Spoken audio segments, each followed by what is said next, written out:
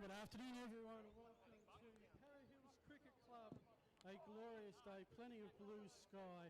Time for some great cricket action. This is the Kookaburra Sports Premier Grade Division 1. The league leading Para Hills Hornets taking on.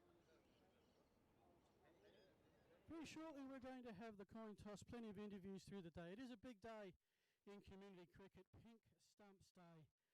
We'll talk about that plenty through the afternoon. This is a two-day match, 80 overs scheduled apiece. So very shortly we'll get the captains of both sides and we'll do the coin toss.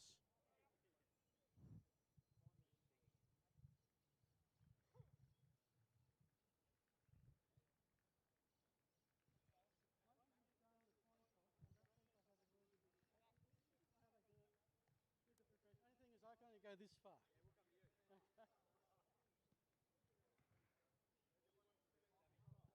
Just somewhere where the camera will get you.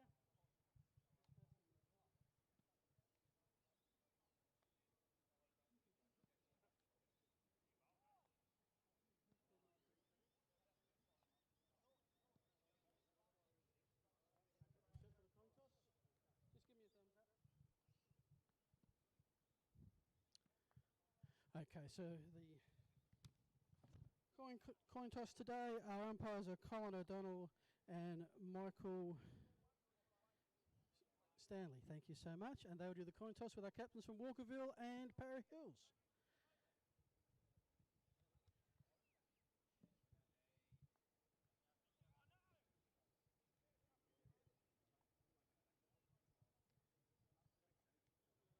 So Sammy with the coin toss, Para Hills have won. Travis Wordsworth joins me.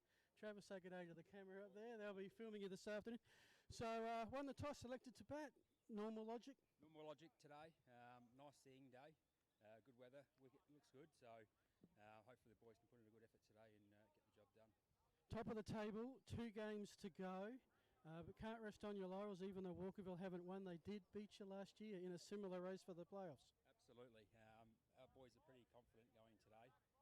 We've learnt from our mistakes over the last few years. So yeah, just looking to get the job done. Obviously, the small things, do them right. You should have a good day. No worries, Travis. Good luck. And also one last thing, a Pink Stumps Day. We should give that a mention as well. What does that mean to the Para Hills Club? Massive night for the club during the day. Unfortunately, lost Roxanne last year through it, who's been a massive ambassador for not only Para Hills but the McGrath Foundation. So this year's a little bit more special. So hopefully later on this afternoon, raise some money and have obviously put on a show for them as well. So if you're in the vicinity, come on down. Good luck with the game this afternoon. That was Travis Wordsworth, who has a resume that needs to be seen to believe. Scott Blackmore, Scott, just stand over here so we can get you in the camera. In the field, not a bad day to field. Probably glad it's not the 37 degrees we've had through the week. Yeah, it's been hot this week. But yeah, look, we've had a really good training session and today's just another opportunity for us to take some early wickets. Definitely crucial of their batting lineup is, try and get a couple early with the new ball and get into their middle order as soon as possible. Last couple of weeks, your bowlers have done the job pretty well, held teams to about the 200 mark, but your batting has struggled to get it. I think the last time we were here, you scored a ton, and that got them the shock win. Have you got another century in you today? Hope so. I've had a few starts this year and haven't gone on with it, so hope this is the game. But yeah, look, our bowlers have been really good the last couple of weeks. It's something we've really focused on as a team from Christmas. It was an area that we had to fix up. Now it's just about putting the whole package together and with the batting and the bowling all at the same time. But yeah, today's another opportunity and we'll give it a crack. All right, Scott Blackmore, thank you so much. Good luck for the afternoon. Scott Blackmore, captain of the Walkerville Cats. The first over is going to be about 20 minutes away.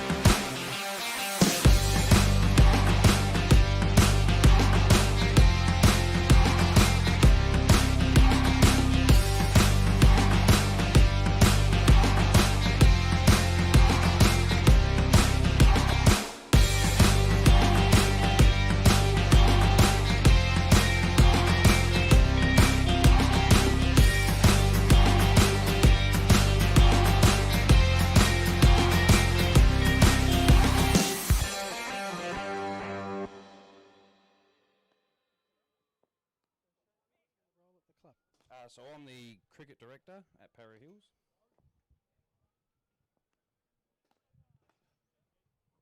Okay, I'll ask you, what does a cricket director do? What don't I do? A bit of everything. Starts with the recruiting of players, the organising, so coaches, captains, how we train, how we run things, from the A grade through to the D grade, the juniors as well. So putting in place a lot of structures and sort of procedures about how we like to go about things. So here at the Hornets, you're on top of the ladder. Yes. Which I've gone back through your history. I think it goes back to 64 was your first year. am I right in saying the club has not won an A1 senior premiership?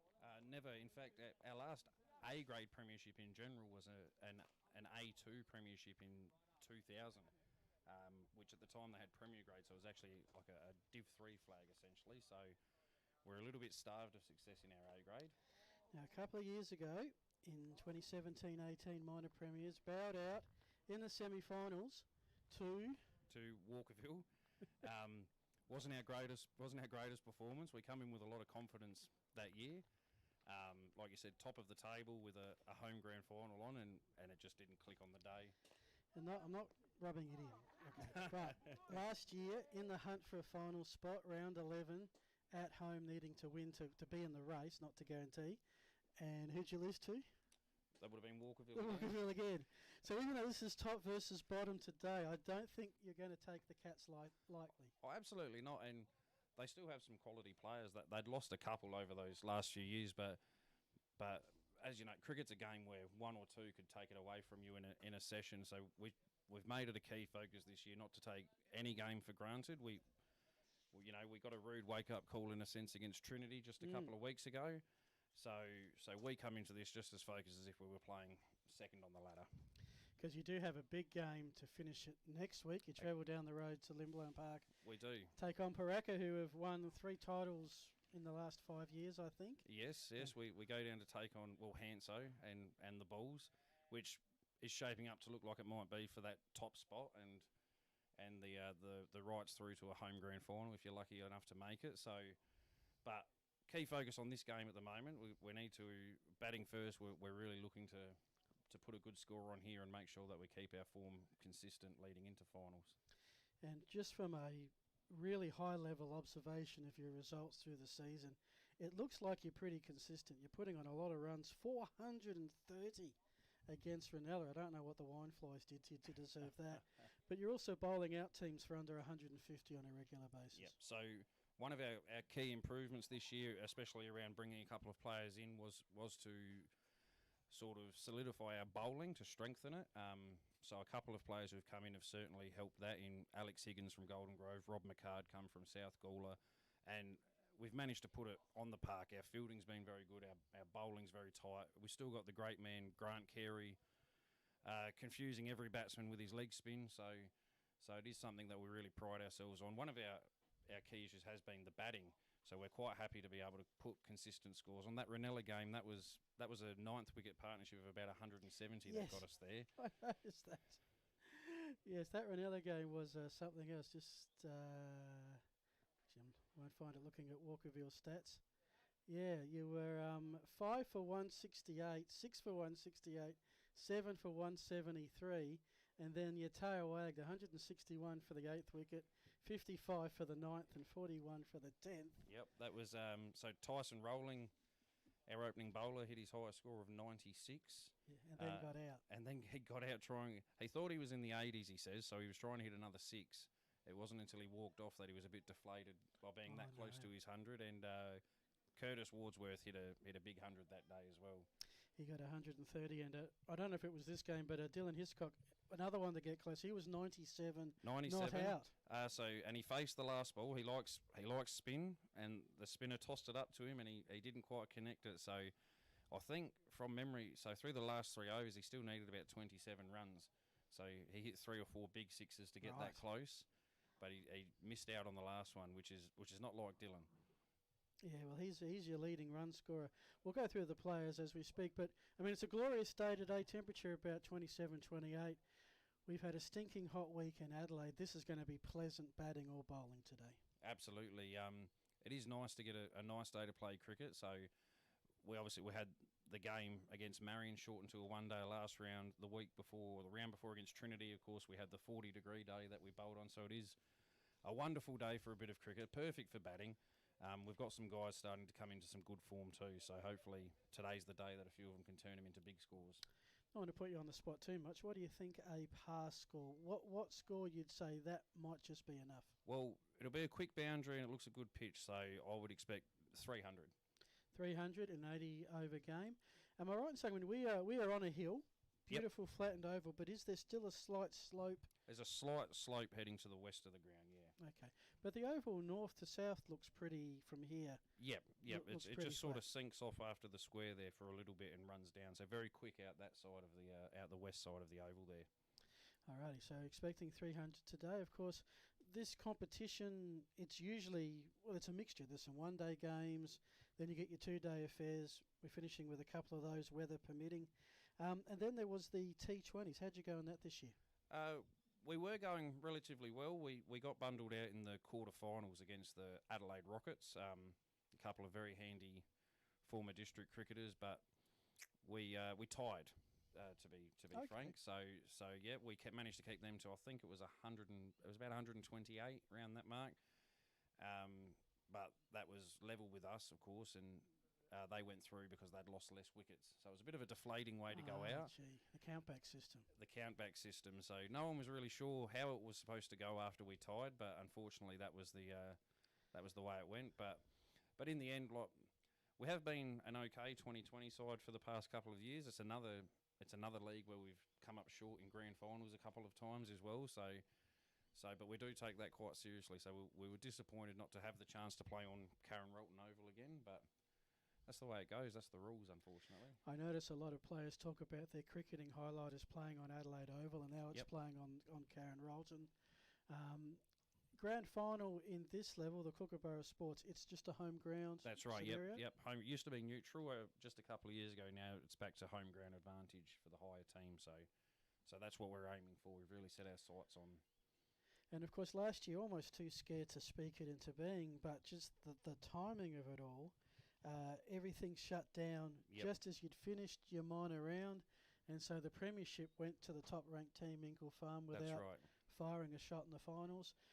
That was the fair way to do it, though, given you were never going to get games off. Oh, absolutely. I think in the end, the team that had sat top, and Inkle Farm and Prince Alfred had sort of rotated top spot on and off a little bit, so I think it was a fair enough way to go about it in the end. You've got a fair bit of, you've got a little northern triangle up here with Inkle Farm, Paraka and yourselves in the top division. It's a well-enjoyed rivalry. The games can get a bit heated and a good fun, but in the end we shake hands and love to have a beer with the boys. They all know each other quite well, being from the same area. Yep. Is there a particular team that the Hornets have a rivalry with, your sort of showdown game? The last few years it's certainly been Inkle Farm, the battle for Nelson Road essentially. Yep. They've been some heated games, and there's been a bit of a couple of our players have gone there or come back, and it's certainly added to the spice on the day. Yes, when you've got individuals that have moved and you've got those personal connections that have changed, that really just spices up. Absolutely, it does. It adds a lot, and it certainly gets the other team, whoever the players come from, a lot more chirpier in the field around the batsmen. So they've been well enjoyed, and generally close games between the two of us as well. So always well enjoyed. And I'm pretty sure you got the chocolates this year against them, Inkle Farm. Yes, you batted first, scored 206, and you skittled them. We did. For 130. We did. We actually had them in all sorts. They got a bit of a partnership through the lower order there, and they give us a bit of a scare, to be honest. I think might have been that 8th wicket put on 30 or 40 runs and started to turn the tide a little bit. But we got there in the end. That was we were in full flight by that stage, so we were pretty confident that we could back it up against Inkle Farm. So, well, thanks to Filming Cricket, we're coming to you live from the Para Hills Oval. Number 1, Phil Hurd and Shane Martin, who is the cricket director for the Hornets, the Para Hills Cricket Club. We are 5 minutes away from the first over. Para Hills have won the toss and elected to bat. They are the leaders of the league, looking to cement that playoff berth and maybe get some few extra bonus points to extend that lead at the top. Walkerville yet to win a game. Relegation to A2 seems pretty much destined for them, but they've thrown a few scares in Para Hills directions in recent years and would love to get a late scalp to celebrate something for this season. For what you know of Walkerville, who are the players that you need to be wary of? Scott Blackmore, certainly, a very, very talented cricketer who's had some good games against us. Pirelli as well. We never take him lightly. He's made some big A grade scores, some big A1 scores in his time. Their keeper Fonseca is certainly very capable with the bat as well. And we're well aware that we've got to be switched on from the start. So A1 cricket, whether you're top or whether you're bottom, every team's got players, like I said, who can certainly change the game and apply pressure to you in certain ways. So we're very wary of some of their boys and what they can do on the right day. Just before the players come out, the sun's come out. Of course, it's more than a cricket match today. It's a Community Cricket Charity Day, Pink Stumps Day. Something that Parry Hills have done for many years, but it has special symbolism for the club this year. Absolutely, it does. So generally, a great ambassador for both the club and the McGrath Foundation, Roxanne Carroll, unfortunately lost her battle last year in December to breast cancer. So she was very passionate, of course, about this event, and we've always strived to make it as big and as fun as we can, and raise a certain amount of money. Last year, I think, just through our auction, we managed to take in over $10,000 for the McGrath Foundation, and we're hoping to go very similar again this year. Roxanne was a very special lady to the club for a long time, through being around the junior cricket, being around the senior cricket, of course, Pink Stumps Day. She was very well loved and is very well missed. So it does take a very special meaning today, especially for the girls who a lot of time and effort's gone into organising this day. And this year, with like you said, a bit of extra enthusiasm, passion into making it as big and as special as they can. Really gets underway from 4 p.m. light refreshments here on the hill. Then the band, Gear Jammers, will be underway at 7:30, rocking the hills. Of course, right here at the Parry Hills Cricket Club. If you don't know where we are, it's the corner of Nelson and Milroy Roads, and we are on a hill. It was quite interesting driving up I come from Happy Valley, came via Mawson Lakes and a lot of roadworks, but actually coming up the hill, I'd never realised that Parry Hills had a hill. Who knew? Bring your own chairs, picnic blankets and jackets, because it can get cold up here. It's $30 for adults, $15 for children, a family of 80, 2 adults and 2 children, and under 5 are free. Includes 3 complimentary drinks, supper. There's auctions, lucky squares, raffle tickets. Plenty happening, of course. All money raised will be donated to the McGrath Foundation, and they do a great job, as does the cricket community, from the elite through community levels, in supporting them. Oh, absolutely. It honestly, it brings a sense of pride, I think, to a club that you can have it on a grand scale. You know, not just us. Paraka down the road, of course, have their Pink Stumps Day as well today, and a few other clubs around. So it's a wonderful thing to see the initiative taken by clubs to raise some money for a great cause. Well, the umpires are out in the middle. Walkerville, the Cats, have hit the oval. I think I'm a commentator who likes to get very excitable. I think today's going to be a bit more laid back. You might have to pick your moments, mate. Pick your moments. But it's not 2020. It's not even a one-day game. We're here for, well, a scheduled 160 overs. Well, Shane has said we're expecting 300 runs today. If you score 300, I reckon you've got it made, because Walkerville haven't scored over 200 pretty much all season. So the batsman now. I was hoping that the batsman would have something different. Oh, here's your lineup. So this is not in batting order. The openers will be Harvey Box and Chris Grazer. Yeah. So, but there's your lineup there. The Wordsworths. Quite a family here, and Travis has quite a resume based on what was sent to me during the week. Travis he's very proud of his resume. He has a T-shirt made up with his resume printed out on the front of it that he doesn't mind sporting. He has some socks with his own head printed out on them. He's a very confident young man. But yes, the Wordsworth's a big part of the Parry Hills Cricket Club.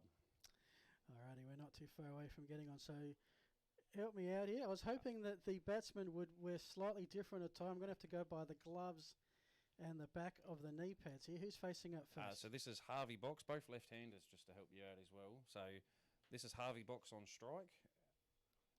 And like a good sports bet commercial, I'm going to need the bowler's name. We'll get that through as we go. In fact, this is, the captain's up. Scotty Blackmore's going to have a first bowl. He's going to bowl from the Murrell Road end. And was this the clubhouse end? I'd go with the clubhouse end.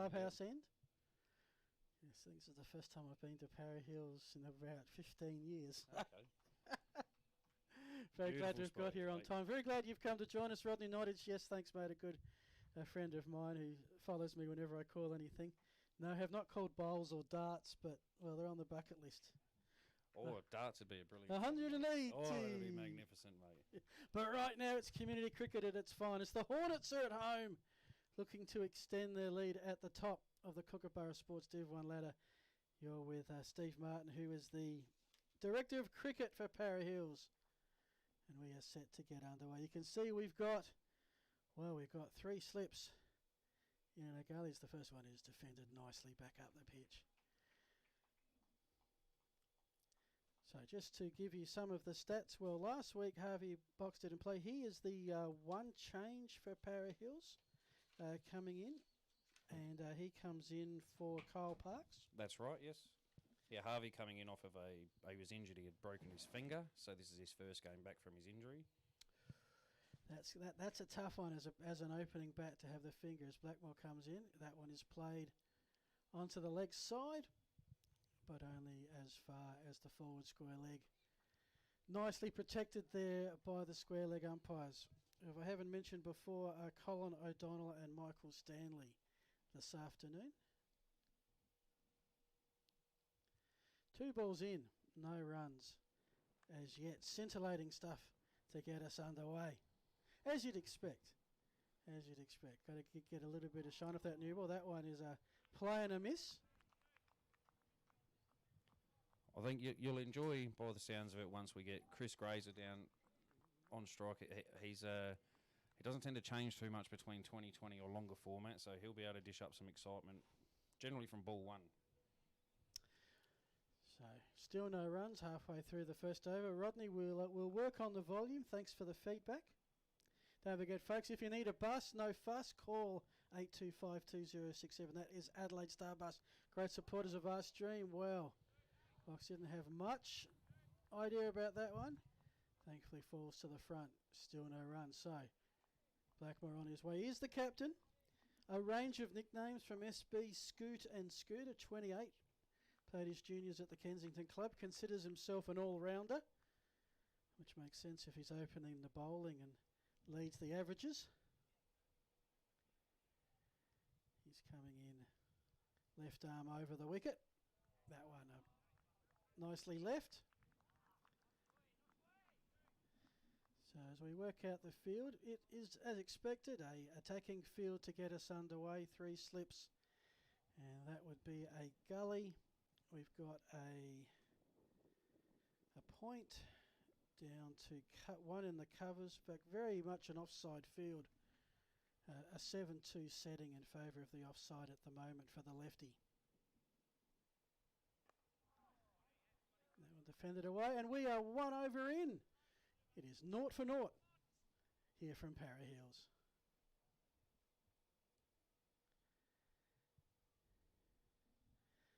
So we'll wait to see who will. Any thoughts on the opening over there? As you would expect, as I would just expect, feeling each other out a bit. Harvey certainly likes to take his time, get familiar with the bowling. As I mentioned earlier, I certainly expect Chris Grazer to take a very different approach. As you'll see, he'll plant his foot straight across his stumps from ball 1 and look to go big.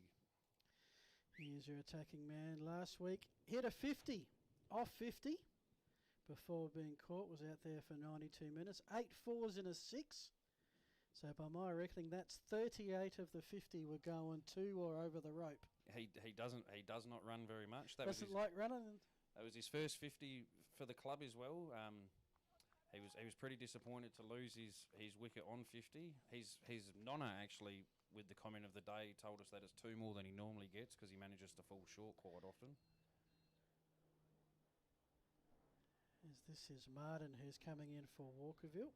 Patrick Martin, who 1 for 45 against St. Peter's last week from his 9 overs. Of course, when I say last week, it was supposed to be a 2-day game. We had rain. It was 40 overs each. And Para Hills were victorious against Marion. Walkerville going down at St. Peter's. Martin comes in again and anxiously waiting on that first run to make the scoreboard attendant do some work.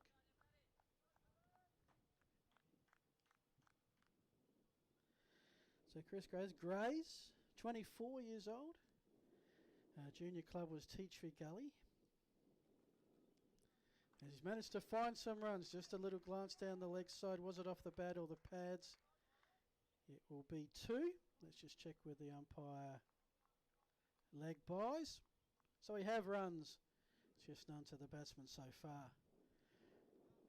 So you're based, Northern Jets are just down the hill from here. Yep. Tea Tree Gully.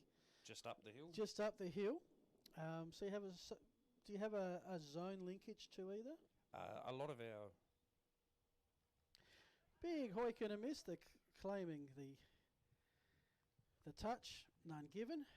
So a lot of our juniors represent the Jets. That's our most common link. I believe the zoning goes more off of where they live as opposed to where they play. Yeah, makes sense. Yep. Comes in again. This one on the leg side, and again, this time we've got ourselves a run. Grazer is off the mark with his first of the day. It's 0 for 3, making our way through the second over. So Morton at the moment is trying his luck down the leg side. Giving away three runs down there, but almost got the glance as we've got box on strike.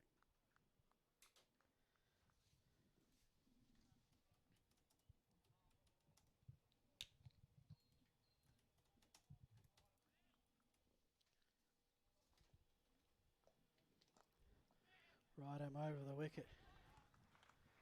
And again, it's a fairly strong offside field. All the runs have been to leg thus far. That was a nice single that gets box off the mark. Should make it 0 for 4. It is 2 overs in the books. And we're starting to see some action develop. There's certainly a strength of these two as well, the running between the wickets. They always look to set us off well with very quick singles.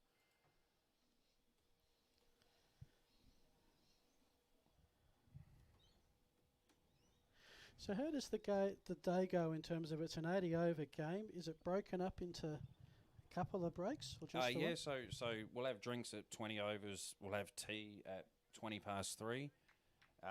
There'll be one more drinks break before play finishes at 6 p.m. And usually teams have no issues getting the 80 overs in? No, Oh, there's a swipe, and it's got his way through the leg side towards the boundary down mid-wicket, but that will be picked up and it will be 2 runs. Box goes to 3. But no, yeah, normally it runs pretty smoothly. The umpires are pretty hot on over rates, so they don't like to do overtime. Is that what happens? So we're not finishing dead on 6, we're finishing at the 80 over mark? It depends. If we happen to be bowled out, they'll work out a minimum overs left or time. If we do bat the day, they'll try to get, well, they will get the 80 overs in, but generally it's pretty close to that 6 o'clock mark. Blackmore comes in. Played straight to mid-on.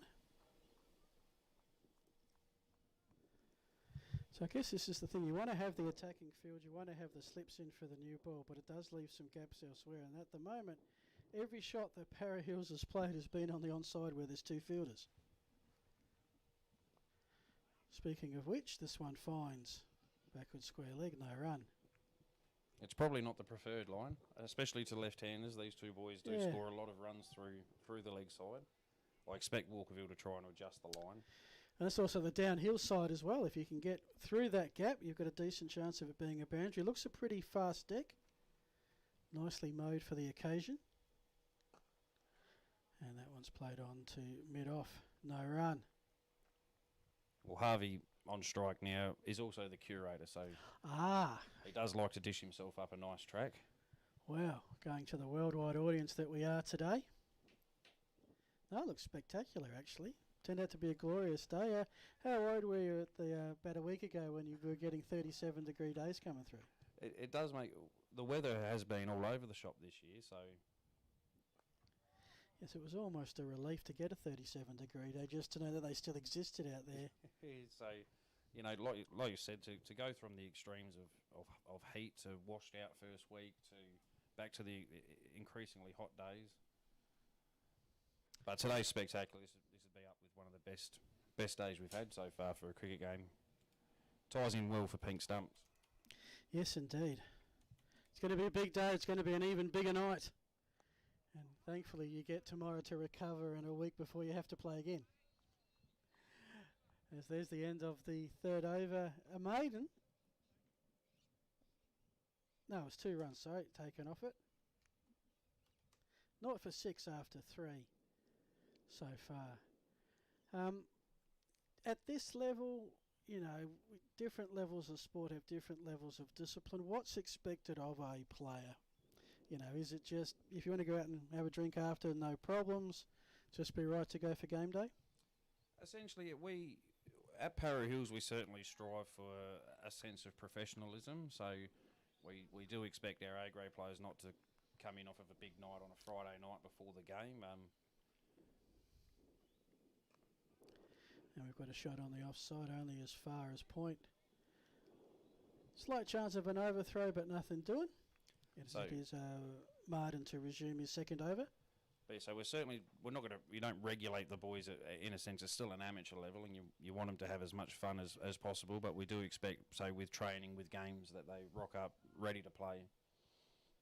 So Friday night, early night, Saturday night, not so bad as there's a huge hit. That has cleared the lot. That is a maximum.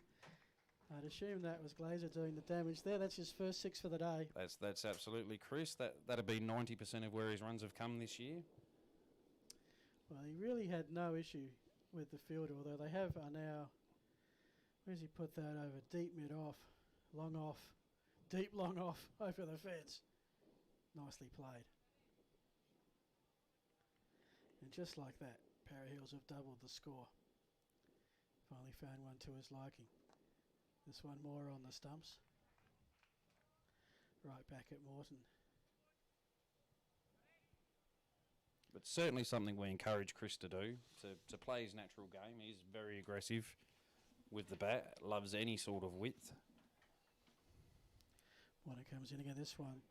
Back towards mid-on, so they've moved 3 fielders now onto the onside, just to balance it up a little. And I think that's Captain Blackmore there at mid-on, just giving some encouragement to his bowler as both teams are looking to settle in for an afternoon of community cricket. That one is a long shot. That's going to be straight down the ground, pretty much straight to the side screen. Hits the rope. That'll be 4. Not too far out of the reach of the dead mid-on there. Coach's nightmare, Chris. As you can imagine, most players are encouraged to hit the ball along the ground. He certainly works on the... But it gets there quicker if it's in the air. It gets there quicker. No fielders in the air. He doesn't mind going over the top. So 10 off the over. And suddenly Para Hills are off and running.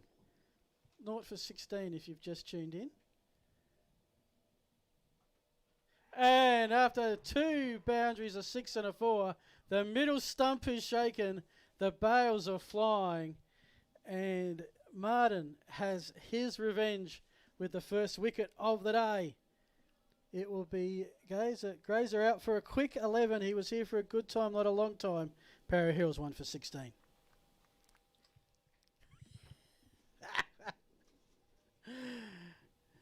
I'd rather not air me frustrations. Air your at times, frustrations. mate. One swing too many. One swing too many. But as I said, we encourage Chris to play the way that he likes to play. One day you hope it clicks and he realises that he doesn't have to hit every single ball for 6, but it is how he does play. And when he gets going, he is a sight to behold. Unfortunately, not today. Well, that was a big over. 10 runs, 1 wicket. Exciting stuff. Para Hills 16. That's one of their lower opening partnerships. You've done well, actually, opening partnerships, averaging 37 over the course of the season. Highest 72, lowest 6. 16 was the lowest level. So this will bring on the first drop, which... Big Rob McCard. Rob McCard comes in last week against Marion, again batting 3. Made 24 off 50. Also 4 for 11. Ooh! Huge appeals across the Cattery, but umpire unmoved. They might call for a review. I don't think we're going to be out here. Let's have a look. Let's get the dartfish replay. Well, we got a good look at the appeal. Just go back a little bit further with the replay as we kick off a bit of rust here with the production. But we do have a replay, and we look forward to sharing that thanks to Dartfish through the course of the afternoon. So this is Box, who's was quite happy to let Grazer score all the runs. He's 3 from 15 at the moment. They certainly... There you go.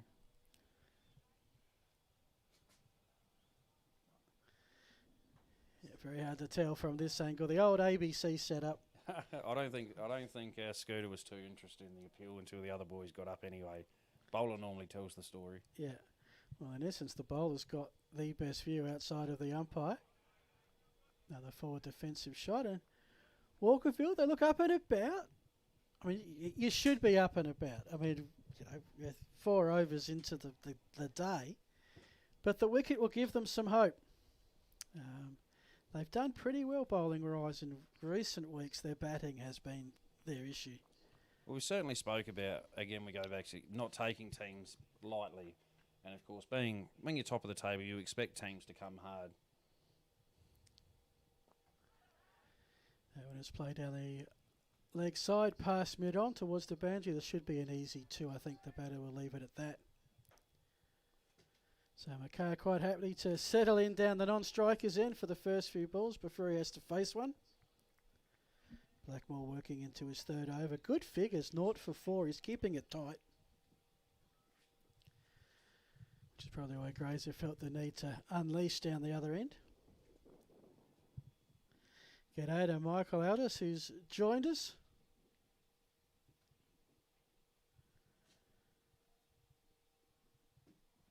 Big afternoon of cricket here at Para Hills. They are 1 for 18 in the 5th. Textbook leave stance, genuflecting on the 1 knee. We'd call Harvey certainly more of a classical approach to batting. He commits to the front foot, always looks to judge length. So Grazer would be your David Warner. Who would Harvey be? Harvey Box. Oh, if people can remember, it was only a couple of years ago, Chris Rogers type. Yes. He's very straight bat. That went down the leg side. And in some competitions that would be a wide, but in this level, not to be. End of the over. 5 gone, 1 for 18. I'm going to keep track of this game by overs, by 5 overs, and ask you after 5 overs, who do you think has won the first 5 overs? Walkerville have a wicket, Para Hills 18 runs.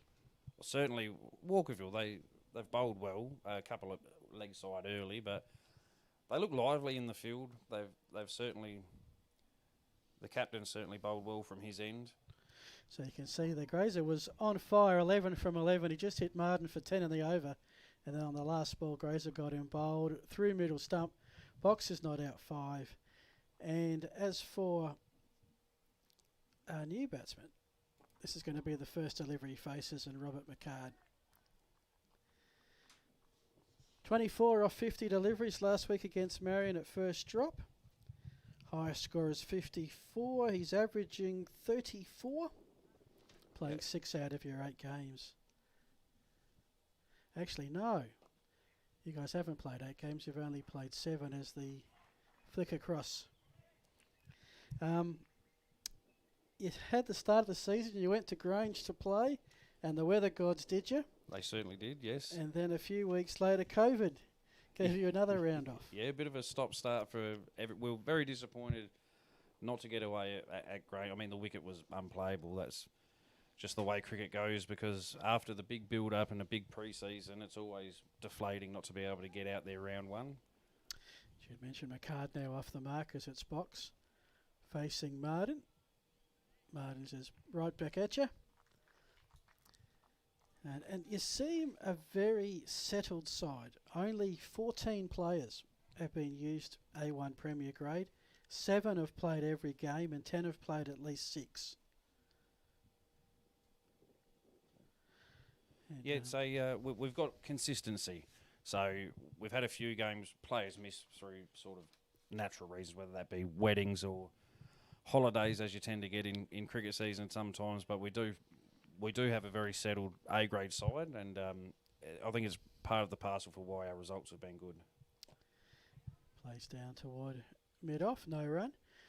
I'm just wondering if COVID has been a help or a hindrance to you and the players not taking off as much this year.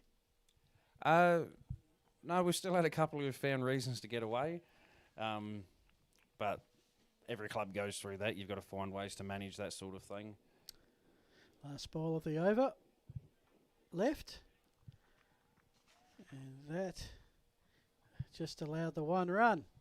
Oh, no.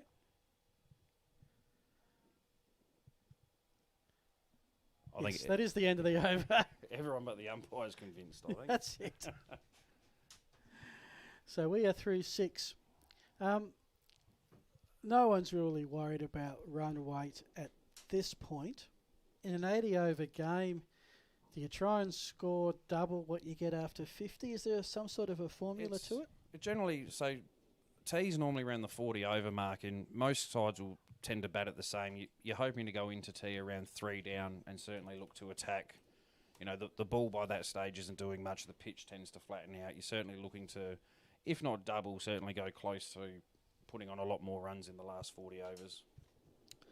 So Blackmore into his 4th over of work, still coming over the wicket. Don't forget, folks, if you need a bus, no fuss, call 82520627. That is Adelaide Star Bus. Great supporters of our streamers. Here's a slash on the offside. That is probably the shot of the day. It was along the ground, which coach is happy with.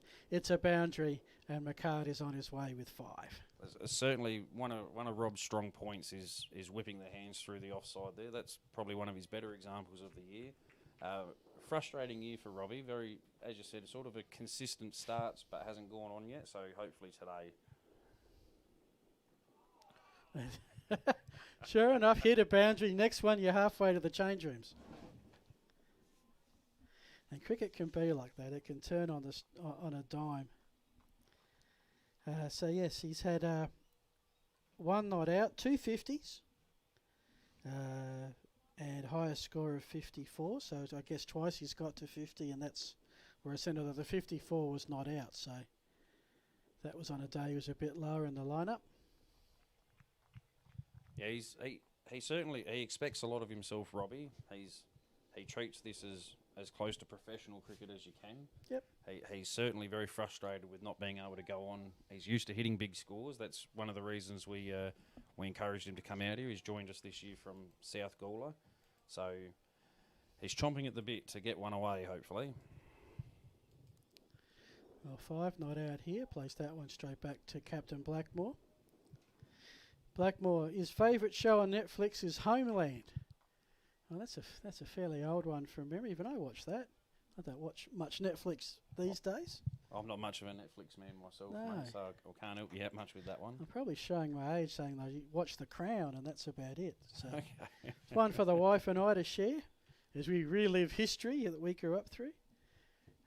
Best experience in cricket for the Walkerville captain. Any game where a flag was won. And I guess that would be a common thought. How big would it be for the Hornets?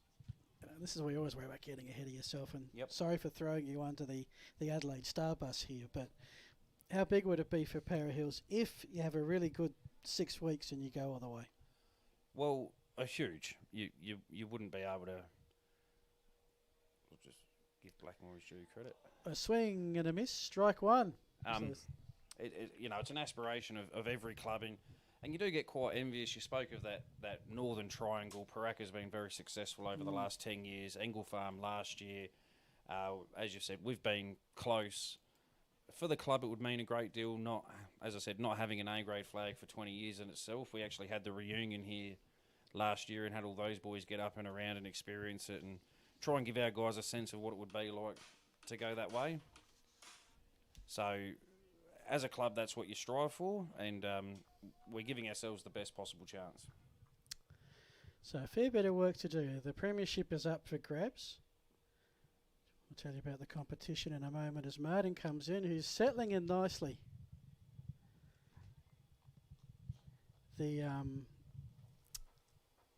It's a 11-round season, of which you'll get off, I think, 9 games of that. So it's a 12-team league. You play everybody once, some home, some away. Yep. Some one-day games, some 2-day games. Played right. Nice time shot right down the throat of mid-off. And you get bonus. You get points for a win. You get bonus points for every run and bonus points for every wicket. So the ladder looks kind of weird. And you do need a little bit of a maths degree to put it all together. Yes. Come this time of year when you could... I was reading a history of Walkerville Cricket Club, and one year, I think it was 03 or 07, they got relegated by 1 run. Over the whole season, 1 run short of survival. And it can be like that. And then... So we got this week, next week for this game, and another 2 Saturdays to follow when your Para Hills are at Paraka.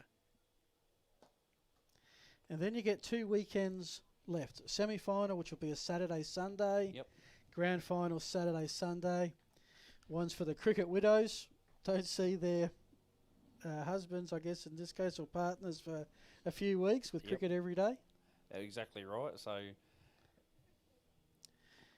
there's Mart in the box. Place that one straight down the pitch. it's quite interesting, the Saturday Sunday finals.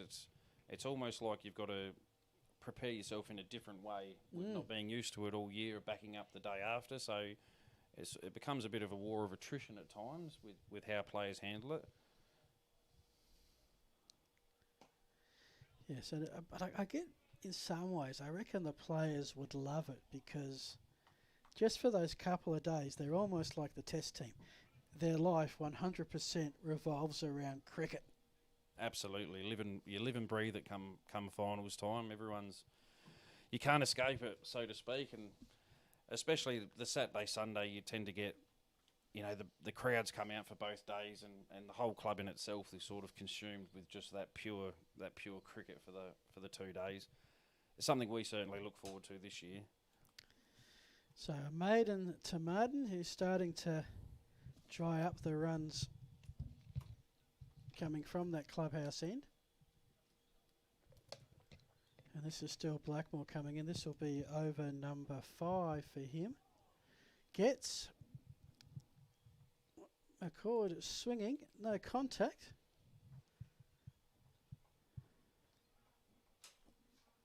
It's another big slash from Big Robbie McCard. So he's Big Red. Big Red. He's got the pink cap, so he's not wearing the helmet there today. He's not fond of the helmet. As a ranger liked to remind him earlier in the year, the quickest bowler in the comp when we played Spock, that he should try a helmet out now and then. So he's a veteran, 35 years of age, a former Stingray from Southern Districts. Tries to edge that one through the slip cord and can't do so. He won 4 flags in a row somewhere. It might have been for 4 different clubs. He had a tendency to win a flag and leave.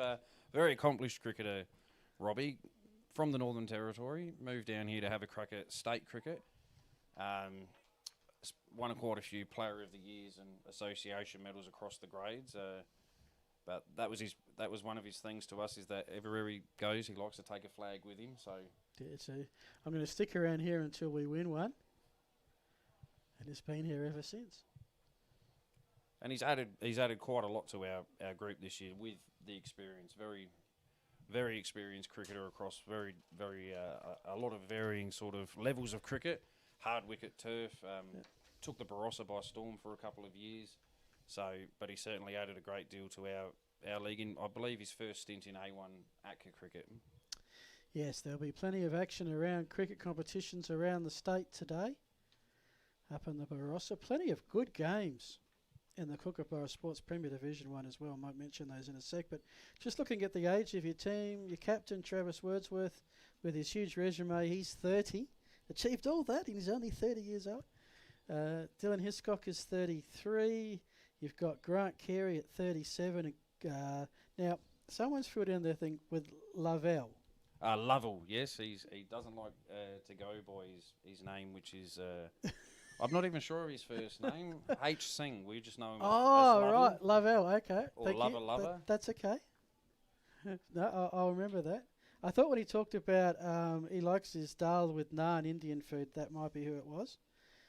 And his favourite Netflix show was an Indian series. Yes. A few little clues there, but wasn't prepared to make the leap. So we're almost 9 overs in here, 1 for 23. Going at just over 2 runs and over at the moment. Blackmore comes in for his final delivery of the over. Gets another defensive shot from McCard, and we are through 6. Through 9, sorry.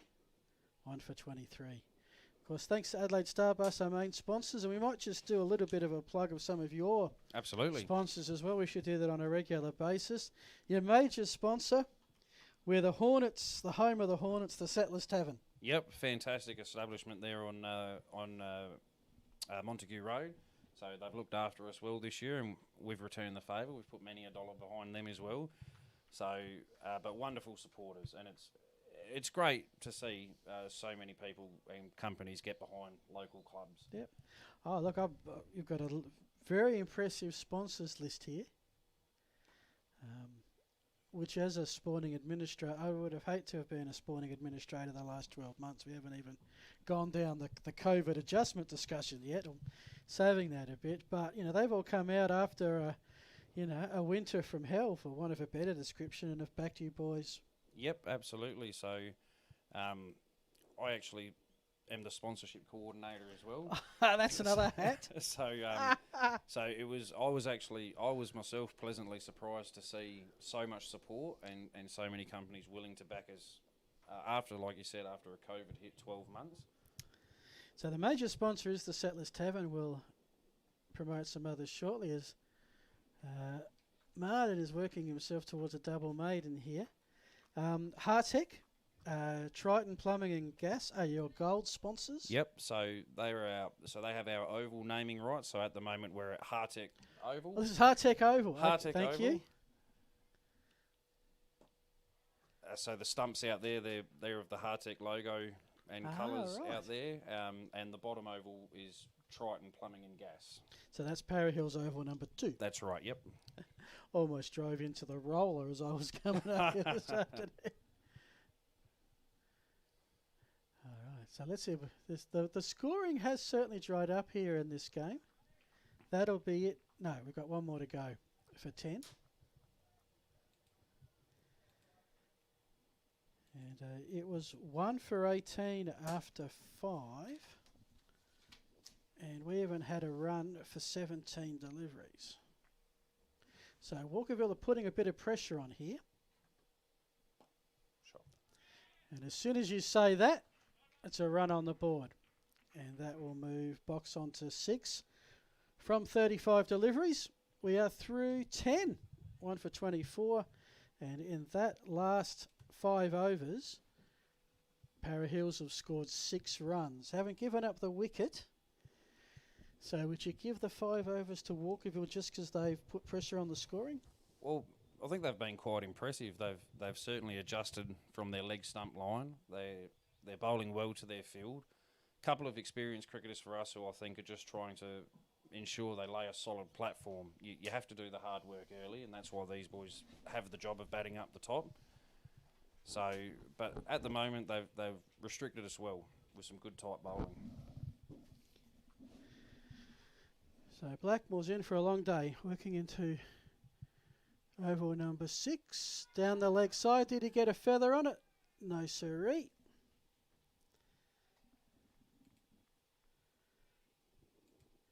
So if you just joined us, 2 80-over innings scheduled. Doesn't usually work out that way. One side tends to struggle going that full distance. And Chris Gozer came in and hit a 6. A couple of deliveries later, hit a 4. Next up, he was missing his middle stump. Bowled by Murden. So 1 for 24 it is, and you're getting lots of messages of support about your commentary work. I've got a voice for it apparently, not a face for it, but a voice. Oh, none of us have got it. We've both got the body for it, I think. Definitely. We should, of course, say if you need a bus, no fuss, call 825 2067. Adelaide Starbus. If you need a group lift after the Pink Stumps Day, give them a call. Blackmore comes in again on the leg side, but straight to forward square leg, no run. So at what point does the fact that the scoreboard's not really ticking over become a concern in this level, this kind of competition, 80 overs each? You certainly don't tend to panic. A lot of teams would be quite comfortable with looking to set up the score. So we have a lot, we back quite deep, so we're always pretty confident that these guys can just build that platform for our guys to go hard later on in the day. Locke's happy to see that one sail well wide of the off stump. So with guys like Big Dylan, Hiscock and Lovell, who can go quite hard later on, this is ideally how we like to play our day. We like to set the platform for those guys to do the work after tea, hopefully. So making sure you've got some overs in the bank. Happy to leave that one. So at the moment, Walkerville are happy to stop the scoring, and Para Hills are happy just to let them fly on the offside at the moment. It's certainly a very wide tactic to Harvey. He's not a big chaser of the ball. I would have thought they'd try to attack the stumps a little bit more. Well, they're just going to keep putting out some bait and see if he bites at some point. Be reasonably warmish out there, 27 degrees here on the hill. I have to note that down. What are we? We're at Hardtech Oval. Some of the other sponsors, here's one of my favourite, is there's the over and just the one run from it. The Pancake Kitchen.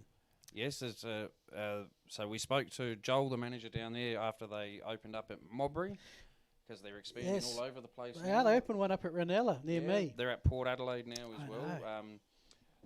Joel's a very passionate man, and unfortunately, due to COVID, we haven't had as many chances to get down there as we would have liked. It's been a bit stop-start. We're hoping to get the juniors down there. And the hot chicken wings is my recommendation. Not what you'd expect from a pancake place. Not at all. But they were delicious. They do mix it up.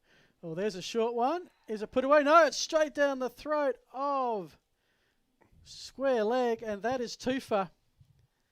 McCart couldn't resist having a swing at the short pitch delivery. Another scout for Walkerville, and Para Hills are 2 for 24. Yeah, disappointing. Looks like the ball's holding up in the wicket a little bit, coming on a bit slower. So Rob would be very disappointed with himself there, not to have hit that down the hill. That is a very slow stroll off. James Dolby with the nice catch. And all of a sudden, Walkerville, if the Cats didn't have their tails up, they do now. 2 early wickets.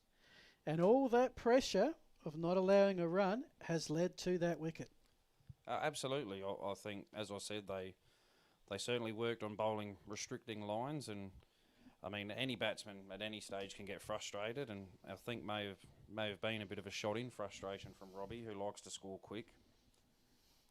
And Martin, he's got 2 for 14 off 5 overs. After one stage, he had 1 for 10 being carded by Grazer.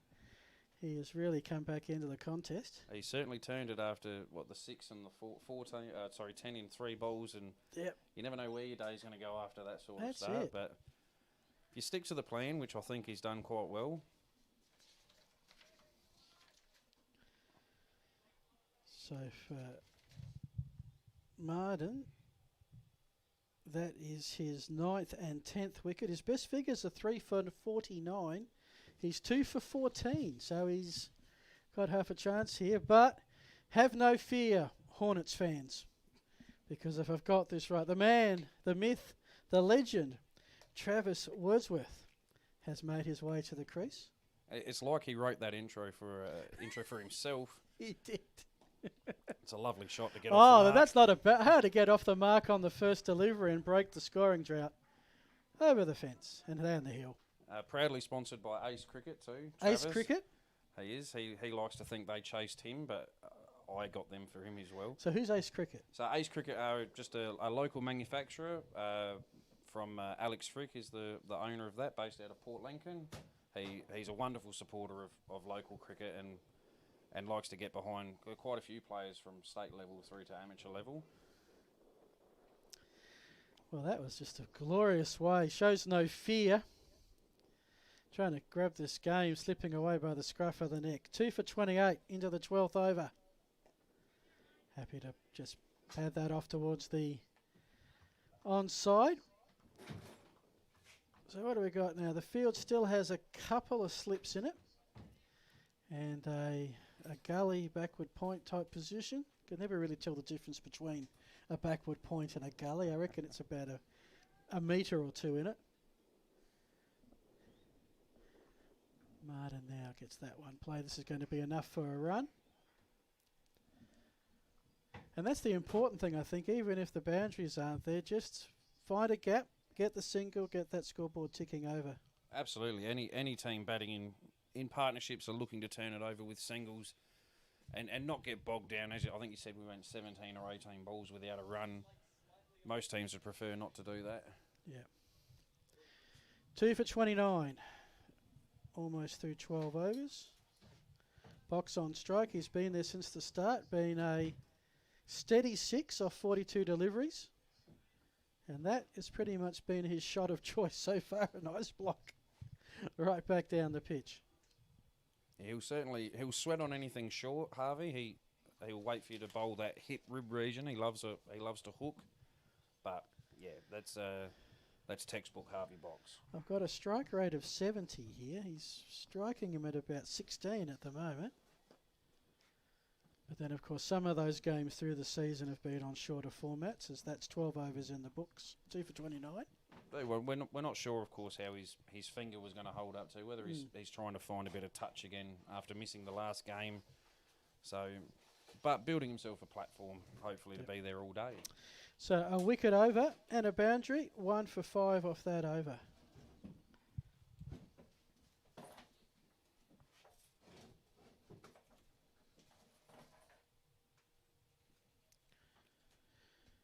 The weather conditions today, just a bit of cloud coming over the sun, which makes it pleasant.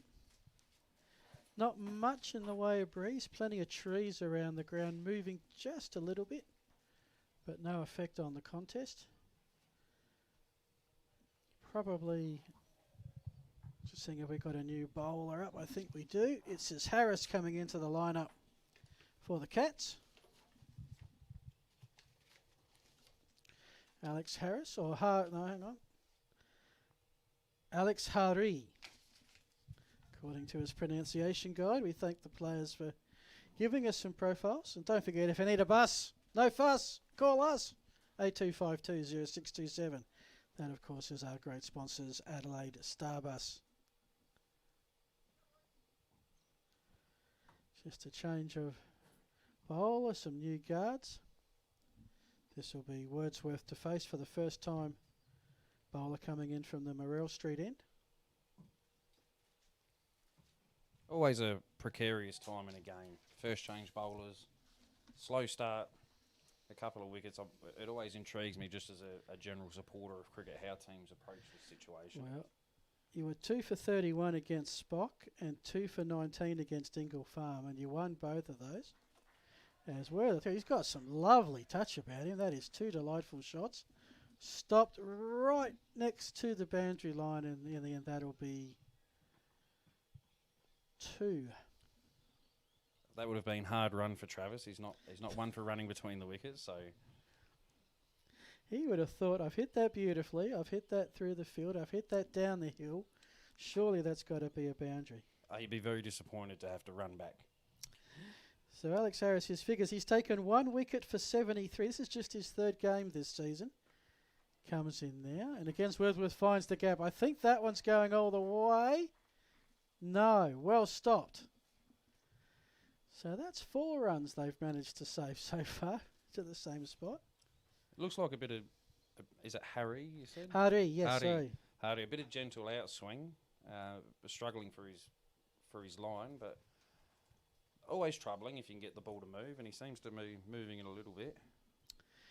His favourite song, Darude's Sandstorm. Well, that's a bit old for a 24-year-old. The song's older than him, isn't I it? know. Maybe his mum was playing it to him whilst he was in the womb and it stuck.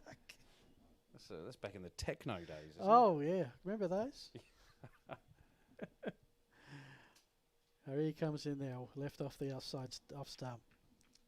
So he's played 2 games, 19 overs, 3 maidens, 1 for 73. When he took a wicket, he bowled 1 for 22. He's averaging 73. Surprise, surprise. His economy's 3.84, and he's given up 4 runs so far this over. Favourite drink is a West End. Good man. So he's a traditionalist, no doubt about it.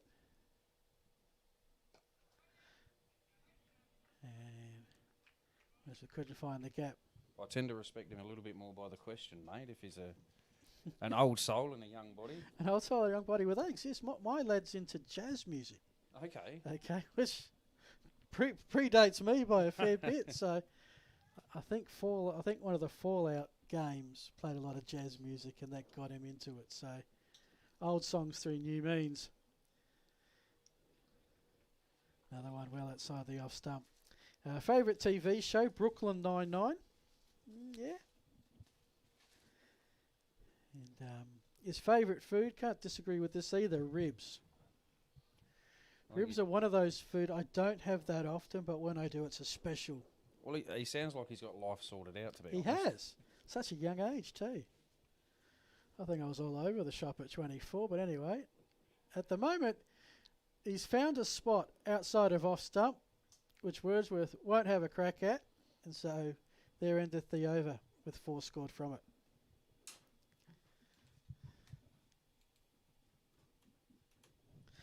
Now, I probably should start on the resume of Travis Wordsworth, because how long have we got? We've got another 66 overs.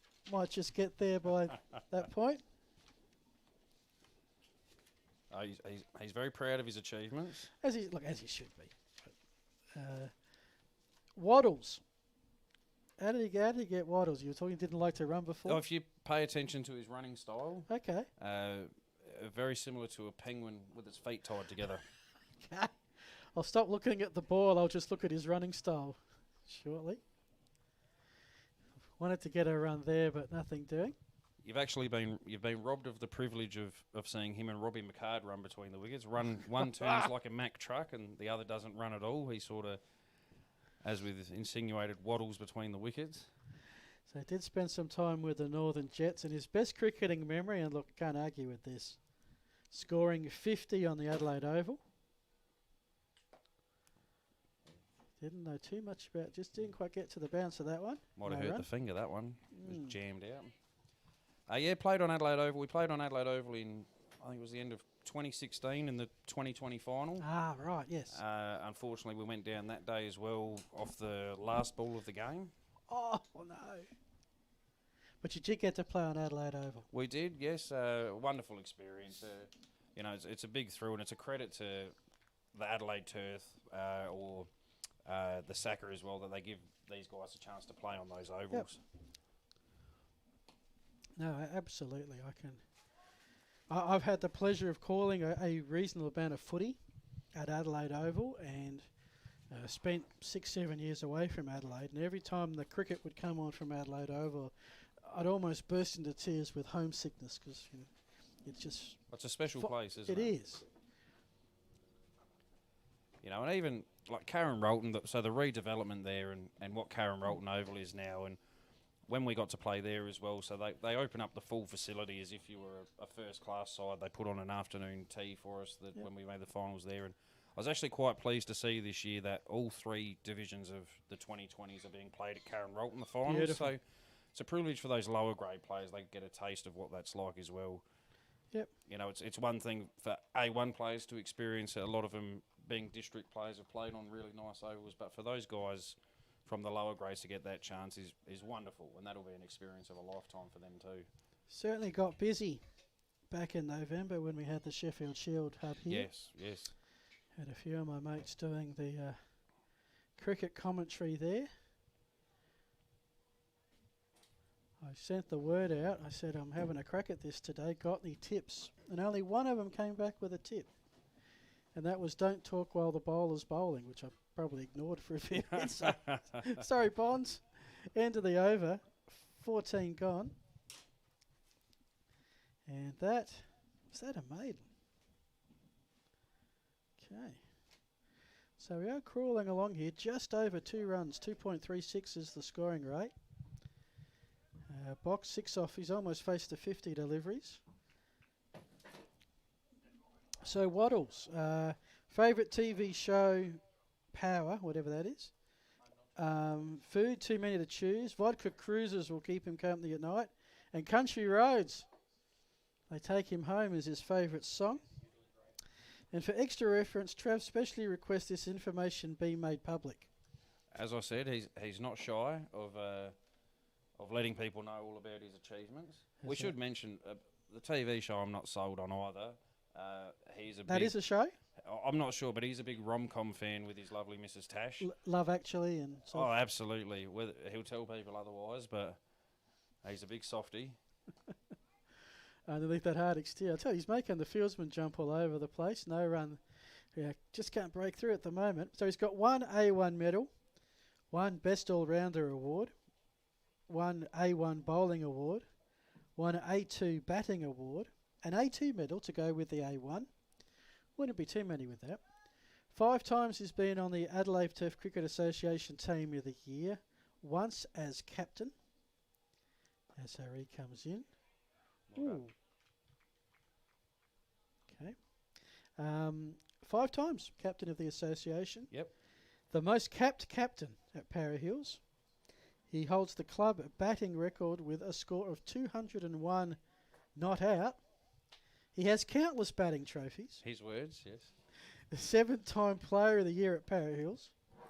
He's into senior head coach for 3rd years. He's a life member and he's only 30. That actually for 30 is a darn good resume.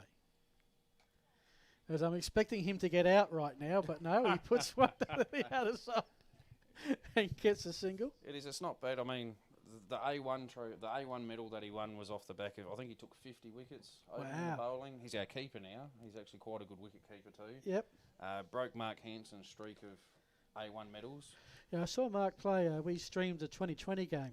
Paraka and Ingle Farm, I think it was, and yeah, saw Hanson at work, bat and ball. Oh, phenomenal! He only averages around 100 in A1 cricket over 7 years. So Travis, he's pretty good at all aspects of the game. He's had a bit of a lean year with the bat, but you never hold a good man down. Yeah, too well, long. He might just be holding himself back for the important part of the season, as he's. Has he hurt him? I think young Harry's rolled his ankle, has he? Oh, he's all right. Took a tumble. Highest score of 57, scored 161 runs, average of 20. Yes, that's very disappointing. But he's got a chance to redeem himself here, no doubt. Just the 150 so far. You've had one player score a century. That would have hurt. Brother Curtis getting the ton, not Travis. One of the few times Curtis's picture sits higher on the fridge at home, I imagine. Yes, indeed. Although Curtis, quite the accomplished cricketer himself, but not that Travis would be open to that idea either. So Haria's got through the over and he's giving his leg a bit of a rub. So we'll see what he does next over. I didn't quite get to the bottom of it, but Walkerville... Oh, sorry, of course, if you need a bus, no fuss, call us. I'm going to get you to do these by the end of the day. 82520627, that is, of course, our great sponsors, Adelaide Starbus. Walkerville ended up in a run chase last game at St. Peter's, and one of their players, who I won't name and shame, ended up being absent. Wasn't sure if it was an injury or something social. And so they got to 9 for, still in the chase, and they had to say thank you very much at 9 for. Yeah, I mean, to be honest, to be fair, they were 80 runs short in about 6 overs. So maybe unlikely they would have pulled it out of the fire at that point. So Martin is working himself now into over number 8, and he's put it on the leg side. And Wordsworth has dispatched that for a boundary. So not a lot of runs thus far. They have all been mainly to the boundary in recent times. Just the previous 5 overs from 10 to 15. So just go through each of the 5 over marks. Yep. First 5, 1 for 18. Tick to Walkerville. Second block of 5, 0 for 6. Tick to Walkerville. Third block of 5, 1 for 10. You have to say another tick to Walkerville. I think so. I think Travis has gone out here clearly with a bit of intent, maybe to try and wrestle back a bit of the ascendancy, but they're doing everything well. They held their catch. They've applied pressure with the ball in the field. I don't think we've seen too many mistakes in the field either. So Martin, who's in his 8th over, given up just the 22 runs, just over 3. So would that be around about the average run rate at this level, 80 over 240 after 80? Probably a bit more ahead of where we are now. This is, for us especially this year, this is probably a bit more tied down than we're used to. But in saying that, it's another aspect of the game. It gives us a chance to work through. Every little thing goes into that preparing and working yourself into any situation. Because I guess the other thing is that you do get bonus points for each run that you score. That's right, yep. If it does get really tight. It does. Before, when you were mentioning about it, it's one of the fun times of the year sitting around the table with a calculator when you're 5th or 6th trying to work out if you can mathematically make finals and what score you need to hit. It's like the American election. Is there a pathway to 4th spot? You know, sort of every wicket, every run is certainly crucial when it tightens up, especially with the A1s. The top 5 is very tight. Certainly looms that way this year, though. Para Hills, I think, are just above the fray at this point, as we've got ourselves just the 4 runs from that. Still 2 for 38 after 16. Martin 2 for 22. Good day to good old Richie. Yeah, so you got at the moment it's Para Hills, Paraka, Flinders Park and Grange are in the fire, and Ingle Farm are just about 7 points behind, and then another 13 points back are Ranella. So you think it's a race in 5 for 4 spots. It is, and I think Ingle Farm and Grange are actually playing each other this round. As are Paraka and Flinders Park. It's actually a cracker. Got him! LBW Hari has put one on the stumps. And that'll do it for Box. Long time out there, just the 6 runs to show for it. And the Hornets are in a spot of bother, 3 for 38. It was a long wait on the decision. He's certainly got the ball moving. Well, I'm interested to see where he's struck Harvey there, but he'd be very disappointed to not push on a little bit after getting. He'd consider himself well set by this stage. So he certainly put the time out there to build an innings. And this is not how it was supposed to be running to scripts for the home team on Pink Stumps Day, but it does mean that we have a match on our hands, because Walkerville's batting hasn't been that stellar in recent weeks. Can they manage to have a score? They might get through and get their first win for the season. As of course something, as I said, we'd spoken about approaching this game, that a team like Walkerville that hasn't managed to find a win this year, this is always going to be a game that they come prepared for, up and about for. You really want to take it to teams and prove to themselves that they are still capable of winning A1 cricket games. Interesting now to see how our guys handle the situation put to them. That's right, and for Hari, that is his 2nd wicket this season. He's doubled his tally.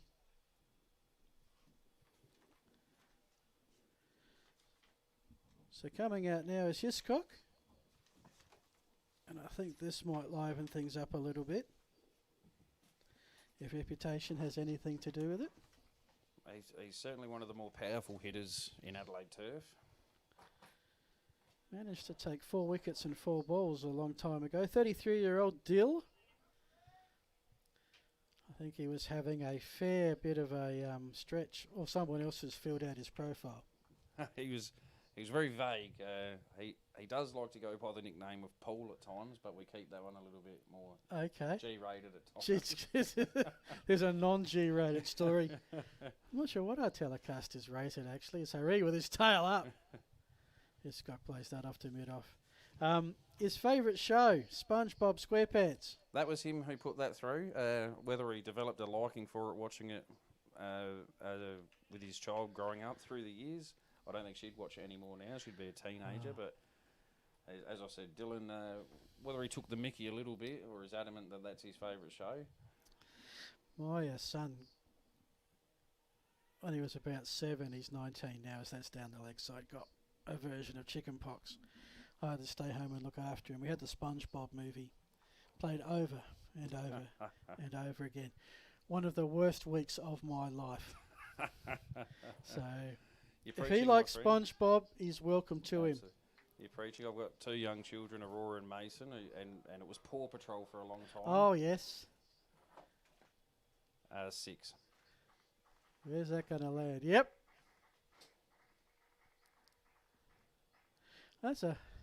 We saw Wordsworth get off the mark. Travis with a 4. Hiscock goes 1, but he's had a bit of power. That looked almost effortless. Yes, certainly you'll know when Dylan swings through the ball. He's hit the ball well out of this field many a time, but one of the things, and it shouldn't be lost that he's not just a slogger. Dylan's a very good batsman, a very good timer of the ball, and certainly showed some of it there. Gotcha. So, last time someone did that, the middle start went flying. That one's another beautiful drive. Wham! Right through the covers. 4. So that's 10 off 2. Bit of Chris Grazer, bit of deja vu. All of a sudden, the Hornets are at 48.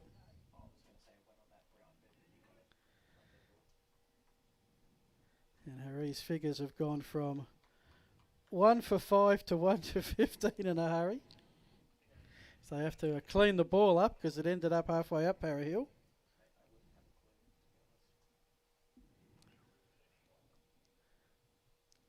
So the Hornets trying to break out of the doldrums a bit here. Happy to let that one go. That one skidded through a little bit. And that'll do for the action-packed over. A wicket, 10 runs. Para Hills are 3 for 48 after 17.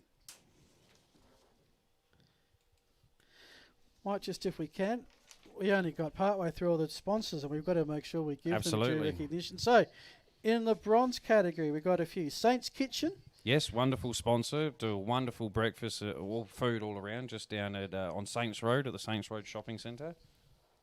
And this one is down more my neck of the woods, and that is the Orange Spot Bakery. Absolutely. One of their employees, one of their bakers, Mark, is a current player here. And, well, you should know they do a wonderful, wonderful variant of pies and pasties down there. Award-winning stuff. Award-winning stuff. Might be having a change of bowler here, I think. Yes, it's a Bray coming on for the Cats.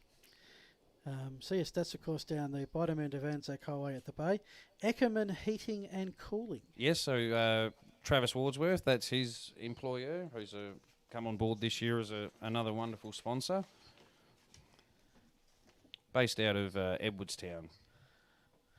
And so you got sponsors all over the shop. Green Thumbs. Yes, Green Thumbs. That's Peter Box, father of Harvey, who was just dismissed.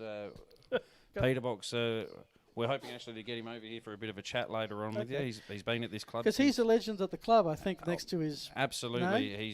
He's very familiar with the whole history of the club. He's been here since, I believe, he was about 11 years old. Wow. He's so over 10,000 runs to his name, many a wicket.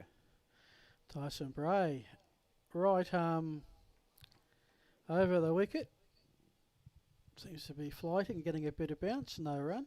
He's 22. Juniors was at the Eastern Park Cricket Club, considers himself an all-rounder. Also hooked on Brooklyn Nine-Nine as his favourite TV show.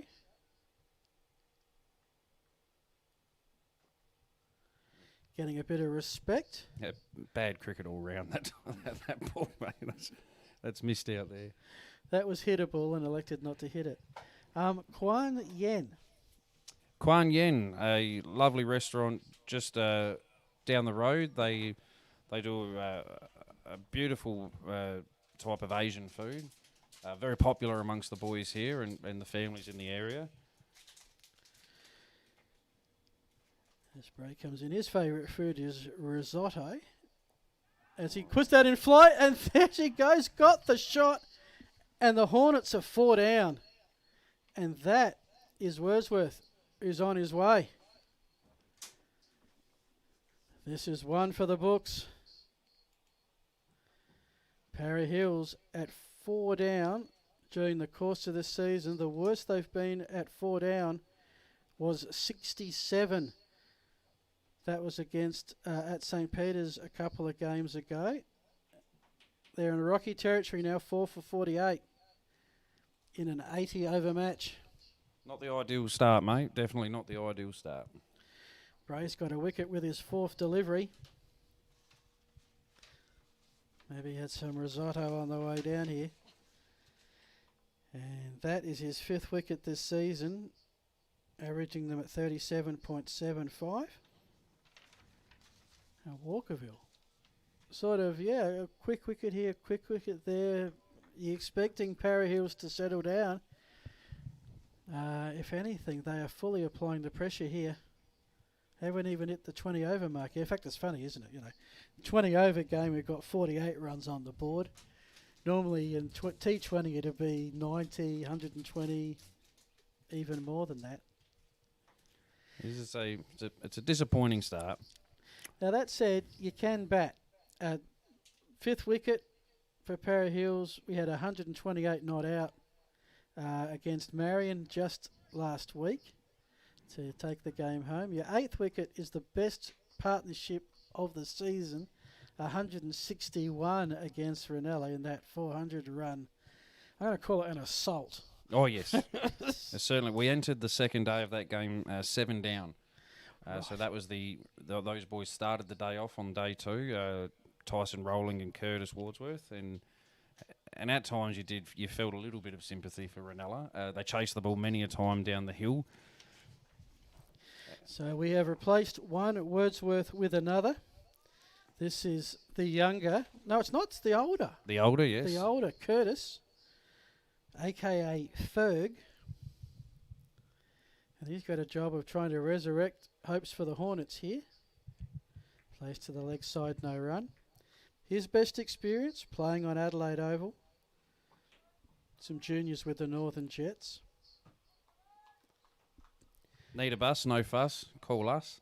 82520627, Adelaide Star Bus. Thank you. Finds the gap in the now non-existent slip cord. A quick single off the mark. You might know what this is. Favourite drink, mojito.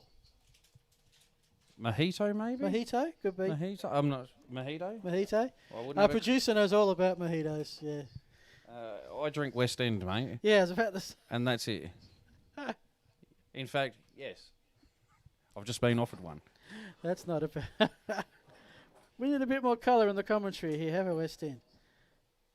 So that was a 1 run, 1 wicket over. 4 for 49. So we might be going 2 spinners. Well, here's your chance to do so. Hari, well, we mentioned that Hari was rubbing his leg before. This is Dolby. He took a tumble, Hardy. So I'm interested to see. So Big Dylan does score a bulk of his run off the spinners. So 2 spinners is an interesting tactic. Now James Dolby, aka Dolbs, is 18. He's the new bowler for the Cats of Walkerville. Spent some time. Not sure if that's Jeps or Gerard's Cross. I have a feeling he's got a bit of English blood in him because his best experience in cricket was watching England win the 50 over World Cup. I don't think anyone down this way would rate that as their best experience. So. If anything, we would have been going for the Kiwis. Absolutely. So I don't know if you could call a tie or a win as such. Those dreaded countbacks. About the only way England would do it. Yeah.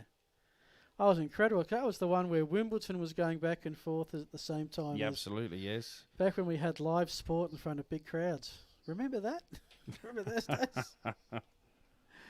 So Dolby's going to come in. Well, leggies. Oh, he puts that one out there. Well left. Very youthful side, this Walkerville team. Yeah, relative to where the hills are, and I guess that's reflected in the the positions on the ladder. Hornets are built. I feel like I'm putting the mockers on you, but they've got the experience to challenge this year. And Walkerville, you feel, are putting in a lot of fresh blood. Now they're going to be in the A2s next year, barring something miraculous, and are giving their kids a chance to get that experience. Excellent to see, though. I do enjoy seeing the younger kids come through at times. Marion had one last week as well, who I think was only maybe his second A1 game as well. So, as a cricket lover and a local cricket lover, I do enjoy watching the younger blokes come through. And you do a pile of work off the field. And let's be honest, sometimes it can get you down. You know, sometimes you feel like you're playing Trivial Pursuit, and we haven't even got, as I mentioned, to all the stuff we've had to do with COVID this year. But I've always found in sport, if you can get a chance to go out and watch the kids play,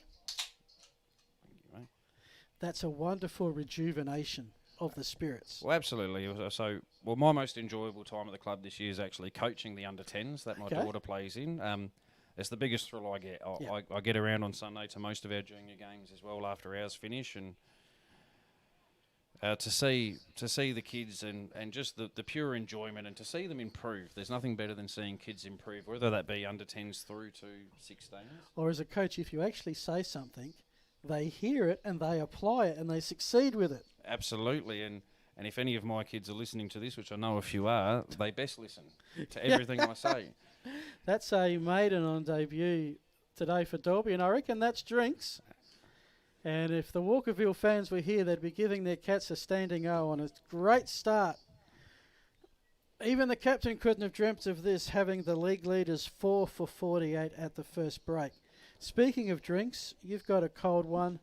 I need a cold one. I reckon, thanks to Adelaide Starbus, as you see the box score come up there. Harvey Box was there for 52, just the 6. We've got Travis Wordsworth got 13, Grazer 11. Bit of a start, didn't go on with it. Now Dylan Hiscock, not out on 10, leads the way with the 2 out there. We'll be back, thanks to Adelaide Starbus, with more cricket very shortly.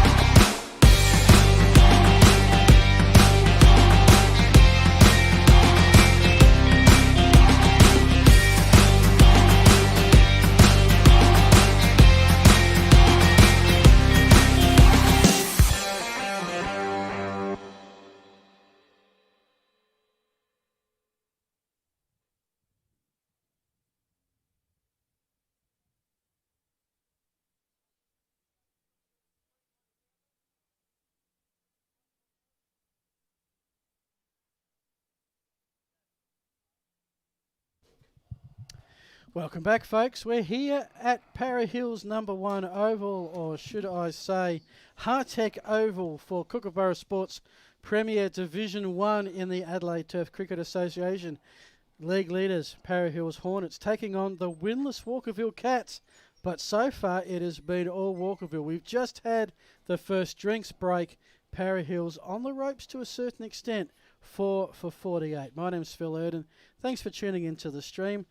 Joined by a legend of cricket in South Australia and also the Para Hills Club, Greg Quinn, as described by Shane Martin before. Welcome, Greg, to the coverage. Thanks, Phil. Thanks very much for having me. Welcome to Para Hills. I'll tell you what, it's a lovely setting. I love the oval. Your groundsman has done a stellar job with the setup here today. We're very fortunate, Phil. We, the oval gets looked after by the council, cut by the council, and we prepare our own wickets. But the council are great. They do both our #1 oval and our #2 oval, and we're responsible for making our wickets. And we're very fortunate to have a really good liaison with the council. It's very good from them. Well, we're just resuming after the drinks break. This is going to be Hiscock. He's got an interesting field here. We've got a long on, a straight hit, and a wide long off. 3 back for the straight hit. And so Hiscock goes square. Beats the gap. Will it get to the rope? Yes, it will. I don't think I've often seen a field like this with the 3 at this end. I think Dylan brings his own. He brings his own respect from opposition teams. There's been he's a very clean hitter, Dylan, when he goes. He's also quite an accomplished batter. In this situation, we'd really like him to hang around for a while. If he bats for a while, he can turn a game himself. So we're looking for that to happen, Phil. So it would have been a reminder. This is an 80-over game. 60 to go. In the air and went with speed to the boundary. This is an 80-over game. He's playing it like he's got 2 to go. Yeah, he's an interesting character. We're very fortunate to pick him up quite a few years ago. Came with a bit of a reputation as a really clean hitter, and he's continued along those lines. He's been a great asset for our club. He doesn't bowl as much now as he used to. Terrific catch in the field, and used to just bowl medium pace in swing to the right-hander, but his batting has just been outstanding for us. Given the opportunity, he can sway a game. Well, as you've seen in probably 2 hits, we'd just like him to bat for a little bit longer. This bit of a delay finding the ball, and I'll tell you what, he's hitting him to all 4 points of the compass. Don't forget, if you need a bus, no fuss, call us 825-20627, as that's 10 off the over, and we've gone 3 balls so far. So I would have thought the instructions from the coach at the break would have been, see at tee. That's solidify. What the instructions were, Phil. I think he must have said, don't rush, and he missed the don't. Yeah. No, he's, the pair of them. Curtis is a very aggressive batter as well, but this is their job now after losing 4 wickets, and our premier batters, they need to get through now to tee. That'd be the minimum for the next hour for these 2. Yeah, that one played on the leg, and he's quite happy to just dab that down towards fine leg and grab a couple. So that's 12 off the over. This has been the most expensive thus far. Just kicks that run rate up to 3 as we get to 4 for 61. 1 delivery left. Shouldn't be getting this excited about it at 1 delivery in an 80-over game, but it's been a jam-packed over. He tends to bring that, Dylan. Look out. Oh, he put it up there. There's 3 fielders, and he has cleared the lot. And that has landed a good 10 to 15 metres beyond the rope. Ain't no one in white was going to catch that. 18 off the over. Wow. Just to put that in some degree of context, they have scored 18 off the previous 7 overs and 18 off just that last one. That's you've seen you've seen everything from Dylan. You've seen the defensive push, defensive pushes around the corner for 2-2s, and then his slashing cover drive, his cut shot, and he's very punishing with the full ball. He'll take full toll of the if he hits it clean, he'll take full toll. And I think you've seen the full gamut of him. I've seen it good. He's got the points of the compass marked out beautifully. James Dolby comes in for his second over of work for the Cats. I'm pretty sure James is out here with the Darren Lehman Academy. Ah, yes, we were pondering the fact that his highlight was watching England win the 60 over World Cup, that he may not be a fair dinkum Aussie. No, I after this ball. I do a little bit of work with the Lehman Academy, with the wicket keeper, and I saw Dobbs this week. He was looking forward to coming to Para Hills and having a look, and yeah, he's impressed with the Lehman Academy coaches. So I'll ask a bit more about what that entails, as there's one on the offside left, to the applause of his Cats teammates. So he's down here for an Aussie summer, playing some local cricket on the weekend. And then what does he do with the academy? So they train virtually 4 or 5 times a week at the academy, just after this ball. So they train at a couple of venues. One is at Prospect, and others, I think, at Karen Rolton or somewhere around there. But they do a lot of just wait after this ball in comes. There's another game somewhere I can just hear in the background. It's down at number 2. Number 2's got a game. Yeah. Who's playing down there today? So Walkerville, it's a B3 game. Okay. Yes, B3 game. So our thirds are playing Walkerville. So, of course, it's a pink stumps day if you've got nothing happening tonight and you're in the vicinity, as that is a second maiden. So Dolby is 2 overs, no runs conceded. Double maiden to start proceedings. Big event. We've got a band. We've got a raffle, auction, plenty of food.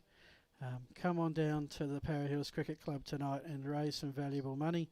Really, well, I mean, it's been something that the club has done, and someone who's really driven it for years has been Roxanne. But of course, Roxanne passed with breast cancer in December, so special day for the club today. Yeah, magnificent day for us. Well, not so magnificent, but Roxanne's been a great supporter of our club, and unfortunately last year passed. We do have these every year. We have these pink stump days every year, and of course she's been able to attend in the last probably 5 or 6 years that we've had it. And it's just a special day for us today. Bray comes in, and Hiscock is very happy to just watch that sail pass. So she's been a prime mover, and of course her mates, the girls around the club, have really rallied and looked after the situation today. Being advised, G'day to Jabsky, says the B3s are playing Glenunga. Oh, Glenunga, I'm sorry. Triton Oval. I'm sorry, I should know that. And Michael Aldis wants to give, because we'd like to interact. If you're on the YouTube chat, say good day. Michael Aldis says a shout out to the Para Hills Woolies Blast Kids. Right. That's the junior program. Yeah, junior here? program. Yeah. So we have 7 teams up here, and coached by a couple of ex-players and a couple of current players, our juniors. So really good for our boys to get involved in that. Shane was saying his weekly highlight. Shane Martin, who was here before the cricket director, was coaching his under-10s team with his daughter playing. Yes, it's a family affair up here. We take great pride in being a family club and giving opportunity to family members. Look at the respect. Yeah, he's that's just and you'll see Dylan play like this, and I'm just, as a strictly Para Hills person, I'd really love him to be playing like this all the way till tea. It'd be wonderful. It'd be good viewing. Get the runs if they're there. Look out. Oh, he was put that one up to be hit, and he has found a fielder just out of my line of sight, and we'll get a single. So they're playing a lot deep. Well, they've got deep mid. Yeah. They've got one. Deep cover, mid off. They've got 4 deep front of the umpire. That's quite amazing. Yeah. And now they all come in as they change the field. This could get quite a lengthy process if they do the quick singles. Curtis is a very good cutter of the ball, and a puller, so he wouldn't want to drop short at all. Good, there it is. Like that. And cuts. And that's beats the field, heads out towards the boundary. Got to go up the hill a little bit. It'll be 2, which will bring his second and third run. He's been quite happy to spectate for a while. Yeah. Curtis has played a lot of A-grade cricket for this club, as Trav has. The brothers have been quite a backbone for our... And how long have you been up here at the Hornets? About 6 years? So I had a first stint of 5 years when we were in A2, and we pushed our way through A2 and got into A1. And then I played at Goodwood for 3 years with 5 or 6 guys that I play over 60s cricket with. Yep.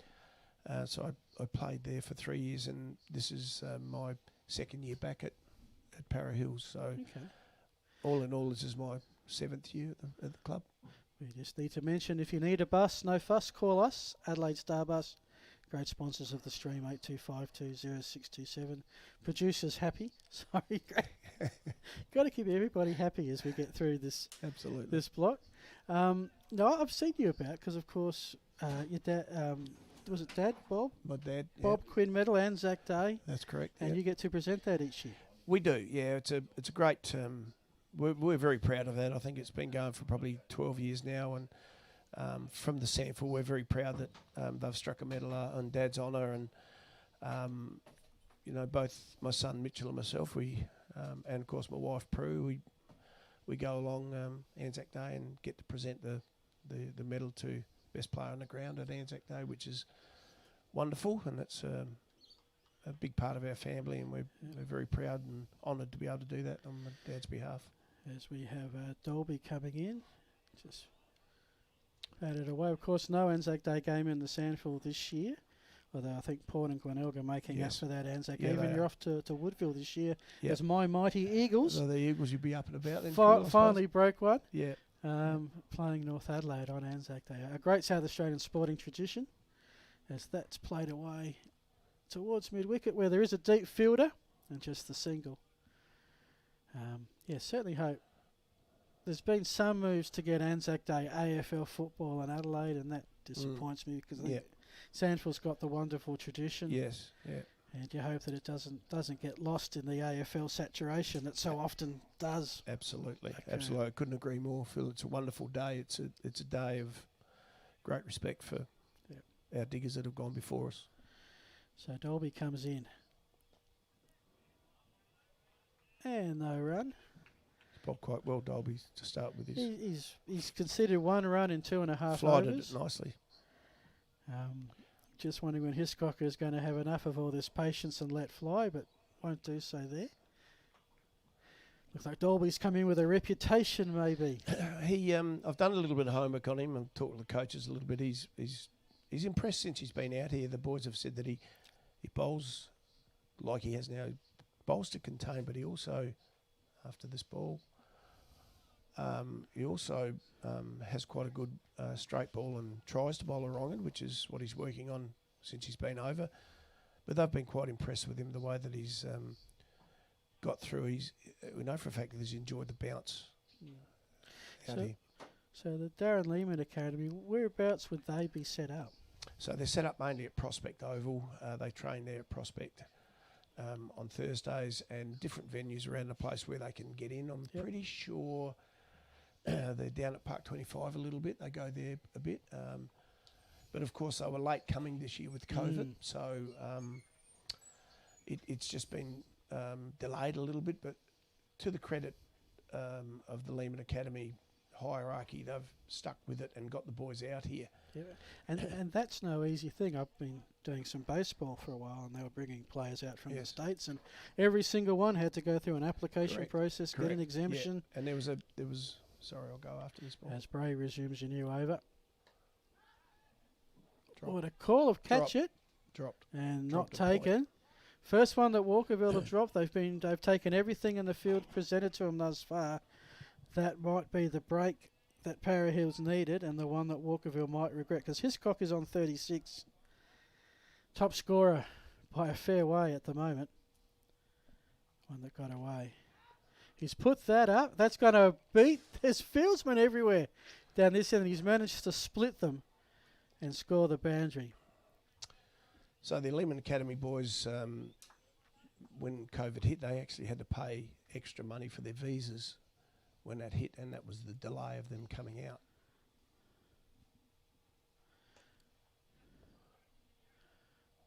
As again hit down, this time finds the fielder, so that's 5 off the over.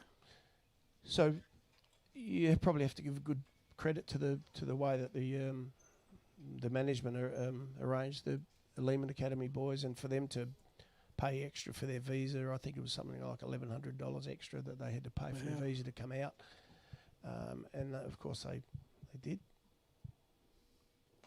Again, pitched well up, not put away though. On this occasion by Curtis. I keep on saying, want to say young Wordsworth, because I'm trying to remember that Curtis is the elder. He's the older, yep. Elder of the two. This one. Hit away. So 4 for 82, 24 overs just about gone. Scoring rates picked up to 3.5, courtesy of some hitting by Hiscock, who's averaging 2 runs a delivery at the moment. He'll spectate this one, as Wordsworth is happy just to play that away. End of 24. Para Hills 4 for 82. So the Academy boys, there's not as many of them out this year as there has been, but they come out, they're mainly fringe county players. Some boys are playing second 11, and they're distributed around the grade clubs. And of course, I'm not sure how our mate's got here to Walkerville, but he's found his way to Walkerville. I think the clubs can apply for players if they want to, but they've picked up a reasonable bowler here with this young boy, and this is the interesting matchup. The leading scorer against the tight bowler. Yeah, this will be a fascinating over. If he can land them, it'll be a. I'm not going to put the mockers on him, of course, but no, it'll be commentary curse. It'll be an interesting contest, this one, if the boy can land these leggies. Well, Hiscock was, of course, 97 not out Wrong last week. And that's, everyone who's talking about spectating, everyone just saw that one fly. So another 6. And that is the first runs that Dolby's, well, almost the first runs that Dolby's conceded. Glad they're keeping track of the ball, because it is flying to all corners of the field at the moment. So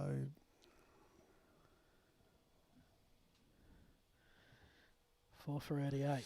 Oh, that was a bit short, and see you later.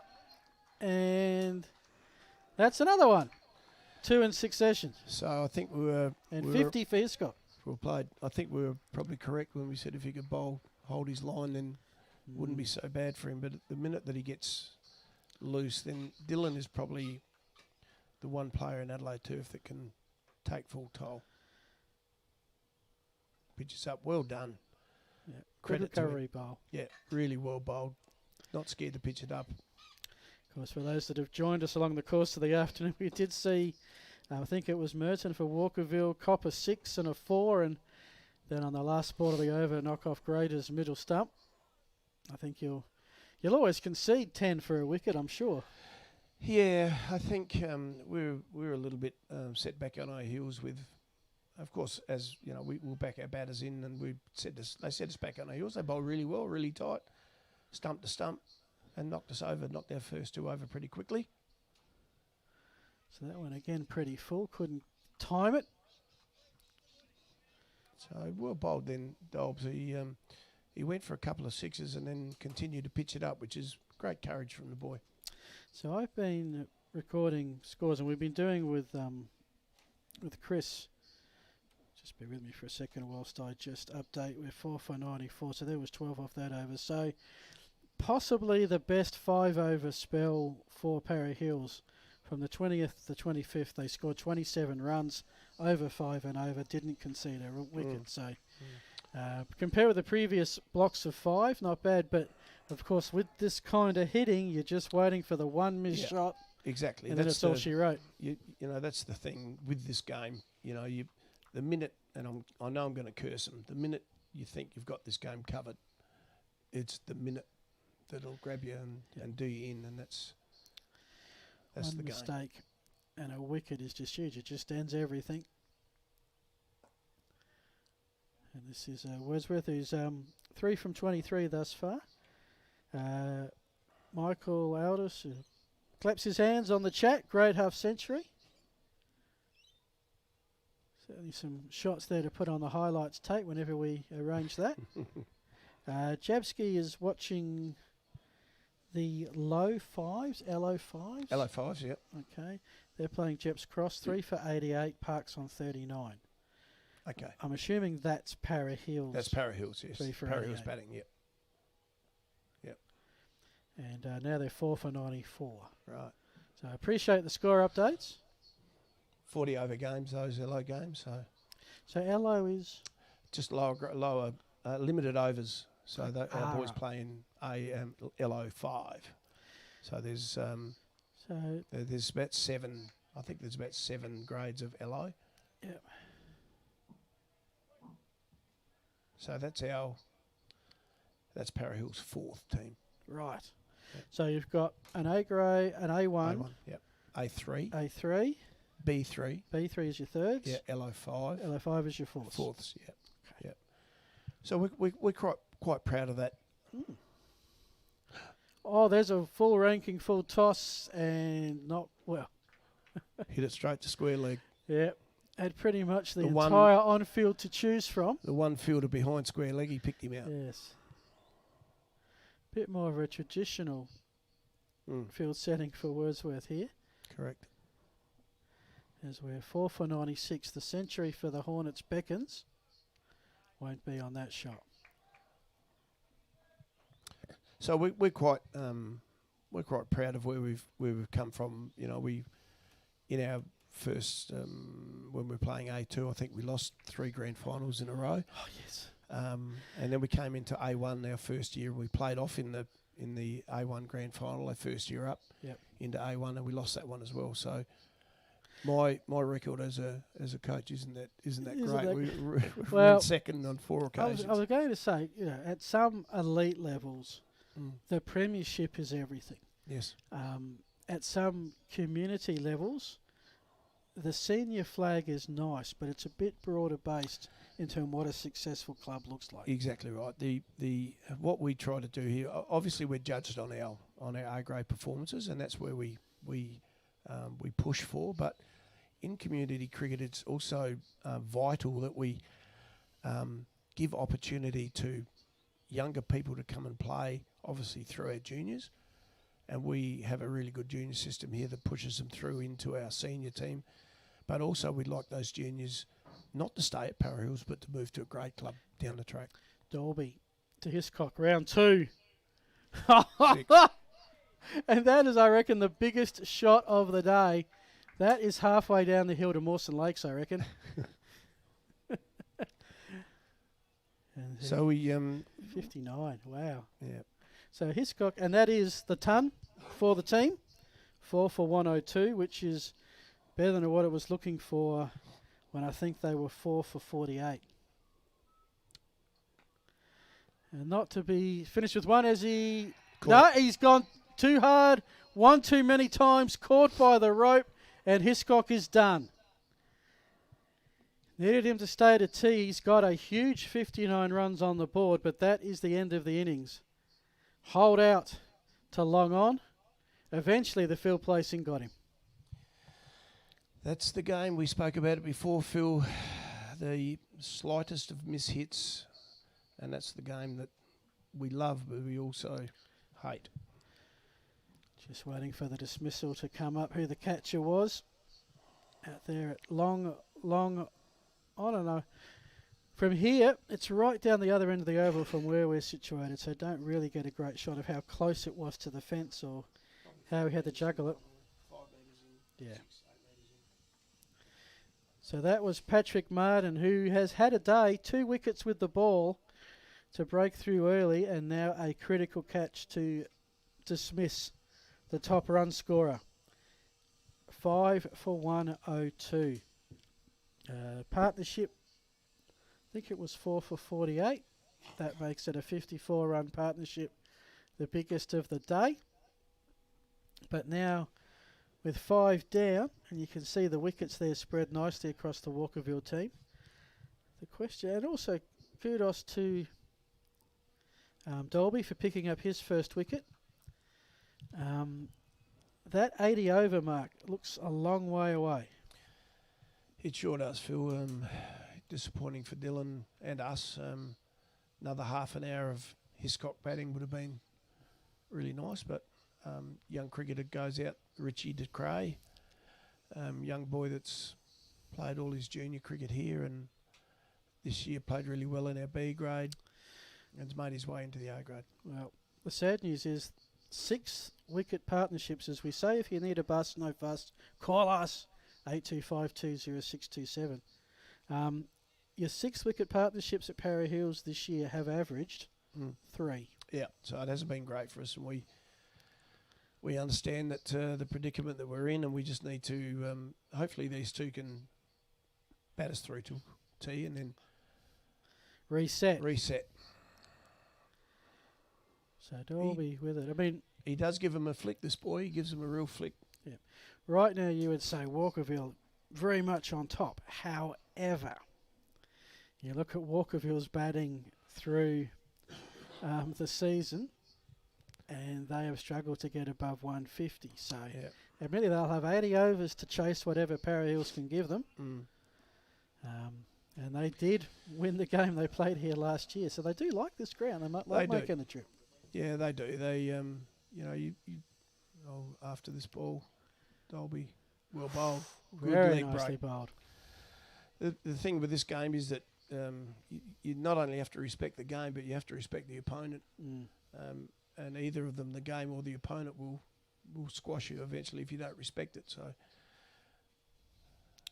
Dolby comes in. Bowled well. We're all bowled. Yeah, he's had a good over.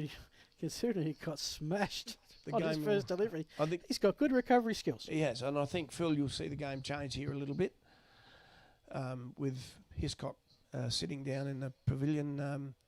These two will play a little bit more circumspect, I would think, and look to push us through to T. And as you've said, then we can reset after T, hopefully. But so T at 38 minutes. Yeah, long way to go. Yeah. So what that'll be. And they'll push through their overs. They'll bowl as many overs as they possibly can with the spinners on. So is T looking at 40 overs by T usually, or a bit less? Usually around the mark. We have 2 spinners, and we're usually up around the 38, 40 mark by T. With these 2 operating, I would think it would be close to that today. Okay, so this is Curtis Wordsworth. Yep. Comes in. Should mention that the new batter out there for Para Hills is Richard de Cray. That's him. He's averaging 16. This will be just his 4th inning of work this season. Of course, you had a couple of games that you couldn't get through. One with a poor pitch against Grange, and then the other, everybody had a fortnight off. Yep. Thanks to COVID. And how has that changed your coaching this year? Well, we weren't allowed to. Just after this off-spin ball, we weren't allowed to gather as a group, so that put us on hold for a fortnight or so when we got shut down. But the boys, once we were able to get back together, you sort of had to try and catch up a little bit. Yeah. Thought of a quick single, but catch up means, we worked quite extensively on our fielding, and that meant that we had to push that a little bit harder. Longer times in the nets, bowling machines available, things like that, just to get them up and about again. Bit of backyard cricket pretty much was all they could do. Oh, it felt silly, or felt awkward because you're at it all the time. As he bowls. So as a coach, you're virtually at it all the time and trying to get their enthusiasm back up again after being such a low. it takes a little bit of work, but they bounced back really well and enjoyed themselves and worked them quite hard. Made an over for Bray, 5 for 102, 28 gone. And I reckon everybody appreciates a setting like this a little bit more now, because it was taken away. Thankfully for us, very briefly, but it's still taken away. In the air, but through the gap, no run. Yes, absolutely. When it gets taken away from us, you sort of appreciate what you have before, and for the boys to come back, and they had great enthusiasm when they came back and enjoyed each other's company and kept coming back. So it was good. Okay, so we're into the 29th over. Dolby working into over number 6. He's 1 for 19. I reckon just about all of that given up off Hiscock, although now De Cray gets into it. Nice shot down towards backward square leg and over the boundary for 4. So Richie's an interesting character, full of beans, just a young, enthusiastic cricketer he's probably one of the easiest blokes to coach. You don't have to sort of ride him too hard. He just loves the work and loves playing. His junior club was right here at Para Hills. He says it took 6 years in the making, but his best experience in cricket was his maiden ton. Never forget your first, because some never have their first. His favourite TV show on Netflix is The Originals. I'll take his word for that. Pasta, favourite food, and some combination of Red Bull and vodka, favourite drink. Follow Me is his favourite song. Don't know what that Red Bull and vodka is made of. I don't understand that. I don't think I've ever had one of those. There's a well-flighted leg break. I was spending some time with I do baseball a fair bit during the summer. Spent some time with an American baseball commentator who came and said, yeah, before every game he has a couple of Red Bulls to fire up for a game. I thought, oh, okay. We all have different ways of preparing. As Dolby bowls, another really well bowl. I had the privilege of being Redback's fielding coach for 4.5 years and working with an Australian fielding coach guy called Mike Young, who has a background in baseball, played for 2 major league teams in America.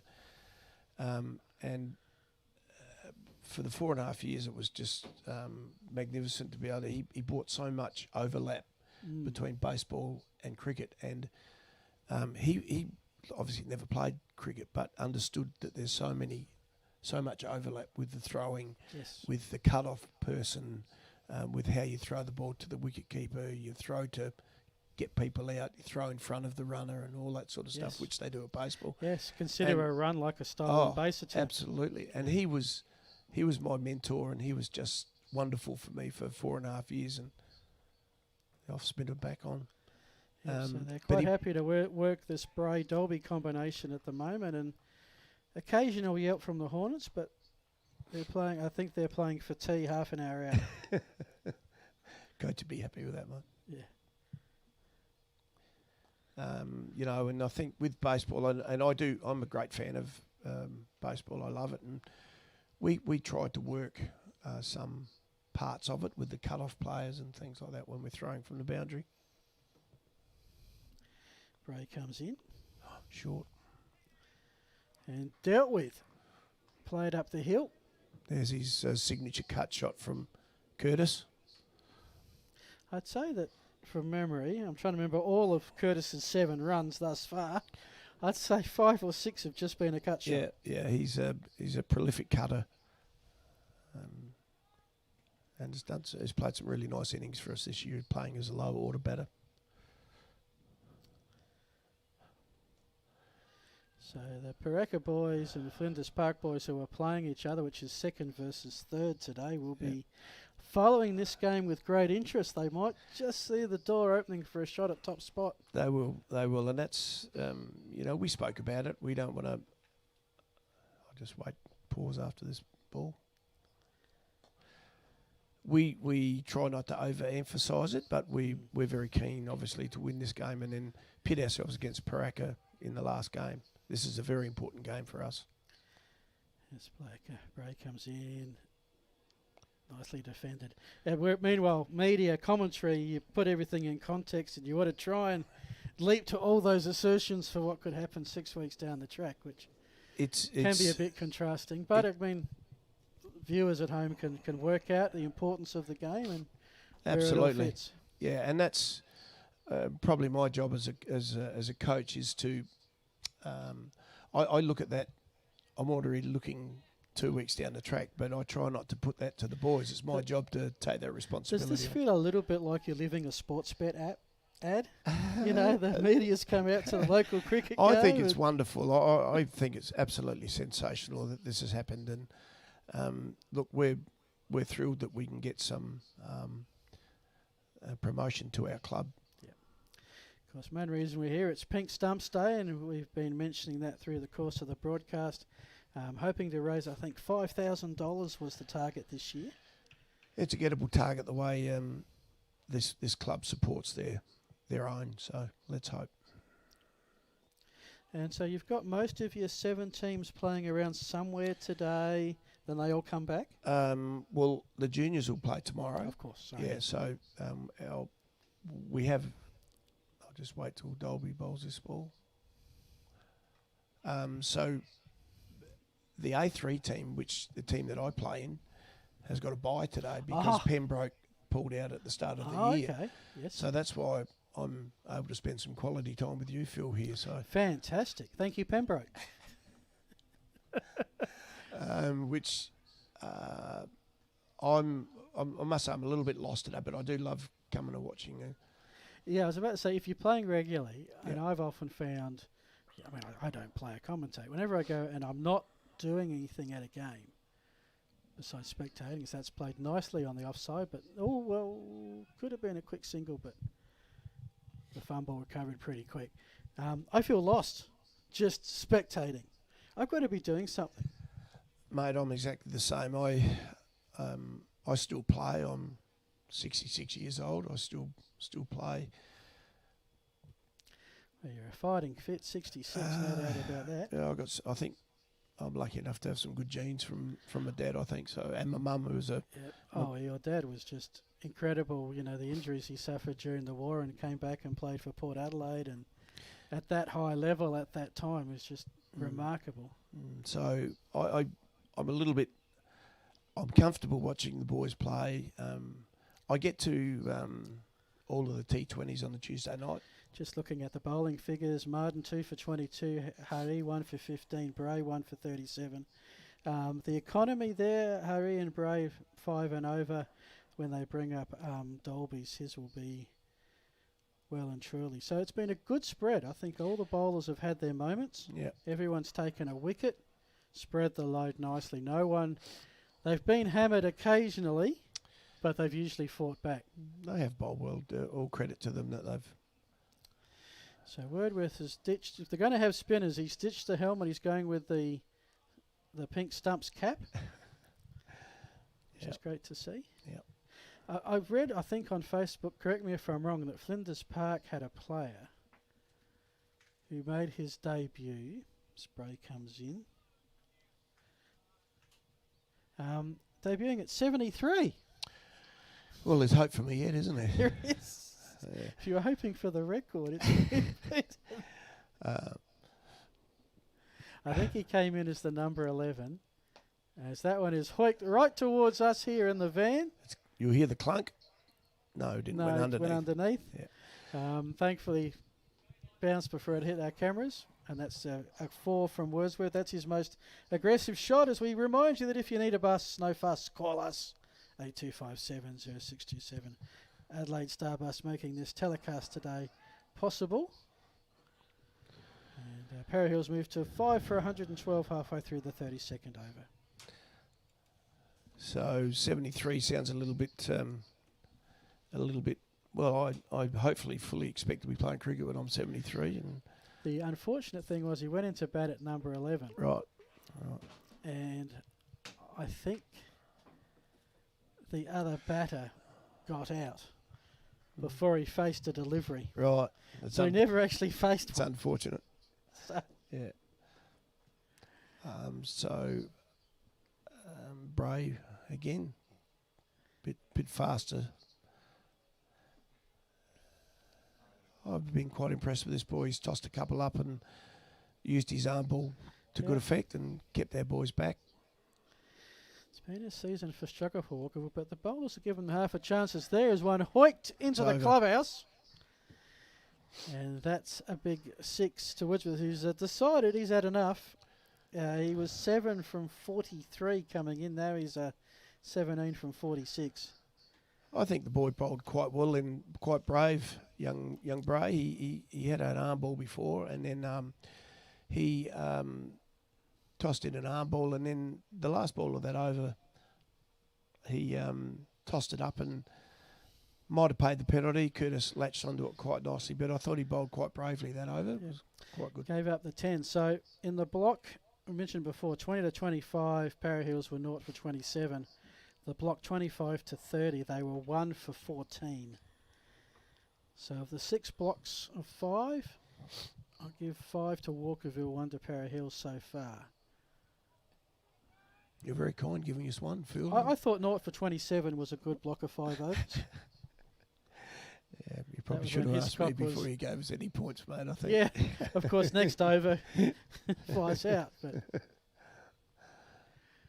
of course, with an 80 over, I mean, it's like any game, whether it's T20 or whatever, you do have to break it down into segments. Absolutely, especially T20, we break it down into six overs. Obviously, the last 4 are important for us. But we break it down when we play our T20s into blocks of 6, and hopefully we've got a batter in at the end. It gets quite taxing, to T20 can go either way, as you know. It's a confusing game at the best of times. Watched a bit to prepare for this of Paraka and Ingle Farm. That was a streamed game, and Paraka looked like they really didn't put enough runs on the board, and then Ingle Farm came in, got to 30, and pretty much dead set stopped. Yeah. Couldn't get a partnership going more than a couple of runs. Yep. And again, Dolby's been impressed with him. He's the pair of the both bowlers haven't been afraid to throw it up here. They've actually bowled quite nicely, other than when Hiscock was in, of course. But as we said, this game's changed with these 2 new batters in. Yeah, 59. Look, if everything else was travelling fine, that was a great innings. Absolutely. Was it the best innings for this situation? Well, at least Para Hills have some runs on the board, I guess. Well, I'm never going to coach that out of a player. I'll coach that the way that he plays. I'll never coach that out of him, because it's the way he plays. Yep. And he turned the game for the 8 overs that he was batting for, 10 or so overs that he batted for. So he actually changed that game. So under no circumstance as a coach am I going to change the way that he plays. There's a but coming. But we'd like him to bat for 25 overs instead of the 10 that he batted for. And I have seen Dylan do it, and it's just amazing how he strikes the ball. There's always... coaches are never happy in that situation. Love the way he batted for his 10 overs, but you can't be satisfied with that as off spinner back on. Oh, there's one that's gone through slips. Not sure if that was a chance or not. I suspect it might have been by his reaction. I think it was, and that's the cut shot again from Curtis. Live and die by the sword, Phil. Yeah. Any time that a player gets up and looks at their fingers, it's usually because it's been grasped. A giveaway, yeah. So Curtis will continue to play that cut shot. As long as they feed it to him, and as we've just seen, it can bring his downfall. Well taken down the leg side. Now, I believe you also spent some time with East Torrens. Yes, I did. I played 199 A-grade games with East Torrens. What's East Torrens' moniker in cricket? What's their... Oh, Tigers, Magpies. No, they're Kangaroos. Kangaroos. Yeah, or Reds. Reds, that's red it. Kangaroo, yeah. Reds, that's it. So the red kangaroo comes from the very, very prehistoric days when apparently the red kangaroo frequented the River Torrens down the back of East Torrens there as it flows through. So apparently they were giants in the... So that's where that's come from. The Reds. Yeah. Fair enough. Yeah. And of course you would watch with great interest as Bray comes in. Pitches up again. Pitches Good. up. Well bowled. Invites the shot. Will just be the single. Really well bowled. The machinations at the moment, and look, they've been happening 15, 20 years of what to do with 13 district cricket clubs. Correct. Yep. I have an opinion, but unfortunately... and you have a microphone. But unfortunately, this broadcast only goes for 2 days. So It was a bit like reading out Travis Wordsworth's resume. Sit back, relax, this will take a while. Yeah. No, I have because I worked at the Sacca as a fielding coach with the Redbacks and as a under-19 coach for 9 years and as a cricket officer for nearly 5 years. The last time we played in a Sheffield Shield Grand Final, there were 14 clubs playing grade cricket. Yeah. So my opinion... we were getting one against Glenelg, and we had a couple, Reese, about 6 years back, I think. Yeah. It's been a long slog. My opinion, for what it's worth, and it's probably not worth anything, but I have a very strong opinion that if you take something away, like a club or 2 clubs, you'll never get that back. Yep. My opinion is Southern District should be based at McLaren Vale. Yep.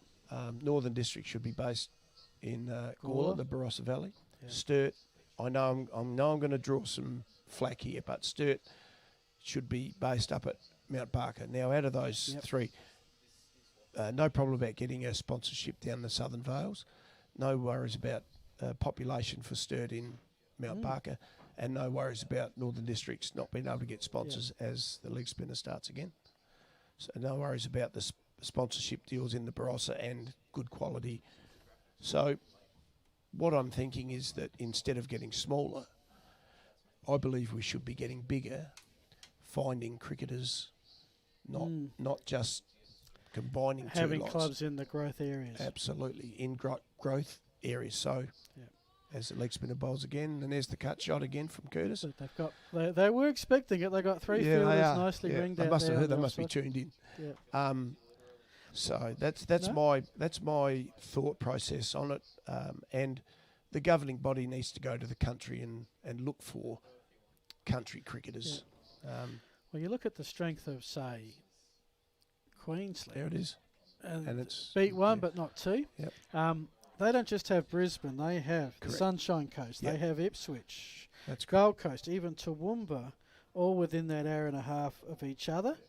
And whilst you have your local comps in each area, you've got a huge basin to draw from. I understand fully that the population in Queensland and Sydney and Melbourne and all that, the country areas are bigger than what we have in South Australia. But I'll put a question to you after this ball, Phil. Okay. Dolby comes in. Working through his 9th over. Nicely left. So my question to you is that there are 10 country regions in South Australia, 10 country regions that have cricket played in them. So you're telling me there's not one bowler in that country area that can't bowl 135 kilometres an hour? Well, the fact that they have to commit a life to Metro Adelaide to play at the highest level. Well, the thing is that there are people that play country cricket on turf wickets down south, Barossa, even in Woodner. There's a turf wicket in Woodner. So there must be players. As I said, there must be a cricketer out there that can bowl 130. So my gripe to the governing body is, instead of worrying about putting 2 clubs together and one club absolutely losing its identity, put them where they can foster, where they can prosper, and let's get some people out into the country regions to find not only senior cricketers, girl cricketers, underage cricketers. They throw better than the city people because they're always throwing rocks at crows and things like that in the country, you know. Because it seems like SA pretty much bats its own weight at the women's level, but it does have a serious issue at the men's side. I was fortunate enough to coach the Scorpions for 5 years after this ball by Bray. Really well bowled again. Fortunate enough to do that for 5 years, and I loved every minute of it. And, I had Rolton, Nitschke, Sampson, all of those players in that team. But we also had some country girls, and the country girls were really good athletes, really good throwers, really good fielders, good runners. Why? Because they have to compete with their brothers as Bray comes in. Well flighted off break again. So they competed for a bat in the backyard with their brother. Yeah. They went out and chucked rocks at crows, as I said, or they might have had to have played at a slightly higher level, more mixed teams. Played senior just cricket the in the country. resources that you had. Exactly right. Bray comes in. We've got this wonderful fielder at mid-on. I don't know whether to look at the stumps or the TV live. It's a bit tricky. He just moves at that last instance. So 5 for 125. Things have slowed down a bit. We're 15 from tee there. Para Hills are half a chance of getting to tee with 5 still in the sheds. Which would be good. So... So your thought is forget about the contraction side. Look where the growth is and focus on that. I think that's just my opinion. As Bray comes in again, another well flighted off break ball, well taken. So my thoughts are that we need to find cricketers. The governing body needs to encourage us to get to these areas, set these clubs up, not take clubs away because as Bray comes again. Well, not because we may just see it in our lifetime that we actually may have a non-stop road from McLaren Vale to Gawler.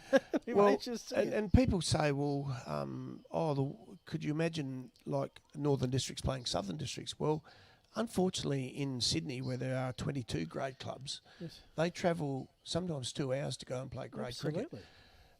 We don't have to walk to grade cricket.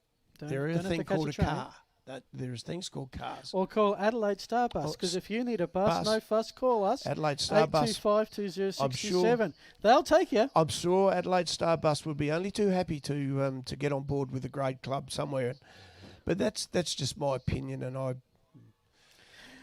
that's just what the I Adelaide think. Southern Districts one. I mean, I'm an Eagles man.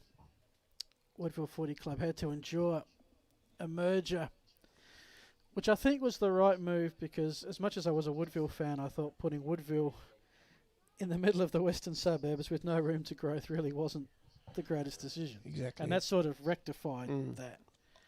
I understand as Dolby bowls again. Got him forward. Got him out. Stumped. Square leg umpire has spoken.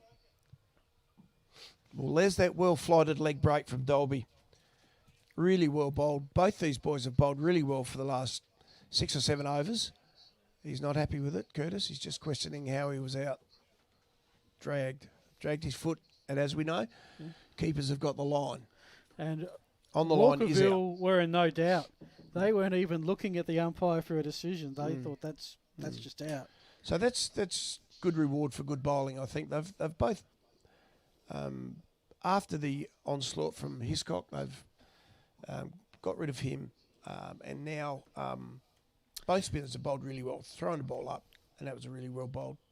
That is a wicket maiden for Dolby. He's got 2 for 23 off 9, which I reckon that is possibly...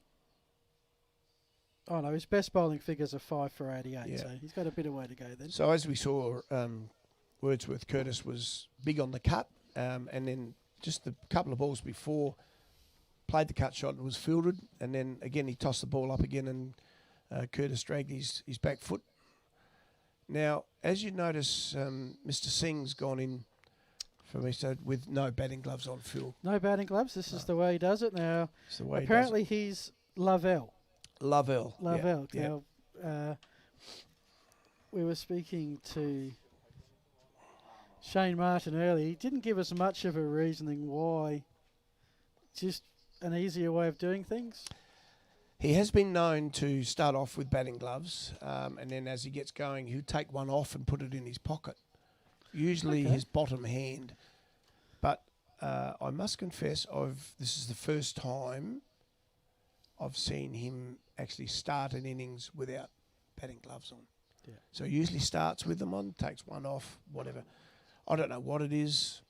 You wouldn't be able to remember the infamous green batting gloves.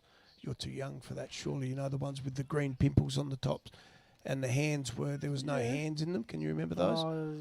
I thought they were more wicket-keeper gloves. No. They were batting gloves, and they had green spikes on them with no don't- palm in them. I don't have a lot of playing. I do have cricket playing experience, but it'll take 2 deliveries to tell. Here's Dolby again. So Love Earl, as we know him, Love as we affectionately call him, gives it a whack, to say the least. Yeah. So this could be He all almost over reminds shortly. me of, do you remember that West Indian cricketer who came out for Look, the T20s reverse. a while ago? Look at that. Yeah. So that's the way he plays.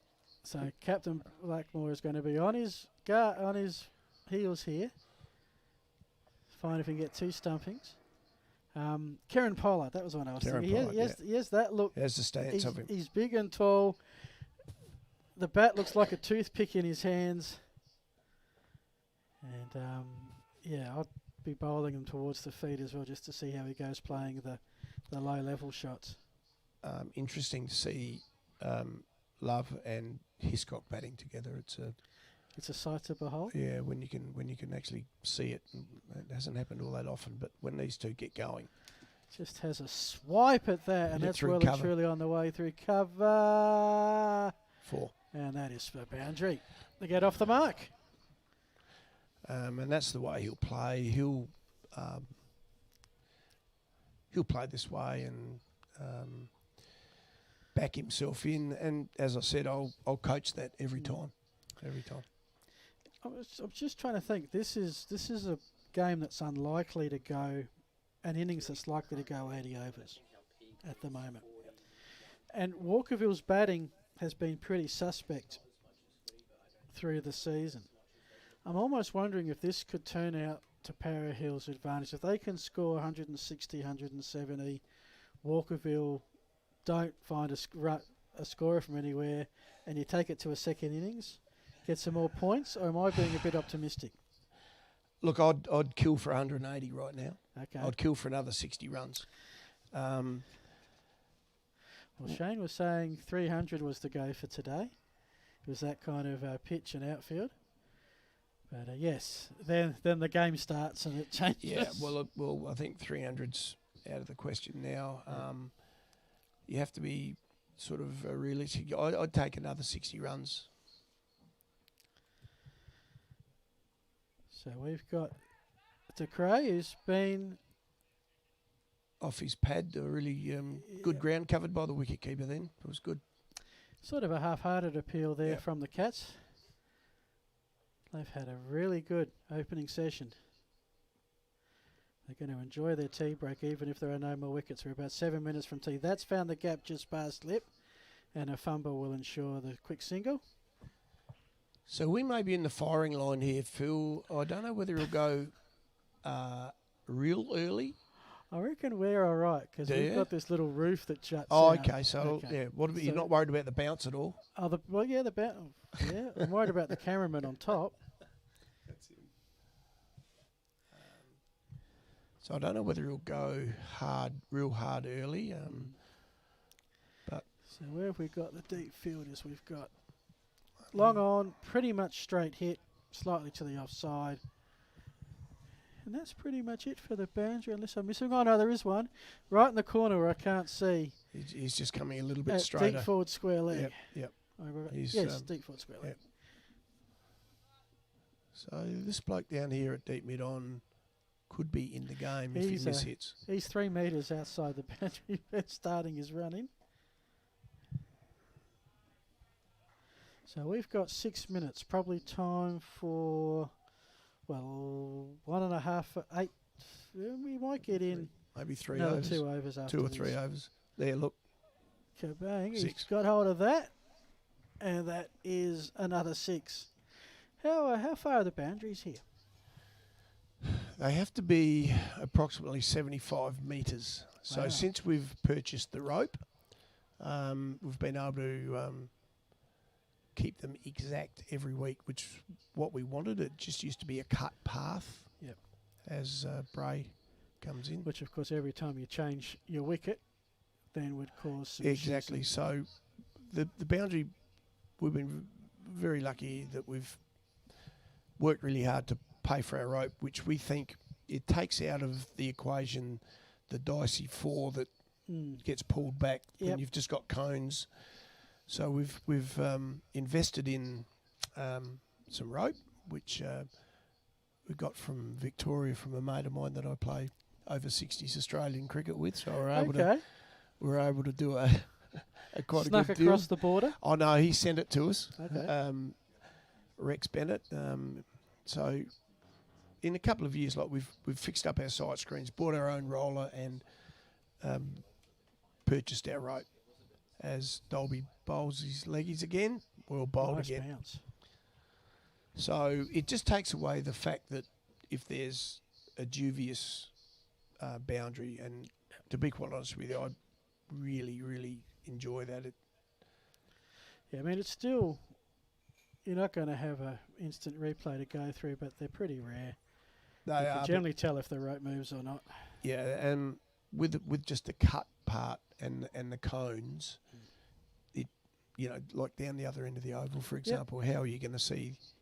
You see the ball bobble when it goes over the rope, so you know it's four. Yep. So, but we're quite proud that we've been able to Oh, purchase our rope this year. first time I've been here, I love your setup, and during the tea break, I'm going to love your club rooms, I'm sure, as that is beautifully played away to the offside for another boundary. So we're not seeing a lot of running between the wickets as expected, but no shortage of boundaries. In fact, that one has gone over the back fence, and that one's on its way to Mawson Lakes. I'm pretty sure that I warned you without any gloves on it. It's a sure sign that he's here for a good time, not a long time. Yeah, but he's got to last another 4 or 5 minutes to Which get to would be- that tea break. I would really like that. So, just from my understanding of how it works, I know it's scheduled. Let's say it goes 55, for example. Walkerville will bat tonight until 6. That's correct. They get the overs that we left.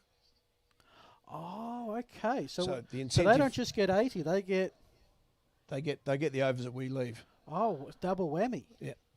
So the Okay. the talk we had today Yeah. before the game was, can we please bat our 80 overs out, boys? Yes. Well, he jumped up the pitch. He came down the pitch. He skied it. This should be caught, but no, it's not. 6. And that is a maximum. So we'll give the benefit of the doubt and say that went over the fence. Well, I think we've just seen the benefit of the rope. Yes. Just seen that in that situation with just a cone out there, Who would have known? who would know? And not that I'm saying that the Walkerville bloke would be dishonest, but that's just, I Yeah. think that's justified. Clearly visible. And he's probably happy it went for 6 because it means he didn't drop a catch. Or missed a catching chance, I should say. Yeah. So really well bowled again there by Dolby after getting clubbed for 6. He's come back with a genuine leg break, pitched on off, moving away, and bowled really well there. Look, 11 overs, giving up 38 runs, just over 3 and a bit. Facing batsmen who want to take him to all parts of the field is a great effort. I think he's bowled really well against, he hasn't been afraid to pitch up, and two really dangerous players, Hiscock and Lovell, two dangerous players, but he's managed to, to keep pitching the ball up, and full credit to both of them. I think both of them have bowled exceptionally well. So Bray into his 12th over, 1 for 57. Continuing this double spin attack for Walkerville. But if nothing else, they will get to 40 overs by tea. Will they manage to get through this one quick enough to bag a extra one? There's another example of a really good off-spin bowler pitching the ball up, pitching outside. Doesn't seem to be any particular hurry. No. Of course, it's easy for us. We've got clocks and Yeah. can observe these things. They're out there actually playing the game. Draws the rough shot, which is really well bowled again. Drawed the shot. And that's one that could have gone anywhere. Correct. So full credit to these boys. 3:19 says my clock. 3:20 is tea. We've got 3 balls left of this over, nicely Really defended. Well bowled again too. And I think everyone is saying let's go to tea.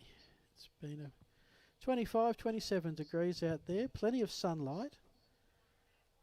The batters really haven't been out there too long to get too warm. I think Walkerville will be happy to take this score into the tea break. Yeah. Oh, now especially with the 7th to fall, You called it from 90 metres away, dead set plumb. Arm ball. I think you'll find, if you look at the replays, the first 3 balls of that over thrown up and played from on the crease. So then the arm ball comes in and traps him. So 7 for 143 Tee. on the brink of tee. That should be tee. They'll come back and bowl the last 2 deliveries after, or will they actually go through the motions? Yeah, they'll go to tee. Yep. Well, Walkerville, Cats Nation, wherever you're watching around the world. How about this? Martin has 2, Bray has 2, Dolby has 1. Your other bowler also has a wicket. That's your captain. And is the upset on? We will find out after the tea break. But right now, Greg, it has been an absolute pleasure having you join us. Something you probably weren't expecting this season. Correct. I'd just like to say thank you to everybody that's set this up and been a part of coming to Parry Hills today. And I know broadcasting and directing and cameraman and calling the cricket is a very thirsty job. So I'd like to, if you can partake of maybe some refreshment after the game, I'd be honoured to shout you a lemon squash. I will have to pass this week, but next week you're on. Thanks for having me, Phil. Thanks, Greg. Well, we will go to the tea break. It is Walkerville at the moment have got the hometown Hornets on the ropes. Tea break is about 20 minutes. We'll be back in about 15. Thanks to Adelaide Skybus and all the supporters. This is Filming Cricket with Sports Interactive.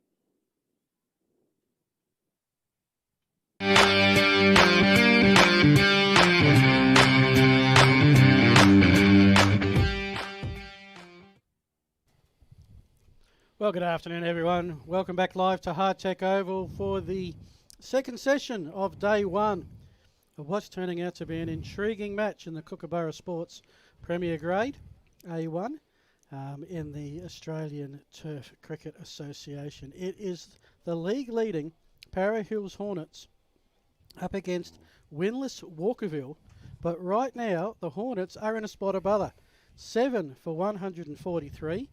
We're one ball short of the 40th over being concluded. It is an 80-over game. Joining me, the Hornets cricketer Shane Martin. Shane, were words spoken during the tea break? No panic stations just yet.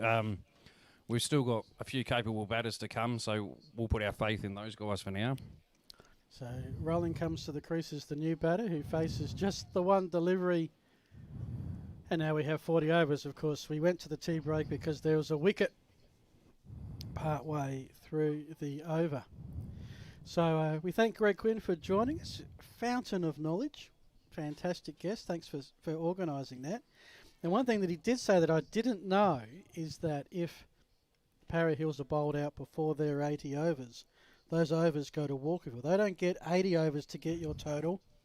They get 80 overs plus what you don't use. That's right, yes, they do. So it's always the goal of the team batting first to bat the 80.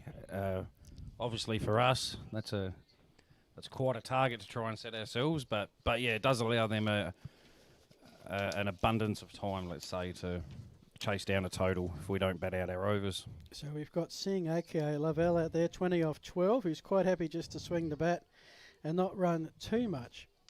Joining him now is 30-year-old Tyson Rowling, who came very close, if I remember right, to a century in recent times, but wasn't able to seal the deal. Yeah, 96, bowled through the gate. Bowled through the gate. So we start a new over. Dalby's back, and I think they're going to just keep using these spinners for quite some time. Walkerville, it's worked beautifully for them. He's 2 for 38 off 11. Well, it's certainly the wicket for it. There's a fair bit of turn out there by the looks, and the two young fellas are bowling really well. I was about to say we're watching the future of the Walkerville club, possibly not with Dalby, who's here on a assignment from the UK. Oh, that would explain the... Yeah, we worked that out. He's part of the Darren Lehman Academy. Ah, okay.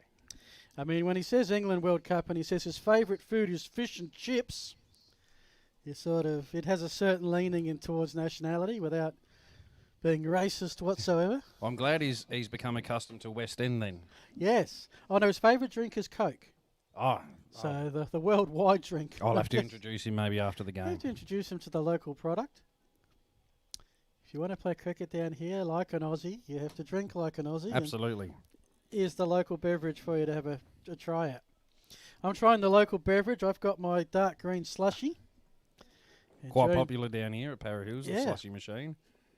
Oh, as a commentator, I love it. Just that nice cold ice going down the throat to refresh during a break. And I've got the Para Hills pink cap now. Absolutely. It looks excellent too. So every little bit helps. Pink stumps. That's all the barbecue firing up for a big night. We've got the spit going for the chickens, mate. Oh, whoa. So we're trying to put on as good a show as we can. So for those who are thinking about maybe coming down, don't think about it, just do. 20th of February, that's today. Light refreshments start in 20 minutes. The band at 7:30. It's $30 for adults, $15 for children. Gets you 3 complimentary drinks, supper, auctions, lucky squares, raffle tickets. Do bring your own chairs, blankets and jackets, and get ready for Gear Jammers to entertain you through the evening here on the hill. 7 for 143 after 14. Now, you're probably feeling... we did talk about 300 being a par. Have you made an adjustment? Oh, nice shot. That's going to get the... Hit the fence, no trouble. And Rolling's off the mark with a boundary. Look, we'll still set ourselves to hit a relatively big total. These two are quite capable batsmen. Alex Higgins coming in next is also quite handy with the bat. And the great man Grant Carey, Mr. Experience, he's certainly no mug either. So we'll still look to post hopefully a fairly healthy target. Yeah, sure. Tailenders have had their share of good partnerships. You had a 161 run stand in the 8th, 55 in the 9th, 41 and 36 for the 10th. So yep, that 41 was to win the game against St. Peter's as well. yes, that was an important win because you've only lost, Para Hills have only lost the one so far. That was to Trinity, where there was something 599 runs scored. Yeah, very, very batsman friendly out at Trinity College. Bit of a postage stamp of a ground. Yeah, it's very, very nice deck, very short grass. It was actually an excellent game to watch as a cricket lover. It just ebbed and flowed, and they did take a couple of wickets at the end at crucial times. We were a bit dirty that we left 3 overs in the bag to chase those runs, but that's cricket. This might have just make a difference. To see Tyson, who's very committed to trying to look like a batsman these days. He was very proud of his 96. Bit Shane Warne-like. Got so close to that ton and just wrong shot at the wrong moment. He's certainly a massive contributor to this club, Tyson. The runs on the field go with all of the runs that he hits off the field for us as our secretary and basically our do-everything man. So he's hit 138 for the season from 4 innings. Take out the 96. That's about 42 from 3. So that's still 13, 14. Be looking for a little bit more this afternoon to build this total. Obviously the key for us now is Lovell here, going big with a score. The no gloves when he bats tends to suggest he's in the mood for runs. I noticed he went out there with no gloves. Normally he starts with gloves and then tucks them in the back of his pants. Different approach to it. So far effective, 20 off 19. I have no idea how to describe that shot. He was looking left, sort of stuck the bat out and it went right. It seems a few of the boys have struggled a bit. There's a bit of slow turn as he now faces up sideways. Yep. For the sweep, straight to the fieldsman. Almost like he's trying to put Dalby off, I think, is the context of all this. I think the key to understanding Lovell in the way he bats is that you can't understand him. Yeah. He changes all the time. 6. And that is quite a hoof. That's into the playground and the fence down there. And so he's keeping ahead of a runner ball pretty well. And I still don't think he's had more than a couple of singles. We'll get the official stats up later, but I reckon that 26, about 24 from boundaries, I'd say. He's about the only one in the team who likes to run less than Travis Wardsworth. I was told that would be a combination or with Hiscock would be to see. So Para Hills have hit the 150 mark. And they've still got 3 wickets in the shed. Said Walkerville this year have struggled to get anything over 200. But if you need a bus, no fuss, call us, Adelaide Star Bus, as that one's hit straight back to the fielder. That'll do it for Dalby's 13th. These 2 for 44. 43 are in the book. As they're all looking, just checking with the score as that is over. Confirmed. Para Hills 7 for 153. And to that number 82520627. Thanks to Adelaide Starbus.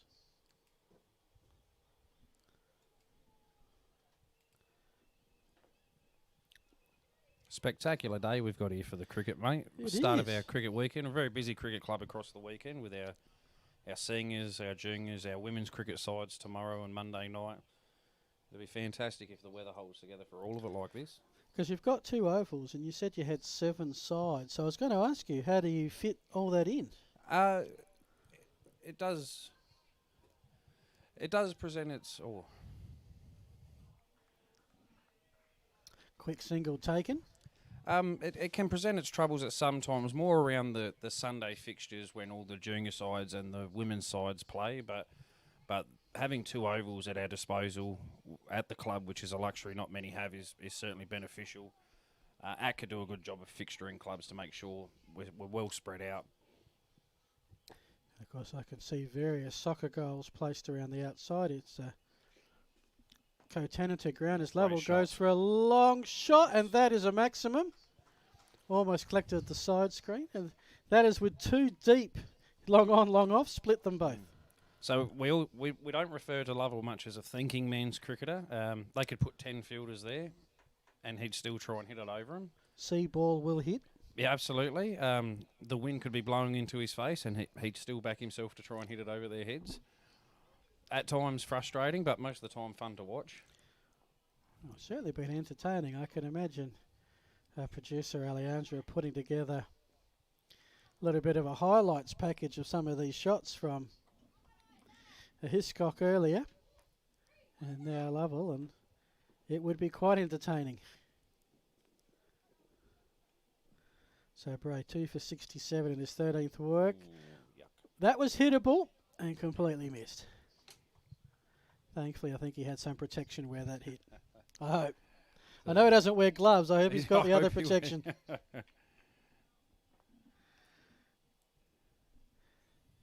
Fifth ball to the over. That's hit high. That's big, mate. And that has disappeared off the side. I can't even see where that's landed. I think that's in the car park. That's a clubhouse catch. No, that is in the car park. You're quite correct. Hopefully, wow. It's not that.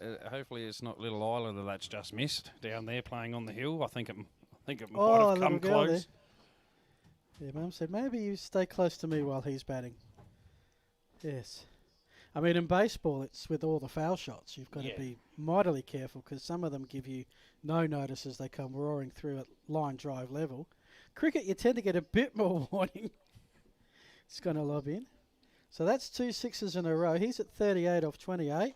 He's gone for a third one. This will drop short. Right in front of the man at long on. If he was at mid on, that probably would have been a catchable chance. We're certainly seeing the good, the bad and the ugly side of Lovell's batting exploits today. As you see, some excellent power hitting. The play and miss that's attacked his ability to be a parent.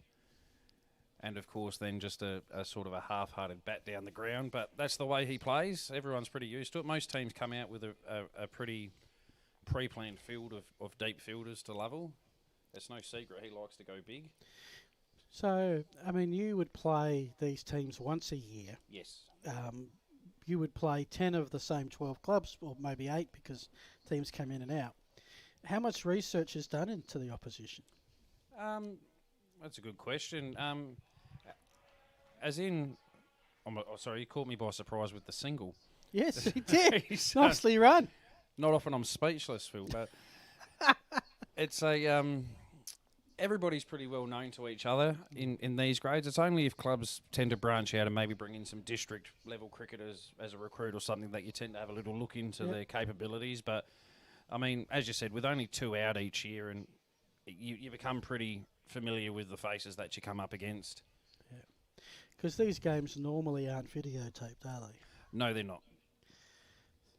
So it is starting to become more of a common occurrence. I know Dartfish has done a couple of games, a few 2020s and things earlier this year. I know the Saka has a lot of recorded games, and it's becoming more common now for clubs to utilise the... I would say at grade level it would be pretty much a requirement now. And certainly we do Adelaide Footy League during the winter, which I guess is this level for footy. And Dartfish very heavily involved in that, and the stats and all the games. They do a wonderful job video. too. I've watched quite a few games. And so we have 2 jobs. One, we have the game that we stream for people to enjoy, but then it's also the whole coaching tool and the myriad of stats. And cricket's a very statistical game. Absolutely, yes. And it's almost now a case of delving through stats and working out what actually makes some sense. Go over. As that's over the top, won't be 4 in a little bit too high of a loop. But they'll get a run.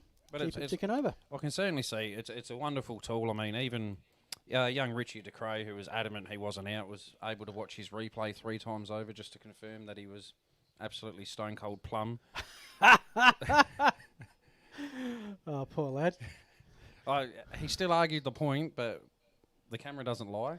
I was about, well, when Greg, sitting right where you are now, said that's out before the umpire raised his finger and could see it was out from, 100 metres away, don't give him much of a chance. Well, as you know, normally at amateur level, you tend to go looking for friends to try and reaffirm for you that you didn't look out. Richie certainly tried that. It was me who showed him the video, just to settle him down a little bit.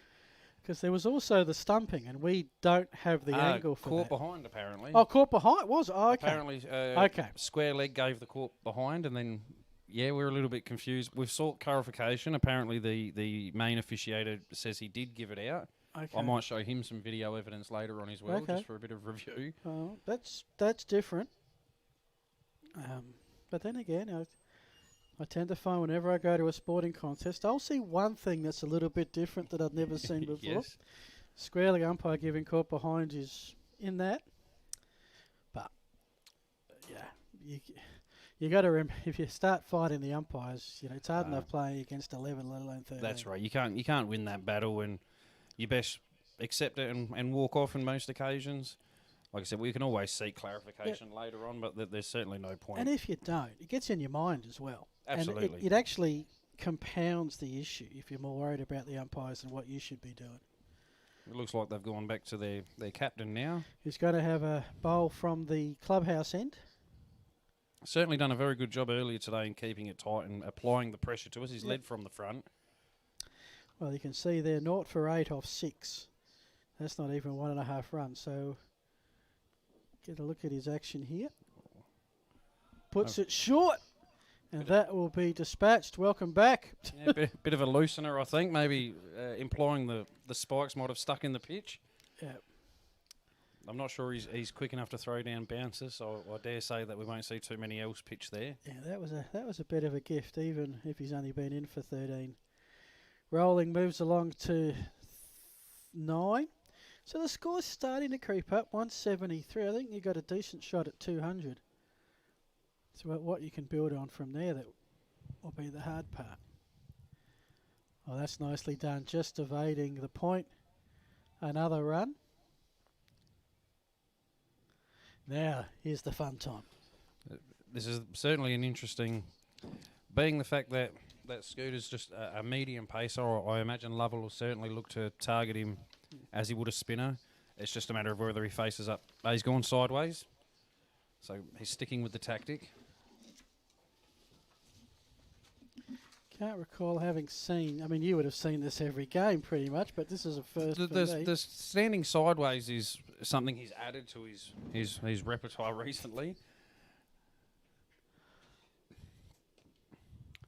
It certainly indicates where he's going to hit it, and there's only 3. He's beaten one. He's going to get. Oh, they're going to run hard for 2. Absolutely, off the bat for Lovell. Everyone knows he's looking for 2 every time. Yeah. But it almost demands. If that's the way he's going to stand, the field's, why wouldn't you crowd your offside? Your onside. Oh, certainly. Because how the heck is he going to hit one on the offside? I think they might be missing a bit of a trick here by not at least having an extra catcher, maybe at a deep square. Yeah. As you said, he's certainly shaping into it, and with Blackmore coming bowling right into the zone. So it's a 6-3 field to the offside, and he's facing the leg side when he's taking his stance. The keeper up's a good tactic. That's what I would do to try and keep him in his crease. They've moved. There you go. Someone's got us in their ear. They're putting someone at deep, fine leg. I am well known as the people's captain, so I would take my own advice. Okay. Comes in. Very good ball. Straight back up. Or there will be no run. This is intriguing. Is this half normal? Lovell tends to change how he bats every single time. Have you seen anybody else bat like this? Only, mate, international level, it was a Shivron Chandapal used to bat very side on, but I've just noticed Lovell practicing the ramp. And that one's gone. Well, that's going to be 4 byes.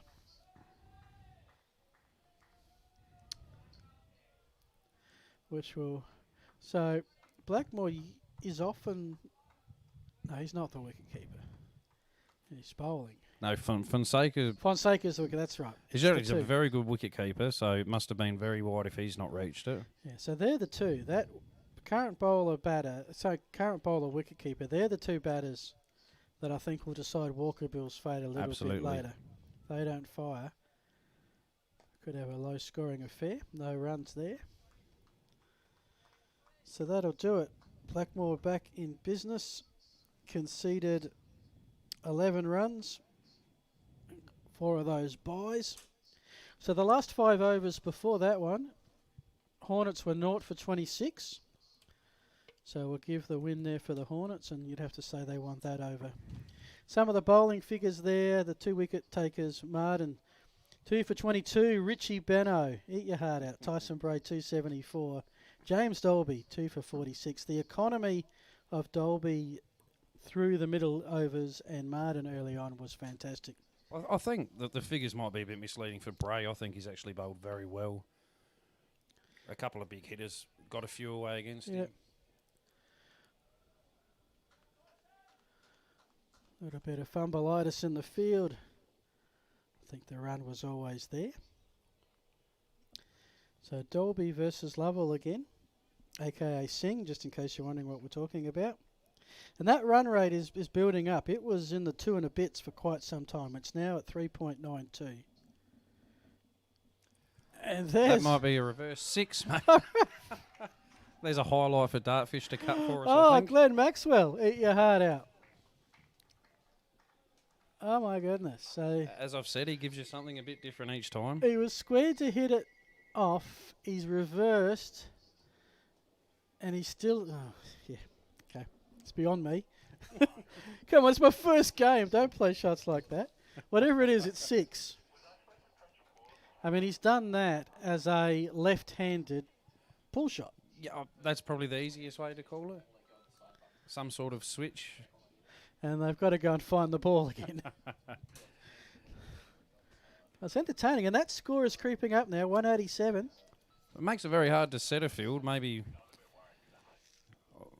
they've pushed one more back out there, maybe worried about another reverse hit. I mean, there's no restrictions. That one's up high. That might be... It looks catchable if he can get there. No, splits the field. Splits the field between long on and mid-wicket. And that is his 50. Probably not the way he wanted to bring it up. 50 and 37 balls, and we're 7 for 189. It is wonderful to see for Lovell. He's not fired with the bat so far this year in the first innings for us. He's a couple of second innings scores, so it is good to see him get some reward. And he's gone the reverse again. He's been averaging 31 as that gets fielded by the boundary, running back hard. That's 2. 64 not out is his highest score this season. So he's half a chance here. 2 balls, 2 sixes, he'll be there. Every chance he's going to try. 191. Let's hope he doesn't go one too many reverse paddle left-handed pull shots. Well, Dolby would have been happy with the sky. Can hear, not an RFX mic, can actually hear from about 50 metres away. The club room's giving that a cheer. Yes, he can defend. Last ball of Dolby's 15th over. Oh, that's a swing and a miss. And that's it for over 47. 7 for 191. It's looking a little bit better than it was at 7 for 140s just before the tea break. Absolutely, and this speaks to the depth that we do rely on. We did do put a lot of thought into how this team was going to be structured this year to ensure that we do bat deep. We've noticed that in A1s, a lot of the teams that have been successful over the past 10 years have managed to bat well 1 through 9. So probably in a similar pattern to those teams, we've tried to really reinforce our lower order batting as well. Last 4 overs have gone for 38 runs, which has really pushed that score along. But now we're back with Rolling, who's 11 off 15. He's going at a fair rate of knots himself. A bit more of a classical type batsman. He does play. He plays shots. Does consider himself a batsman, who bowls a bit. Favourite show, Friday Night Lights. So he's told me he's supposed to lend me the box set so I can see if it's worth my time. Love the movie. Have never actually seen the series. That's right. I've seen the movie, but he's adamant that the TV show's just as good. Just as good as the movie. But let's not be mistaken that his main. It's not gridiron related. No. He's certainly another man for the romantic comedies, and his lovely wife Amber will back this up as well. That he loves nothing more than a Friday night in front of the TV watching things like The Notebook. And his Friday nights. Yes, absolutely. His Friday Night Lights. Fair enough. Favourite food, pizza. Pretty safe ground there. Where would be the... Every cricket club would have a pizza place somewhere as a... Yep, so we've got the Pizza Express just down the road, are our preferred option. Yep. They tend to get a bit of business out of us after a few drinks at the end of the night. Yep. Very important. Every sporting club needs a pizza place for those late night sessions. Because ain't nothing else open. Although OTR has probably changed it now. They seem to be open whenever, whatever is attached to them. Back to the cricket, 7 for 191. Rolling on 11. He wants to have a hoik and sharp work. Some stumping chance maybe. In the end, no run, no wicket. Except the umpire has to come in and reset the stumps. Well, I think the wicketkeeper did that, which I don't know if they're allowed. Well, they're not allowed to at test level anymore. Might be a segue into COVID. COVID. The whole... What kind of restrictions have you had to go through? What hurdles have you had to jump this year? For sporting clubs, it was quite difficult, of course. So for a while there, we were completely shut, which obviously reduces our ability to trade in general. As any club does, you've still got all your obligations around your rent, your fees, your things like that. So, and then of course, having to limit the numbers we could have inside the club diminished our ability to hold our normal functions, our fundraisers, which are... That would have hurt a bit tonight. Yeah, certainly.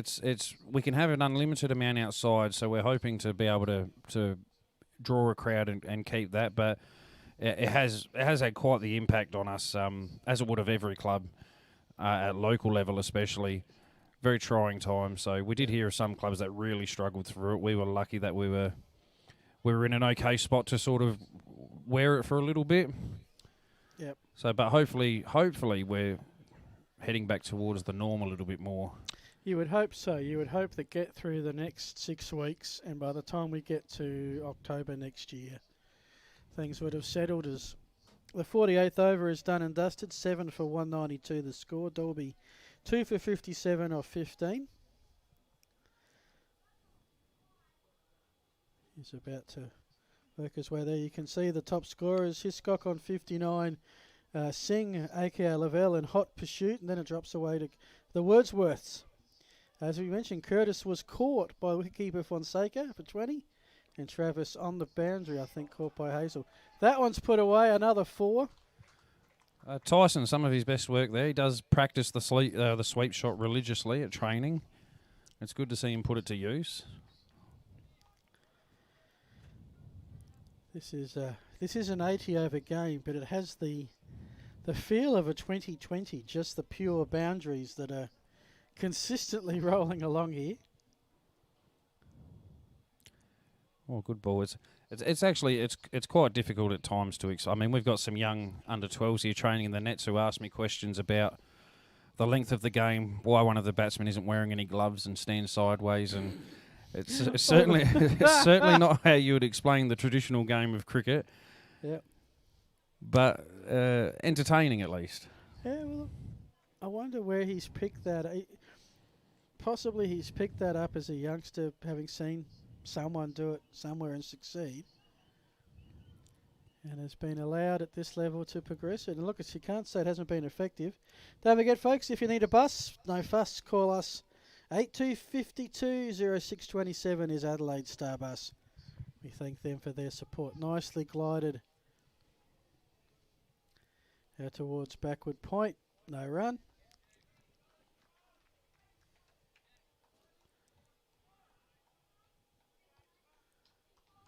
So what keeps you out of mischief during the winter when you don't have the cricket on, or is it almost a 12-month thing now? All the stuff you have to do off the field. Certainly, cricket keeps me busy. But 2 young children, mate. So once footy season kicks in, my young daughter and my son both play footy out for the mighty Kilburn Chicks. Oh right, yes. We've just started juniors again. Yep, My great to see. daughter's a golfer as well, so we go all over the state for junior golf, and that tends to keep us pretty busy. But I mean, next year's cricket work basically has already started, so you've got to try and stay ahead of the 8 ball at all times with it. And that's the hard thing, isn't it? Is you have to give yourself a break, but can you actually afford to do so? Yeah, it can become a tough balance at times. Lavelle finds the shot for the single, moves to 53. You know, I mean, and many a volunteer that might watch this would understand. I mean, there's a few of us, Tyson, another one at the crease now. We could sort of put in 30 to 40-hour weeks here as well as our full-time jobs, but you do it for the love and wanting to see the club go places. So we're quite proud and passionate about the club here and what we've managed to build over the last few years. As you should be, and it was a hive of activity during the tea break because the other game was also on tea break, and there was all the people in the club rooms setting up for tonight. It's just an absolute buzz. Absolutely. Very pink buzz about the place. Yes, it should start. Well, with a 4 o'clock kickoff, we should start having the crowd start to roll in. We do expect quite a decent crowd to come in tonight and enjoy the night with us. So Blackmore comes in, 9th over. He's the only one of the he's the captain. He's the only one of the Walkerville bowlers not to have a wicket thus far. I think he's been probably their best bowler so far too. He certainly was the one who applied the pressure the most in that early spell. Doesn't tend to bowl too many bad balls, just hits the spot. Yes. Not much reward for effort thus far as the Hornets looking to break the 200 barrier. Rolling on 16 from his 28 deliveries faced. Make that 29. You know, I think about his bowling efforts. A good friend of mine, Scott Keelock, always says cricket's a rubbish game because you can be out here, bust your gut, have a great day with the ball and come away with 0 wickets. Yeah, just ask Nathan Lyon. Yes. From the Indian series, who I thought bowled pretty well. Yep. Sometimes you can toil away only to watch someone pop up and take a sneaky threefer and steal all of your hard work. Yep. Or your hard work go to drop catches and nobody gets anything and suddenly everything's a disaster. Swing and a miss. So we have a Nathan Lyon signed bat. Okay. Being raffled off tonight. Yeah, he was happy enough. Our very good partners that you can see down the end, they're O'Neill's. They're our merchandise. Yep. They have some business with Nathan Lyon, so they approached him and he's provided us with a signed bat. Because you've got a little bit of a 2-test connection, Terry Jenner and Greg Blewett. Yeah, Greg Blewett. He played a game out here, scored a duck. Yeah, I saw that was on the newspaper article in the club room. Yeah, we've got it framed on the wall. Some 17-year-old took a catch or something and couldn't believe his luck that he'd caught out a test cricketer. Terry Jenner's the interesting one because he played for Walkerville. Played here in his junior days. I think played for Walkerville post, yeah. I know he played for a couple of amateur clubs in his time. So obviously before my time at the club, well before my birth, he would have been involved here. But it's always good to be able to reflect upon things like that, players that have come up through your club, and you know each amateur club has sort of got a little claim on certain players. 50 overs is up, and it is 7 for 197, so starting to edge towards that 80. And the last 10 overs, 54 runs, no wickets. It's been a good session for the hosts post-tea. And Lavelle Very almost different. hit that right into Fonseca's gloves. Certainly the last 10 overs reflective of Lovell and his work. As we say, like, you never know what to expect. He's now walking well outside of off stump to try and hit leg side. Still, surprisingly, they don't have many They've on got the leg one side. Deep. Got a nick That's and got an out. Dismissal. Dolby has 3 and a very entertaining innings from Lavelle is done and dusted, a.k.a.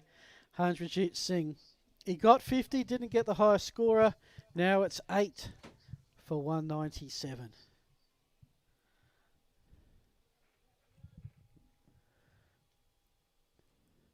So 53 runs from 43 deliveries. Court Fonseca, his second catch off of Dalby to go with Curtis Wordsworth this afternoon. Dalby now 3 for 61. Leads the wicket takers for Walkerville. And, one word, entertaining and different. Different, yes, 2 different. words. Obviously, disappointing that he can't go on with it, but in the same note, I mean, the sole reason now we've got to that 200 mark is because Lovell, he tends to come out and do that effectively quite often, so... So his second highest score of the season, his second 50th from the 7 games and 7 innings that he's had today so far this year. So the breakthrough for Walkerville, just as you say, that Para Hills has stemmed it. This is Alexander Higgins, who comes to the plate. That's me and my baseball. Don't have a profile for young Alexander. Alex has come to us from Golden Grove. He was the A3 medalist last year, I believe, a fast bowler. He's quite a committed cricketer who's been a great get for us. Didn't get to bat last week against Marion. Didn't need Lavelle or Rowling or Higgins. You kept it to 5 for, I think, in the 40-over game. Yeah, he's at the start of the year was a bit similar too. Didn't have much of a chance to operate with the willow. But he can certainly bat. I believe he's hit 100 or maybe 2 at the A3 level. He certainly prides himself a bit on his ability to stay out there and play good scoring shots. Strike rate of 73, average of 12. Highest score 20 this season. He's actually a huge Savage Garden fan for your band. Okay. He is, surprisingly. Big boy, bald head, covered in tattoos, and loves his Savage Garden. It makes perfect sense, doesn't it? They breed them differently, the generations these days, mate. They do. As we have the end of Dalby. Well, wicket taking over. He's 17th. He's 3 for 61. And 8 for 197. That 200 just proving a little bit elusive at the moment. It depends to see if Rowling decides to try and bat around, or whether he decides that he's down to the tail and he's got to lash out a bit. We know he can score. Not so sure about Higgins and Carey. Yeah, Higgins, well, not yet for us. He hasn't overly fired with the bat. Unfortunately, in our loss to Trinity, he was the batsman run out with just 11 needed, so he'd looked quite comfortable then. I think he'd hit his highest score there. He was about 20, I think, or so in that game. He can certainly hold the bat, but yeah, it's a matter of... I mean, at the moment, these guys are bowling very well. Dalby at the other end, the leg spin has been fantastic.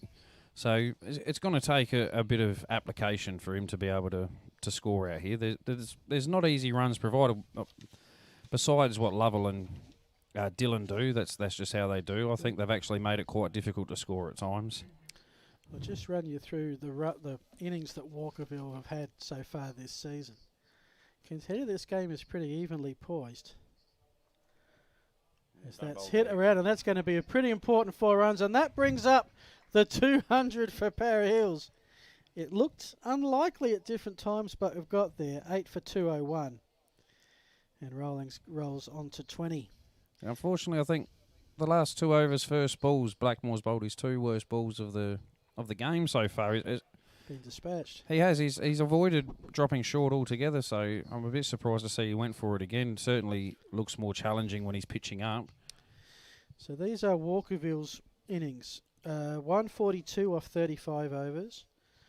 9 for 175 off 40, one-day game. 202 off 68. 9 for 214 off 57. That is their highest.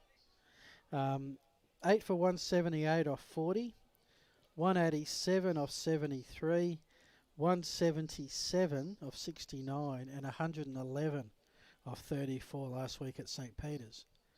Now, they're not all 80-inning contests, but 220, and Walkerville would have to get their best score of the season to beat you. It does suggest that there might be that lack of experience in their batting. But with Blackmore, Fonseca, and certainly Pirelli, there's guys, if they can bat around them, who can help them build those totals. But we certainly back our bowling unit in to be able to restrict most teams. So we'd be very confident we could do the damage today and next week as well.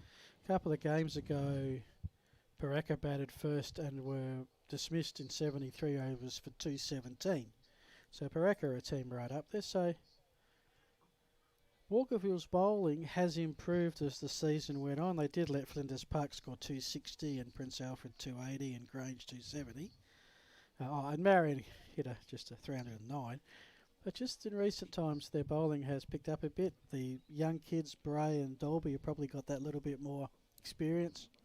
It suggests they're not too far off, doesn't it? I certainly wouldn't have thought any bowler at the moment wouldn't be holding their head up. I think they've bowled really well, and they appear to be bowling to some set plans.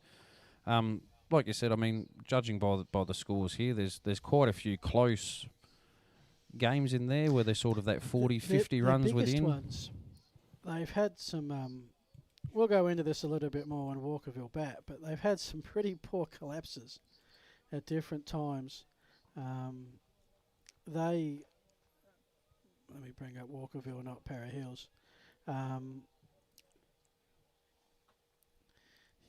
Against Trinity, they were 2 for 107 and then were 8 for 120. Oh, wow. 6 for 13. They went down. That was in round one. When you're trying to set something for a season in a game that was very gettable, Trinity hit 175. They fell 32 runs short and probably thought at 2 for 107 that they were well on the way if time was permitting. So it'd be interesting to see if Para Hills had have got 250, 300. I thought, that's going to be tough for Walkerville. They're going to have to play their very, very best. It's not outside of their range at the moment. No, and as duly noted by yourself and a few murmurings in the crowd, they have been a bogey side for us for a few years now. They have indeed. Whether they take an air of confidence out of that. And it's been at this ground too. It has. So something about the what do you call the mountain air up here on the hill. They must like the view that they get from up here. Oh, until they get a view.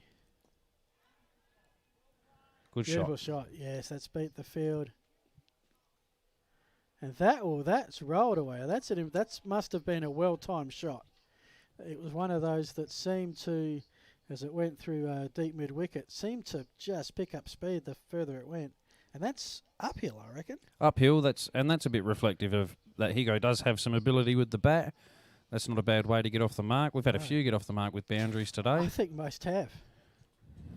I think when we tally it up at the end of the day and we see how many 1s, 2s, 4s and 6s, I think 4s and 6s would lead the rest. And that's a wide. First wide I've seen today. I think I haven't seen a no ball. We've had 4 byes, a couple of leg byes, and now a wide. I was a bit surprised he called a wide. He's getting sharp turn, but it is allowed to pitch and turn. That's another good shot by Higo. Yep. Keep that scoreboard ticking.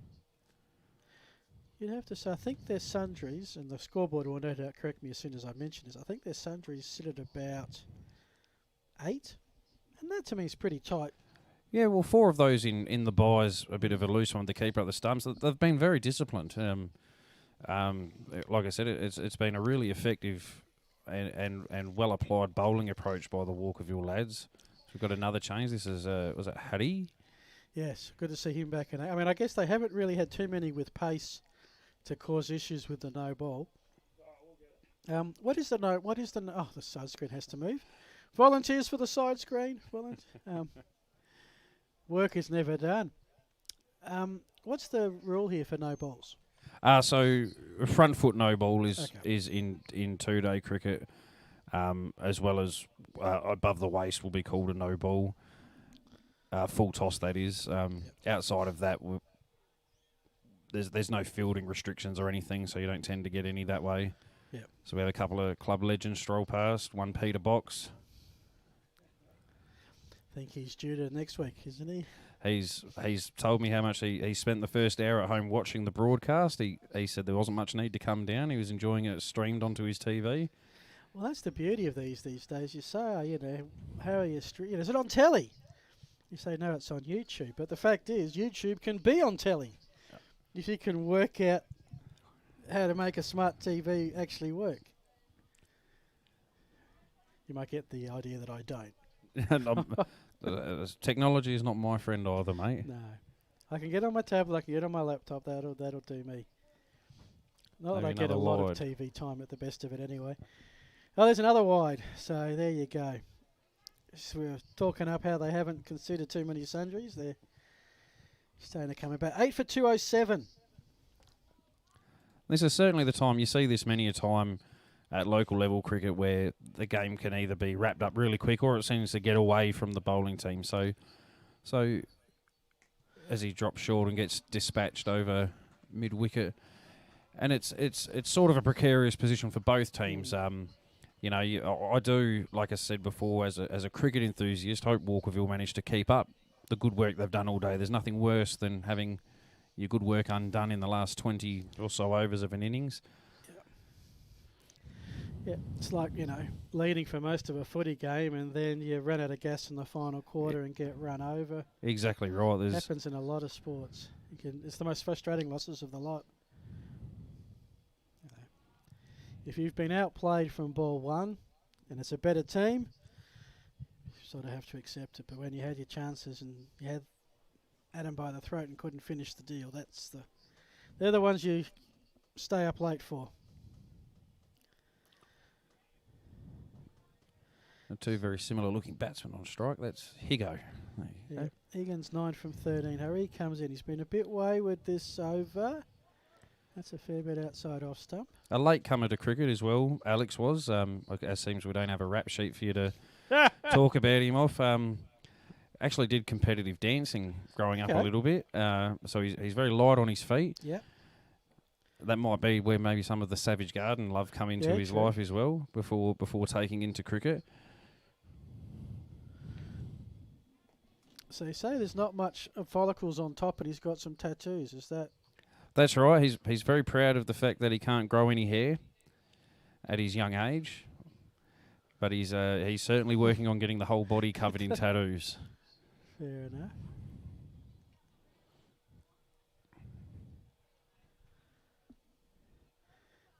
So the sun's starting to make its way down for the day. I almost get the feeling they're looking like they're looking into it, but that can't be right.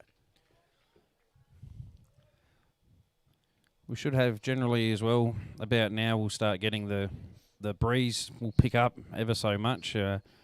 Within 2 hours it'll be blowing everything over. It gets quite vicious here. So it's actually our most popular selling item of the merch range is a jumper in a summer sport, purely because of the cold breeze that we get through. Done plenty of night baseball games at West Beach where it comes off the golf pretty early, and yes, tend to need more hoodies than sunburn cream most games. Today's just been pleasant. I know, probably on the warmer side of pleasant, but after a 37-degree week, this is just very nice. Thank you very much. And Dalby is getting a fair on how many. I get the feeling. I'm going to have to work this out. Has he had a break? Trying to work out when he came in. I'm not sure he has, to be honest. I can't think of anyone else bowling from that end. Didn't make. I know that Blackmore bowled. So if we're into 54, that's 27 each end. If Blackmore bowled the first 9, Dalby's been on ever since. 18 in a row. I guess that's what spinners do, don't they? Absolutely. Keep trundling the arm over. You know, we're accustomed to ourselves as a team. Parra Hills with Grant Carey tends to bowl at times upwards of 25 in a row from one end. He's bowled very well, so I'm not surprised to see that they've continued him going. He's asked the most questions today, that's for sure. He's got 3 for. A 5-4 is beckoning. Someone's got to get the last 2 wickets if he can. It's it'll be his second 5 for. did have one earlier in the season. His best figures so far, 5 for 88. And he's in similar territory here. Well, If Tyson you can showing him his due respect. Tyson himself was actually an up-and-coming leg spinner, still considers himself very unlucky not to be a district leg spinner. Not that he bowls it anymore. That might be wide. Yeah, I'd give that a one. I think you've stitched him up, mate, after we spoke of sundries. Well, I think the other thing is he's got to be getting a little bit tired. Absolutely. And don't forget, if you need a bus, and Dolby might need a bus home, you that tired? No fuss. Call us, 8252-0627, Adelaide Star Bus. That'll do it for Dolby's 19th. He's 3 for 68. Parry Hills 8 for 213. Hope you're enjoying the stream. Thanks to Filming Cricket and Sports Interactive. There's a lovely delivery to finish his spell too. So he's got a bit of flight and some sharp turn. It's slow turn, but it's sharp turn, which is going to ask plenty of questions of these two tail-end batsmen. Just having a conference there, I think, with captain and maybe vice-captain, just to see how he's travelling. Because if he's done or needing a break, then you need a bowler to warm up. So, well, unless he's exhausted, I'd be encouraging him to keep going. He's bowling a treat at the moment, and that last delivery certainly didn't suggest there's anything wrong at the moment.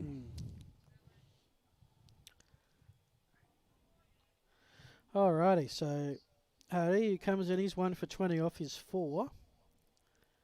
Bit wayward in his return over. That one outside off stump, left. Wicket keeper's right up at the stumps.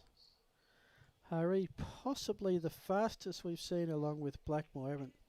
Don't have the speed gun to give you the factual comparison.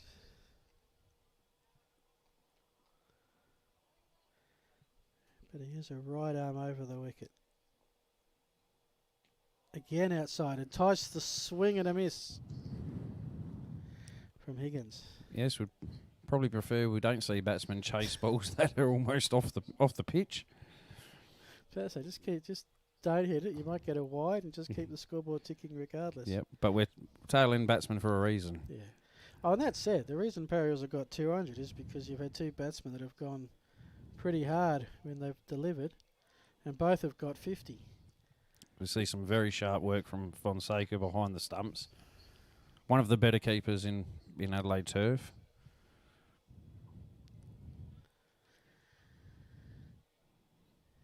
Yeah, it'll be very interesting how he's going to travel with the gloves on. Can Walkerville put some sort of a tally together and get their first win, or will whatever Parry Hills come up with be enough to keep another first innings win and just keep a top?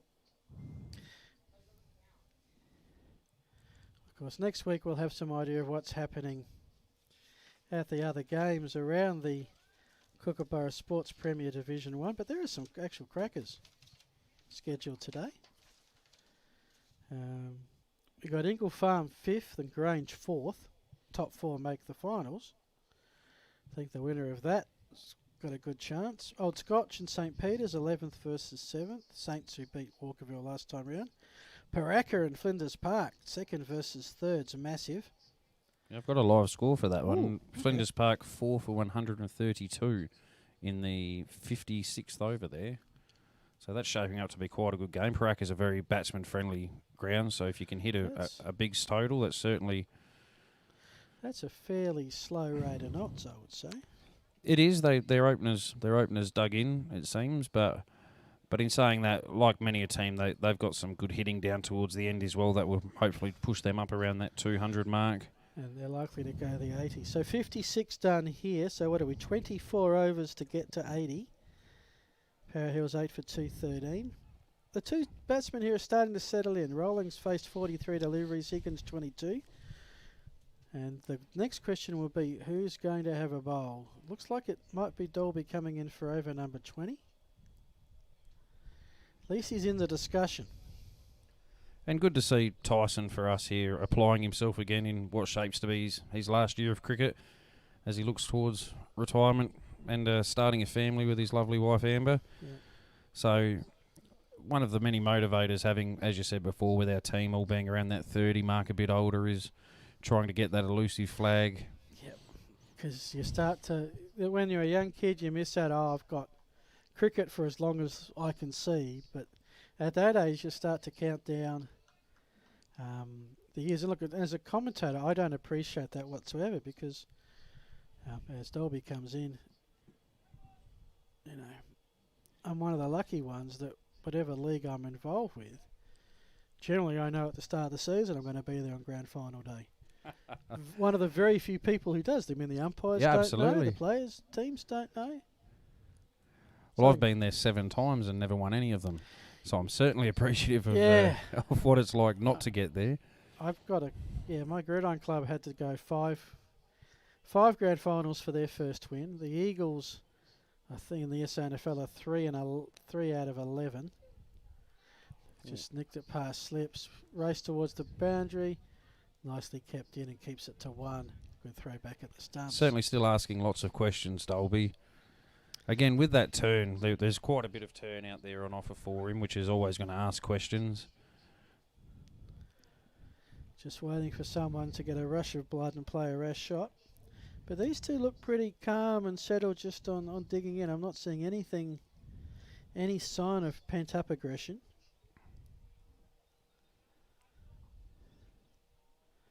I think they'd be happy if they got to score 30 more runs in the next 20 overs, they'll take it. Just hit the ones that are there to be hit.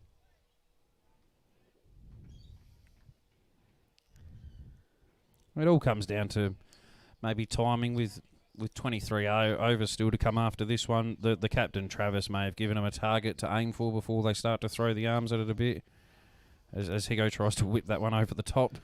So if the wicketkeeper had stayed up with it, that might have been a stumping chance too, possibly. But not to be. 20 overs he's bowled in a row. What an effort. I'm starting to feel what it's like to be a chance of commentator's curse. It seems every time you mention or praise someone, they do the opposite. Yeah, and it does. And you do get some reverse swing occasionally, where if you praise the opposition, they come unstuck. That's a great. If you can learn how to get that reverse curse working, it's fantastic. Or I'd commentate every game here at home if that was the case. I mean, for me, this is a fairly neutral occurrence. So, some of the sports I call, we do have a home team, in the baseball in particular. So you can end up in not thinking it through too much. Hari comes in, left outside the off stump. Again, Fonseca's up at the stumps. I was sort of wondering how 80 overs, that's a lot to get through. How are we going to, get through 5 hours? This is actually going, for me, at a quick pace. I'm not sure how many people we've put to sleep at home yet, but this has been very entertaining. The actual cricket on the field. It has, like I said, it's ebbed and flowed at times. As we said, Walkerville, certainly the first 15 overs were well in control before a Dylan Hiscock or a Lovell can certainly change things very quickly. I think at the moment, it's, as I said before, it's sort of in the balance towards the end. I still think Walkerville are bowling really well, quite tight. But our boys at the same time are applying themselves and put away the loose shot for the moment. I reckon 250s what you got to get if you can. Oh, there's a full toss. Oh, missed out. So that's a no ball above the waist. Let's see if that's called as such. Yes, it is. Okay, so you get a. So they get the no ball. Do they get the run that they run in addition? Yep. So that'll be the extra. So the sundry plus the run that they've ran. And now a no hit, a free hit. No, unfortunately. No free hit in this level. Okay. I would love a free hit. That'd be good. Yeah. Now, what should we call this? Is the serious level of the Adelaide Turf Cricket Association. Good follow-up. No room for such hijinks as free hits or X factors or no, none of the 2020 power comp. Plays. The 2020 comp certainly has the 3 hit aspect, but unfortunately not in the longer form. Yeah. So what you get? You get 5 games if you go all the way in the 2020, 5 or 6. So you play 3 round robin games. If you finish top of your group, you'll go into the quarterfinals. So your chance at 6 games, to win the flag. So that's 11 at 6, 2 finals. So you could play 19 games in the course of a year if you get everything up. That'd be a big year.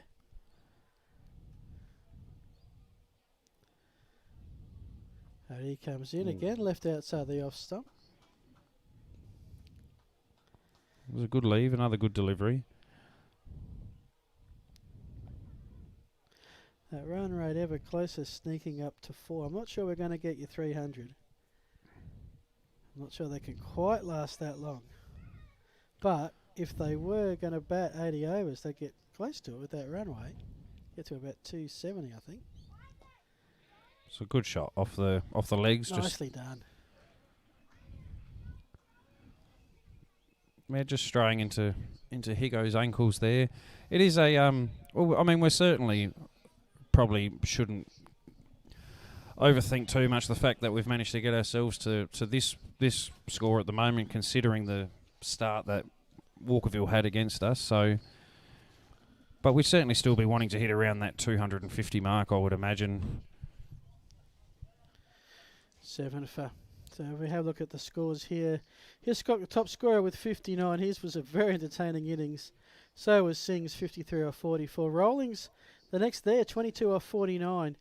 He will play a critical role in just how far the Hornets can go. Leading wicket taker James Dolby, 3 for 69 off 20 straight overs. Just 3.45 allowed per over. He's coming in for over 21. I think Tyson will start asking for us to refer to him as an all-rounder if he keeps this up this year. So what sort of average you need? An average in the 30s to be an all-rounder, you reckon? Oh, maybe at this level you'd probably be looking more if you could average around the 20s with the bat. As he just works one past slip for a single. But he puts in the time on his batting, Tyson, and the 96 was reflective of that the other week. So he's certainly very capable with the bat. Just has the tendency to play the odd true tail-ender shot. Yeah. Can't quite knock it out of the system completely. So they're thinking attacking here, the Cats. They've brought in a second slip now.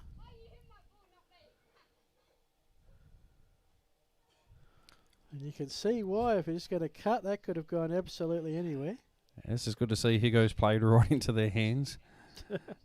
Now that he's got the fielder up, he can go for a whack because there's got to be a space somewhere to hit it.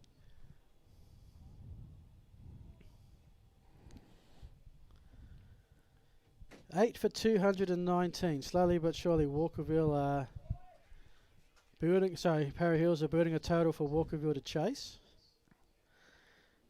And what was feared around tea that this might be a very short innings is starting to extend out. It's certainly something we've worked hard on as well as a club. We've had a tendency over the few years past to collapse in those situations. So it is pleasing to see that we can fight our way out of early trouble. And then if you do get to 70 overs, you can, well, you've only got 2 wickets, you can start to be a little bit more loose in the latter overs. You might have picked up only 30 or so runs in the next 10 or 15, but oh, that is very wide. Yeah. When you can see it when it's heading towards second slip, you can say that's probably going to be a wide. Maybe the first sign of a bit of fatigue for Dalby. Just starting to miss with some of them, isn't he? Yeah. But in saying that, leg spinners always have that knack of just still throwing out a pretty good delivery every now and then. That wasn't a bad one. It was a nice shot from Higo off the crease. Yeah, he is very good with the feet so far from what I've seen. So we get to 220.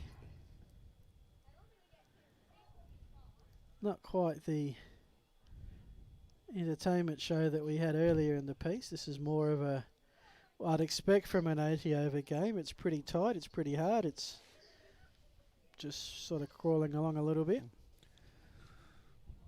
It certainly shows why, of course, you can't take any team for granted at a Premier League level in amateurs. You know, the same sake for most sports, football, basketball, anything. Is that they've always got players who have the ability, and I think Walkerville have shown now that you wouldn't look at this team and think they were last without a win. They've certainly been very competitive and very disciplined today. Yeah, their fielding says that there's still up and about. Hard hit shot straight to the fielder who thought he'd have a shy at the stumps. We're a bit disappointed he missed out there, Higo. Certainly not where you're looking to hit short balls through sort of the mid-on region, mid-wicket, mid-on. And there's nothing deeper once it gets past. Oh, yes, there is. So mid-on just comes back into play.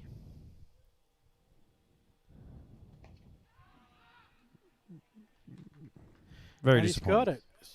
Hit it straight to extra cover. He says, thank you very much. There's the 9th wicket gone. Higgins is out for 12. Harris has his 2nd wicket. I think a bit of frustration from the last shot that he'd missed out on there. He'd be very disappointed with that, Higo. He showed an ability to get himself in, and as you said, he played some nice shots. But they finally got him to chase one of those ones that they were just throwing out a bit wide of the off stump, and he bit in the end. So Higgins is taking his while to come off. Might need a bus. If you do, no fuss, call us, 82520627. Adelaide Star Bus helping sponsor the stream this afternoon. As Rolling gets a bit of water. I think that's water that's come out to refresh him momentarily, as now there's $1 in the fine jar for every time I say Carey Grant. I know it's Grant Carey. It is Grant Carey. If there's anybody who needs a bus after a long Saturday, it's Grant Carey. He's a club legend. Upwards of around, I believe it's 400 odd A-grade wickets now. Wow. He's a bit of a guru with the ball as a leg spinner. He's certainly capable of hanging around with the bat. Well, he's averaging 19 this year, highest score 12 not out. Yes, played the hero versus St. Peter's. Him and Tyson Rolling putting on 40 for the win for the last partnership. Wow. Yes, it was a St. Peter's, to be fair, had beaten us for 90% of that game.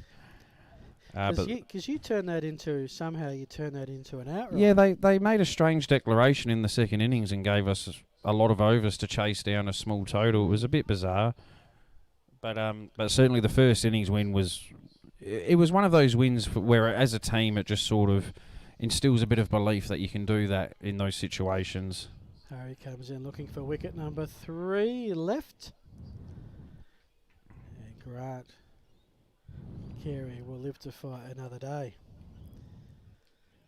That was the only, I assume you call it outright, win in the entire competition all season. Okay. That I wasn't aware of that. So if you look at the ladder, which has these win in 2, inning, win in 1, and draw, lose 1, lose in 2, that's the only one that has the 2 column. But it really wasn't, because, St. Peter's declared it 2 for 127. No, they didn't. They declared it 2 for 130. Needed 127 to win. So as I said, it was bizarre. I mean, they do have a former test bowler from Sri Lanka, Aranga, in their midst, and we thought maybe they declared to, because he's very quick, as Grant will go off the mark with a lovely leg glance past square leg. These are big runs now. Absolutely. Walkerville would be thinking in their mind, we've got a chance here for that first win, and they do not want to allow a partnership of, say, 20 or 30 to get out of their reach. And as I said, so many times you see it where teams just tend to add that 20 or 30 on that really can punish a team.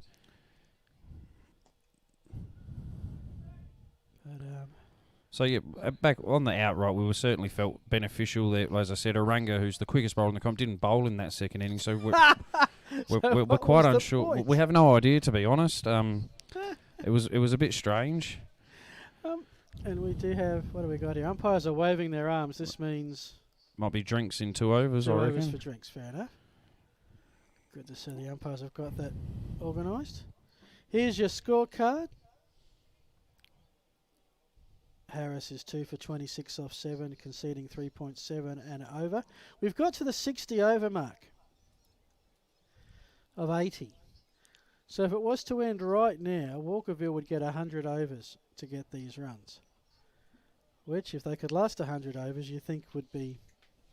You and I could probably get them between us. I don't know if I've got the stamina to last 5 overs, let alone 100, mate.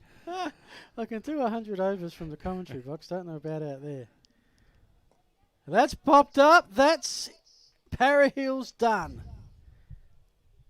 A dolly of a shot And at the 60 over and 1 delivery mark, Walkerville have a chance to win their first game this season if they can go just under 100 overs and score 224 to win on the first inning. Wrapped up very quickly. Martin came back into the lineup. He needed just one delivery to get his third for the day. He finished with the figures of 3 for 22. And that's you might expect that from Carey, but from Rolling, that would be a disappointment. He'd be very disappointed with that, Tyson. That's a bit of an Achilles heel of his, spooning drives to those sorts of fielders. He'll probably feel like he was pretty set there, and no doubt Grant would have gone out with the goal to try and get us to that 250 mark. So, but runs on the board, as I say in cricket, is always the first part of it. So we have something to attack and to set our bowlers on, which we're very confident in our bowling attack. Well, to win, Walkerville will have to score their highest runs of the season. But you just get the feeling it could be in range. I mean, what we've got is a contest. That's right. And when you come to a game where it's first versus last, you often fear, are we going to get a contest or are we going to have to crack jokes for half a day?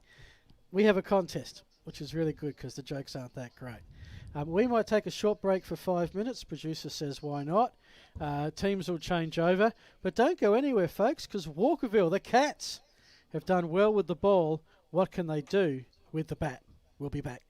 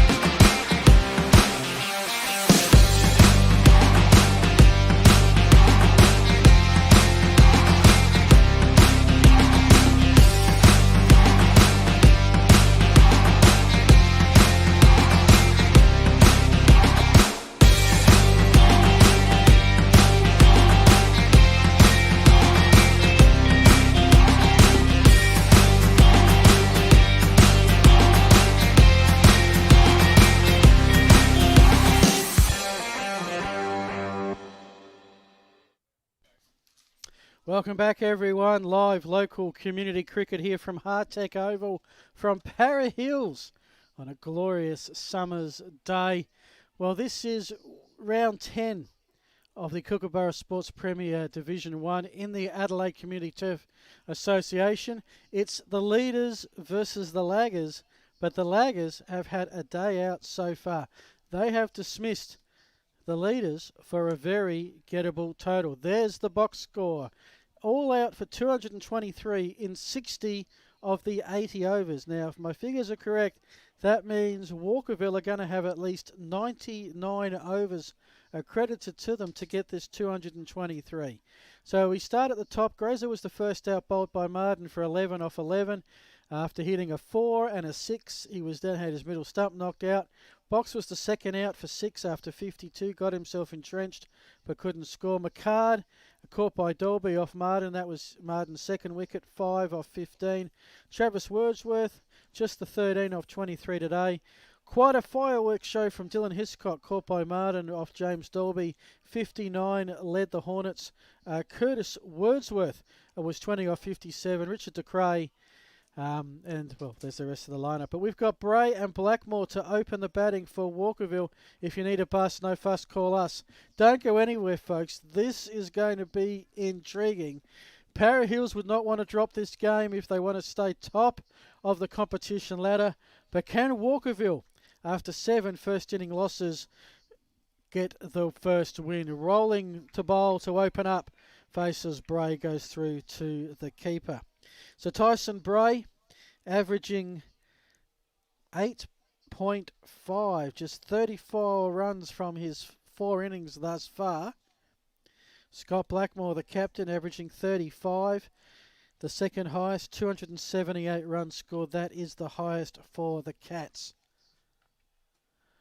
So like most things, if you want to win the game, you would want to have a stellar opening partnership, something that Walkerville have struggled with.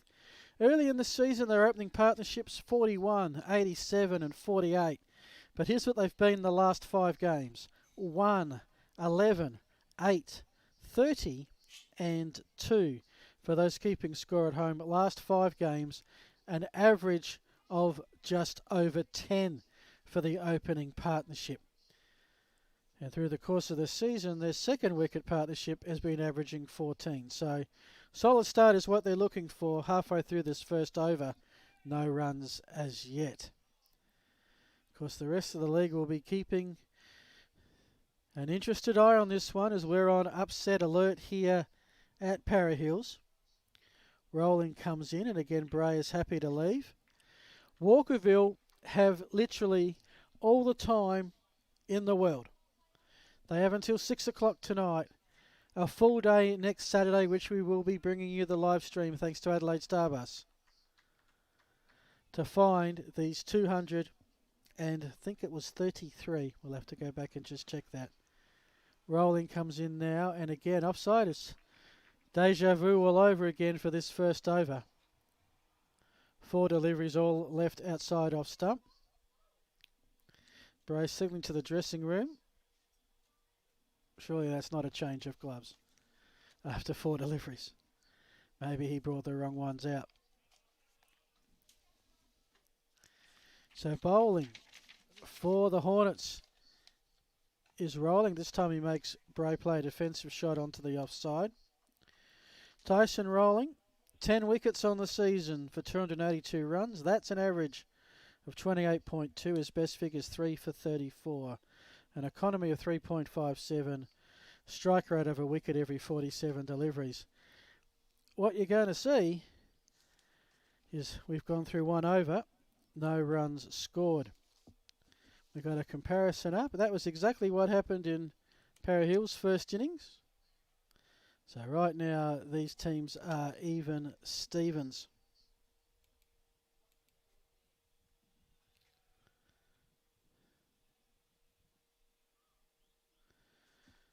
And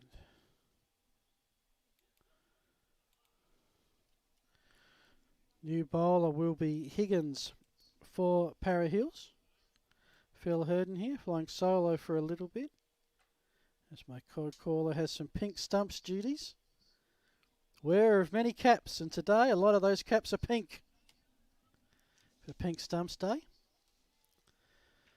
Big game here to be followed by a big fundraising event. If you're in the vicinity, get down. Take part in the auction, the raffle. Enjoy the company of the Community Cricket Club and all the different grades that they have. So Alexander Higgins, 9 wickets on the season for 275 runs. Carves steams in. Didn't see a lot of pace bowling from Walkerville, but Higgins looks the part. Mentioned before, he's got the bald head, he's got the sleeve on the right of tattoos. And I would say that would look fairly fearsome running in. Comes in now. Forces the defensive shot to the offside. So no runs as yet.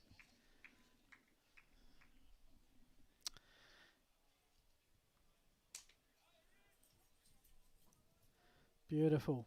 Sunny day here in Adelaide. Just the odd spot of cloud cover to give the players a break from the direct sunlight. Probably the most pleasant day we've had here in a week. We'll be interested to see what the weather forecast is for next week. For the conclusion of this one is there's off the legs, heads towards fine leg where there is a fielder. And Walkerville have a run on the board. 0 for 1.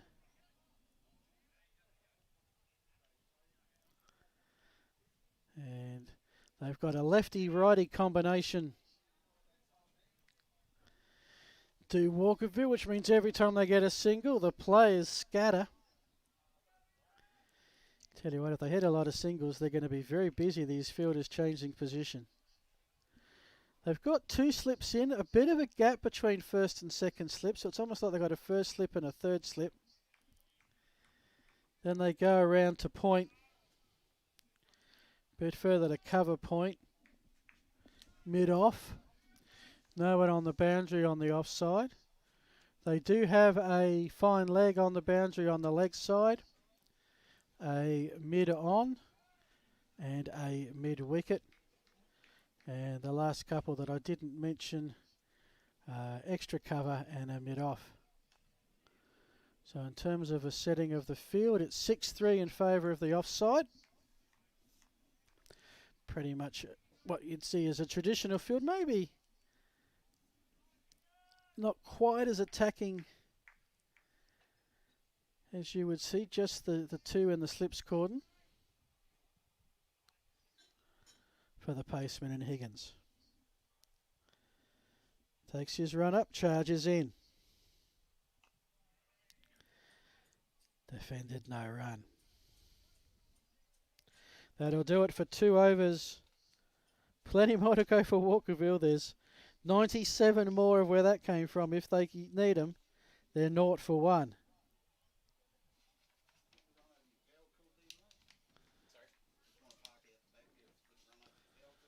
Over.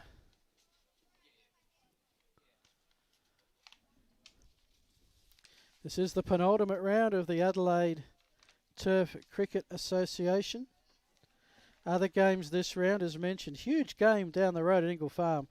They're 5th. They host the Dolphins at Grange, who are 4th. Scotch and Spock, neither should be playing finals, but that'll be a tight game between a couple of old scholars clubs. Paraka and Flinders Park, possibly the game of the round, 2nd versus 3rd. Winner of that, you think, will book a final spot. Ranella 6th, hosts Marion 10th in a Southern Derby. And 2 other old scholars team, Trinity and Princes, doing battle up Main North Road. Play into the offside as Rolling starts his 2nd over of work, no run. The final round, of course, these games are over 2 weekends, so they'll be playing each other today and next Saturday, February 27th. The last round covers March the 6th and 13th. Walkerville will host Ingle Farm. Huge game between Para Hills and Paraka on the current ladder. That's 1st versus 2nd. Flinders Park and Spock run around. Flinders Park looking for a finals, as a Grange when they play Scotch. Marion and Trinity, and then Prince Alfred playing Ranella. And after that, March 2021 semi-finals, March 20 7:28 grand final weekend. We will start giving out some premiership awards. Rolling comes in. Blackmore very defensive. Walkerville are playing, sir, like Shane, like they have got all the time in the world to score these runs, which they sort of do. They absolutely do, yes. You're going to have to be on the game in the field. We'll look to set the tone in the field and with some very tight bowling early. Try and get into a rhythm as we do. Shane Martin, cricket director for Para Hills, joins me. So what's the vibe at Clubland? The party starting to rumble with the pink stumps day? Absolutely. We've got the people are starting to roll in. We've got the band just getting set up now. It's certainly picked up since I was last down there. So starting to get that real good vibe about it, as it always does this time of year for us. Don't forget, if you're in the vicinity, get down here for the celebrations after today's play, which will finish at about 6 o'clock. And I think the band's on at 7:30. What have they got planned for supper? Did you say there was a chicken on a chicken? Yeah, so on a spit? we'll have the barbecue going. We've got the chickens going on the spit at the moment, which is what you can probably start to smell drift across. Oh man, we need smell-o-vision. Yep, we've got our normal sort of pies and pasties supplied by the Orange Spot Bakery coming out. I knew I'd tasted those pasties before. Thank you. Excellent pasties. Excellent pasties, absolutely. I'm thinking, who made these? These are really nice. Yeah, no, we're well looked after by the Orange Spot, and they do a fantastic feed. So end of the third over. 0 for 1. So what do we got? We've got 53 minutes left to play. So in essence, the Para Hills openers are going to get 2 shots here. They're going to be fresh now, and then they're going to get another crack at them first thing Saturday afternoon.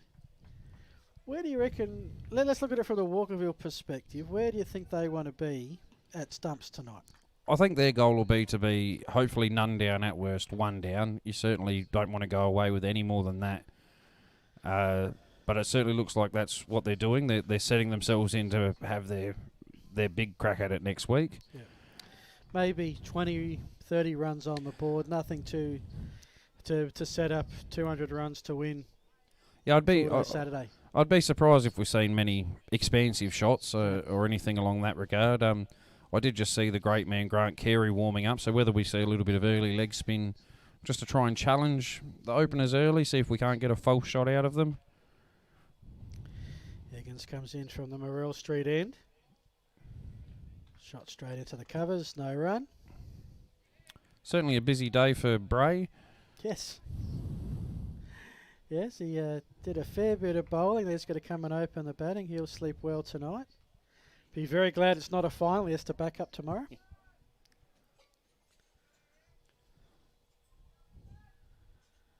Yes, it's interesting how far can the adrenaline carry you in situations like that. Because it's going to be March, which is traditionally some of our hottest weather. There's a quick single, misfield, easily run. And Walkerville have doubled their score, 0 for 2. It's also a good test for young Alex Higgins. He's only recently taken the new ball for us. So we're hoping that he can ask some questions. Just he tends to get a little bit of movement, bowls a good area, and absolutely he's been gunning for his chance to have a crack with the brand new rock. So we're very interested to see what he can do. Para Hills have only used 8 bowlers during the course of the season. Of course, just the 14 players at A1 level all season. Grant Carey, 19 wickets. Tyson Rowling, 10. McCard and Higgins, 9 apiece. Singh and Box, 8 apiece. And it looks like Travis Wordsworth and Carl Parks just get the occasional chance to roll the arm over. Of course, Parks is out of the side for this match. He is. Parks is certainly the epitome of part-timer. And Travis too, without the gloves that week, just had a little trundle and got reminded that you probably need to put a bit of pre-season work into your bowling before you have a crack. 2 overs, 10 runs. Not the greatest figures, but not totally embarrassing. Not totally. So, but we certainly rely on. We've got a core bowling group that revolves around. So Harvey Box is a spinner along with Grant Carey. And we try to work our fast bowlers around those guys. And we work on the spinners to really apply the pressure and we sort of we expect our fast bowlers to bowl in partnerships with them. It's interesting that I mentioned before you got here, Walkerville have the left-right combination here, and the fieldsmen are doing a lot of work every time there's a single to be had. If that keeps up and we get a warm one next Saturday, they're gonna feel it by day's end. Absolutely. I mean, it's a demanding game at times, cricket, and it'd certainly be one of the reasons Walkerville, if they can take it deep, you'd be looking at the overs rather than the runs. They would know that if they can bat 60, 70 overs, they should be able to chase the total down and make us work hard for each and every wicket. That'd be their goal, I imagine. Yeah, see if they can establish. I read through some stats before you joined us about Walkerville's opening partnerships. They had some great opening partnerships to start the season, but the last 5 games, their opening partnerships, 1, 11, 8, 30 and 2. So you'd say we're due for a wicket. 52 runs off the last 5 games in totality. So there's a huge gap between Wiki and... A good example of Travis's waddling to the ball as well, if you paid mind to that. Yes, I did. I heard the giggle, mate. I presumed you were watching his running technique. Look, but the grace of God go I would have done that at about half pace and double waddle. But I did take note. I just think it's unfair to make the wicketkeeper run all that way in the pads. But there is a massive gap. I mean, it is, by degrees, it's about 105 degrees of field without a fielder. If you do stray on the leg side, there's just a little tap and 2 runs easy. Well, there's certainly an expectancy on Tyson to maintain his off-stump line. He's very good at it generally. You won't see too many balls, hopefully, down the leg side, although in saying that I might have put the mockers on him. Oh, that's dangerous words. That is dangerous words. So it's certainly a field that we always employ to him with the new ball. 7-2 offside field. And those 2 on the leg are at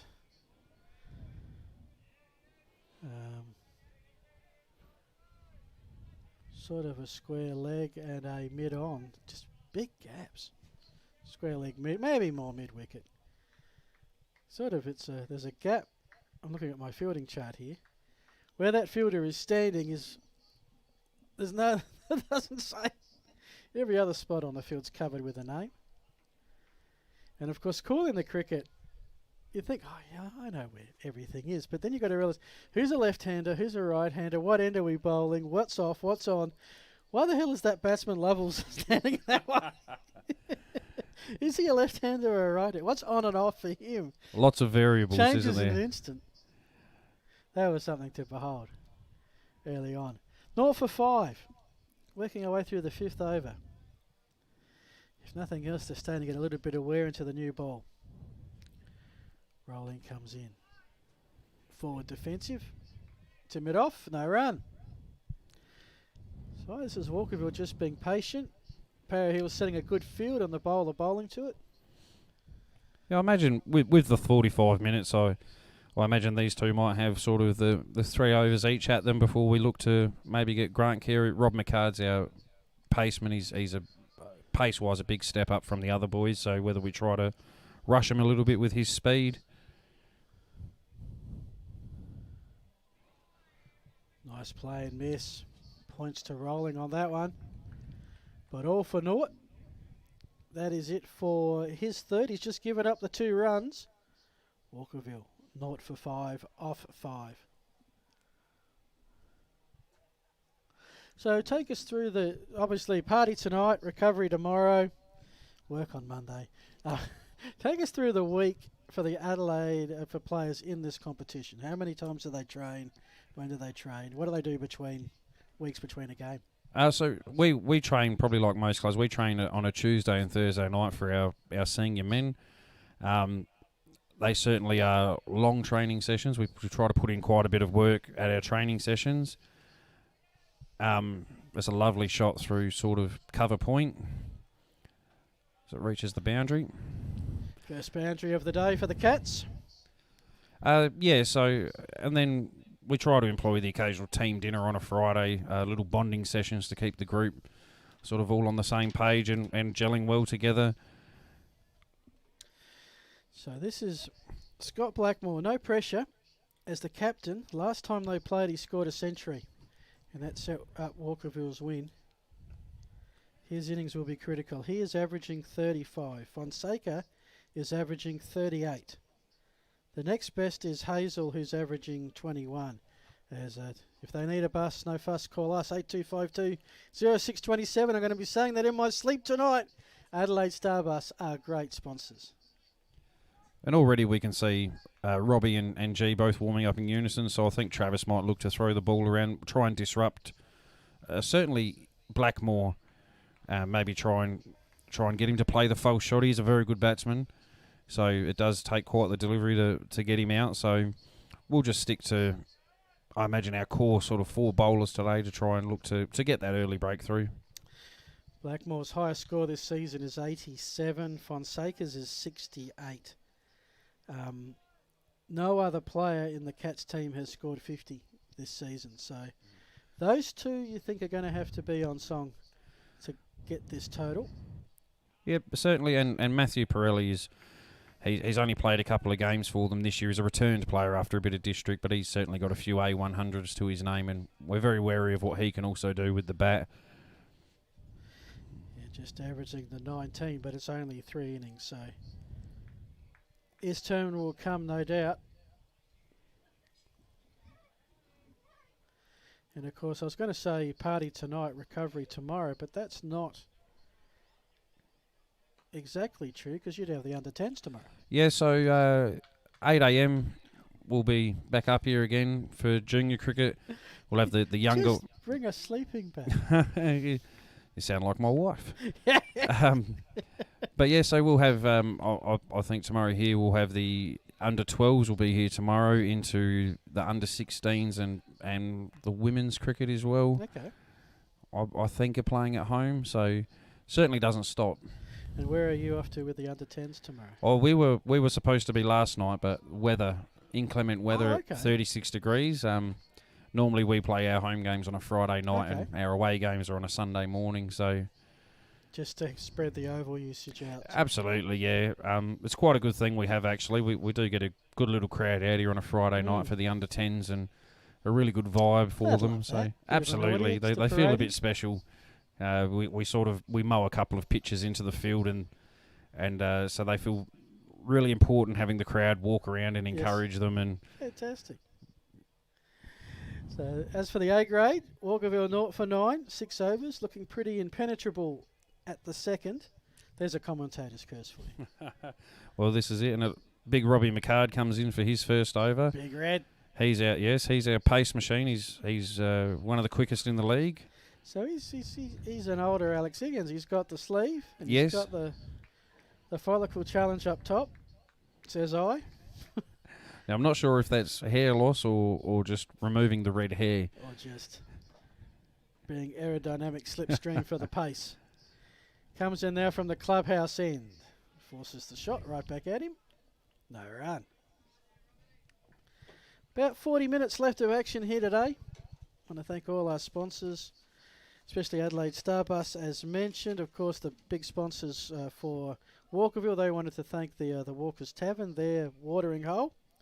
The Settlers Tavern, of course, for the Mighty Hornets. As well as Hartech, as we're here at Hartech Oval, and Triton Plumbing and Gas, Triton Oval just down the hill. A great range of eating places. You've done well. The Pancake Kitchen, Saints Kitchen, Orange Spot Bakery, Kuan Yen.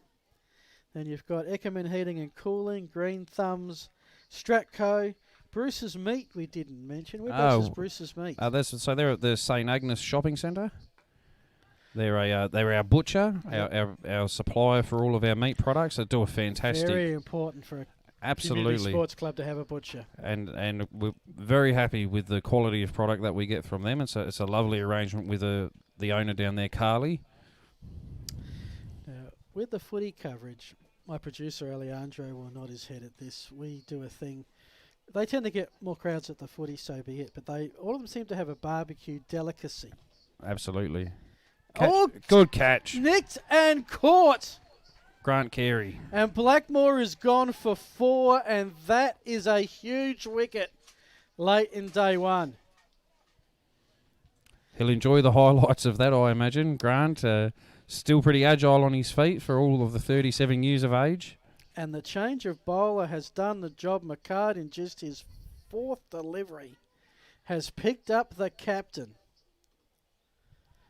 One of the 2 high run scorers, and the momentum just turns a notch in favour of the Hornets.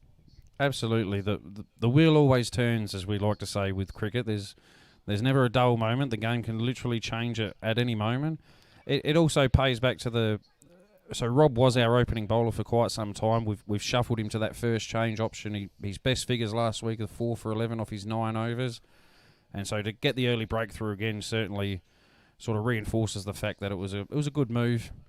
A very good catch by G, and obviously a very big wicket in probably their best batsman. Yep, certainly one of the best too.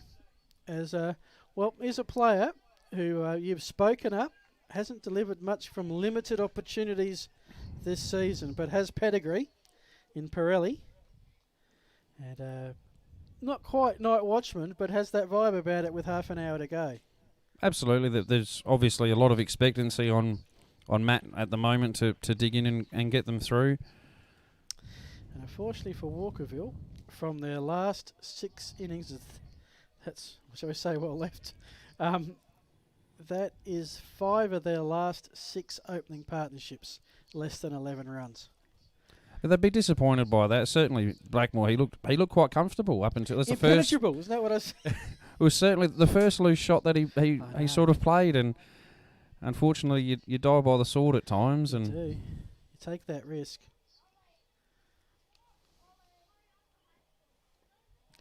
And that is the thing about, a lot of sports have a mental angle to it. For me, footy, it's having a degree of courage to get the ball and the ability to think on your feet, do things almost automatically. Baseball, it's about overcoming failure because you fail more often than you succeed. When you average 300, 3 hits out of 10, you fail 7 times, you're doing all right. Cricket, correct me if I'm wrong, as an observer, it's about 100% discipline. Absolutely. Mental strength, discipline, the ability to, we sort of talk about as in batting within yourself, to put away those loose shots. If guys can sort of manage to work their way through, especially that first sort of 50 and 60 deliveries, and then sort of expand, because you're always adjusting, you're always taking in the condition, what the ball's doing, of course, bowling changes. It's a matter of staying on the ball, every ball, all the time, and it's not an easy thing to do. It's a reason why 100 for a batsman is so special, because generally it means that you've managed to be that focused for that long to get that score. And in some ways, that's why the T20 to me takes a little bit away from cricket, because you have that license to slog, which means you don't have to have that discipline all the time. And if you get out slogging, well, it's T20, so what?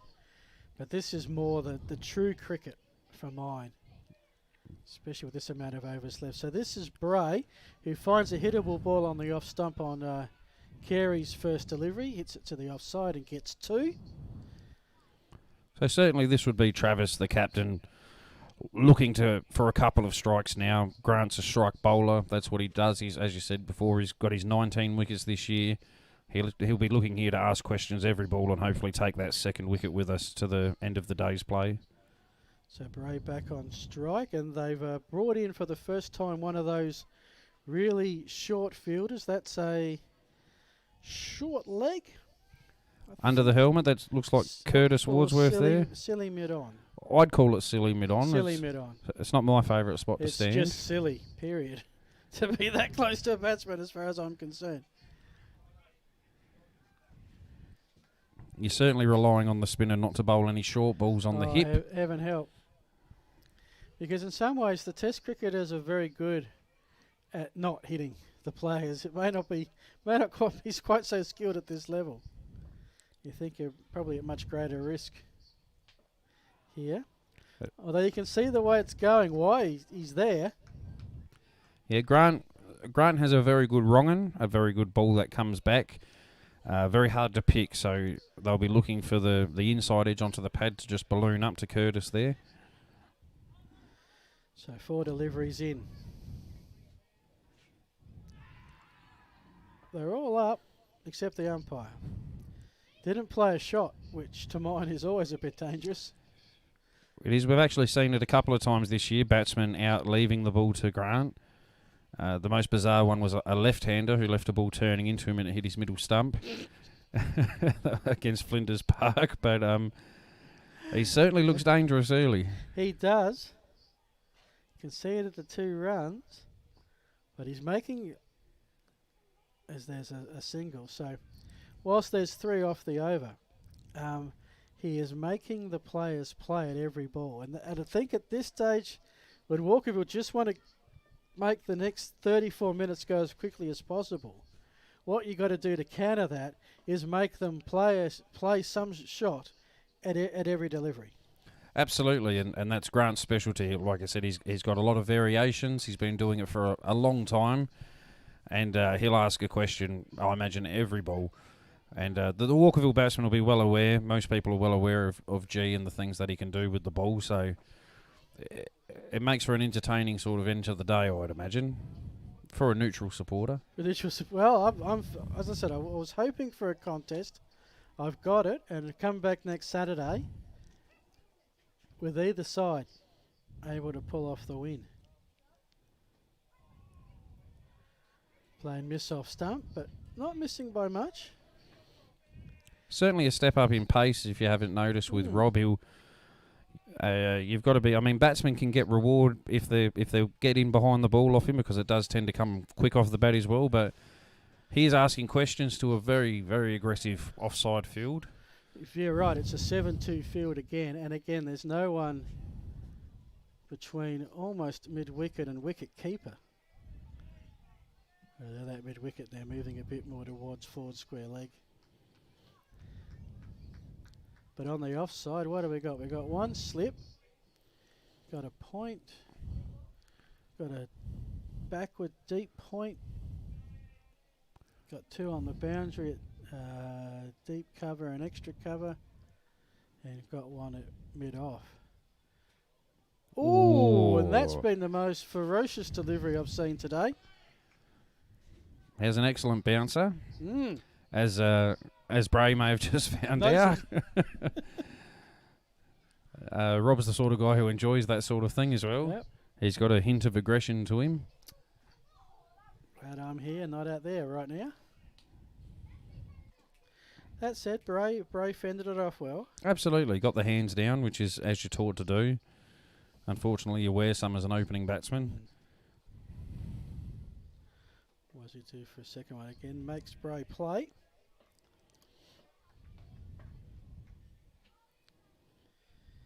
So just over half an hour to go to stumps. This is the 9th over, 30 minutes with 1 spinner and 1 paceman. What are we looking at? Maybe another 8 overs? Yeah, I would be thinking, it would be around the 8 over mark, maybe 7. Maybe 7. Depends, each wicket might slow it down a little bit. They may have... Spoken optimistically, I like that. They may have confirmed sort of a minimum overs expected to bowl. Well, first of all, if they get... Yeah, so there's normally 80 in an inning. If they get to that leaves 90... I think they get 99. 99, so they... In a day's play, we lose 3 overs for changeover, so... Yep. That would take it to 77. How many did we bat again? It was 60.1. So they'd be looking at 17 overs today, I imagine. Although they may not get there due to time. So, but yeah, should give them theoretically 97 overs at it. A few extra overs thrown in. And basically they'll play out the overs next week. If they have to go a bit late, they go a bit late to see the game out. So yeah, good news is we're back next week. See what Walkerville can do here, and look if somehow Para Hills roar through the lineup. What sort of strategy do we see early, midway through day 2 with the first innings complete? Could be that kind of game. Yeah, absolutely. I'll just give a quick shout out to the Griffiths, their wedding anniversary today. A couple of lovely club people, Griffo and his lovely Mrs. Ali. Griffo was actually supposed to be our streaker at 2 today. He'd organised, unbeknownst to me. but failed to turn up. Okay, was that because of the stream and we couldn't have a real cricket coverage without a streaker? Is that Yeah, that's. I'm not. Maybe he realised not many people would have liked to have seen I it. was about to say. I understand some streaking during a wedding anniversary, but I would have thought a bit more private than a worldwide audience. But good luck to them and their anniversary, and of course Griffo and Sean off to watch the great Chas Malvaney tomorrow. Well, A little bit of an in-house joke there. But hang on, he's a club guy. They're club people. Getting married during cricket season? Disappointing to say the least. Often raises eyebrows when anybody chooses that time of year to get married. I imagine it would have played havoc at the time. Well, it's one of those. I mean, as a cricketer, you have to make a choice, and most often it's cricket. Whether you go and support a wedding of that nature, happy to support the reception. Have the wedding here. Well, absolutely. You get a break for tea. You can get the ceremony done in 20 minutes. We'll tossed Being up a and bit flippant here, I can hear my wife on the other end saying, don't you compare wedding to cricket. You know, everyone's already pretty much in white, so go with it. Maybe we should open ourselves up. I'll Wedding venue. Yes, absolutely. I might take on the wedding coordinator role as well. Look, it's there to be had. Well, I mean, I'll come back to this. We're losing track of the game. We shouldn't, because we're in the 10th over, 1 for 14. Pirelli, just the one run. He wakes the silly bit on. Duck for cover, which he did beautifully. Just the one run. Good reflexes shown by Curtis there. That's exactly what we said. The biggest fear is when they throw a big loose one up right. It feels like it's almost under your helmet, not the batsman's. He would have worn that right in the chest had he not have moved. And I doubt there's that much protection there. So, yeah, Carey's overs, you sort of got to just keep an eye on here. Beautifully defended. Carey's gone through 2, has allowed 6 runs. Walkerville are 1 for 15 after 10. They have another 80-something. Sorry. I think I worked out if you guys did 60, that was 19. So the 99, we've got 89 overs they've got left to get about 220 or so to get that first win. Certainly a testing time for them. G will always ask questions. Rob, 1 wicket with 2 maidens so far, asking a lot of questions just outside the off stump with his pace as well. Yeah. I'll be interested to see here whether he might try Pirelli upstairs. Are you comfortable you've got the bowling lineup to go through? Ooh, nicked but too low. Might have been on the bounce. Yeah.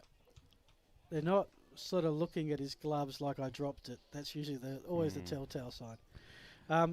The Para Hills have the strength of bowling depth to be able to bowl for 90 overs successfully. Yeah, we certainly believe so. Our bowlers are all pretty fit boys, used to bowling in long spells. Because obviously I've seen 1 spinner, I've seen 3 pacemen pretty much. Yep, so we've still got Lovell bowls a bit of medium pace. Harvey Box is another spinner. Does he bowl like he bats? Oh, yeah, erratic, yes, bit all over the place, and then just produces an amazing ball out of nowhere. He's that sort of cricketer, mate.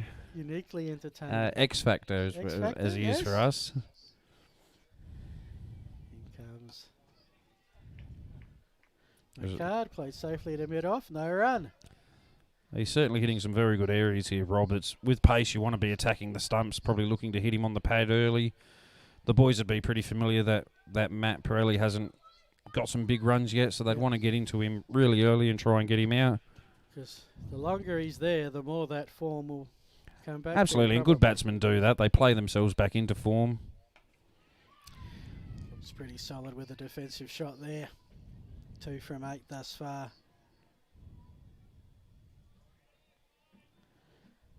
So don't forget, folks, we'll be back. I'd say we'll be back pretty close to 1 o'clock next week. Obviously, there's no coin toss or prelim to really get into. Plenty of to watch, though, once they start delivering the ball down the pitch. McCard. Oh, right back at him, McCard. Well stopped. Shows good reflexes to stop it. An excellent shot. To throw down the stumps. needed the ball to do that. But shows he's up and about. And, of course, if you need a bus, no fuss, call us. 82520627. Thank you, Adelaide Starbus.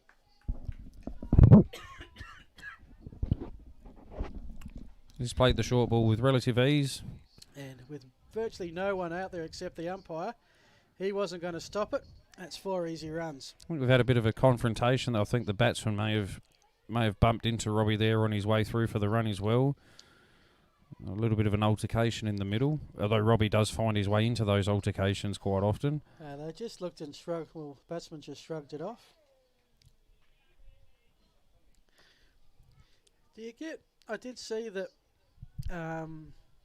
there's been some points deducted for players getting suspended in the competition. I'm not going to shame or name who and what and where.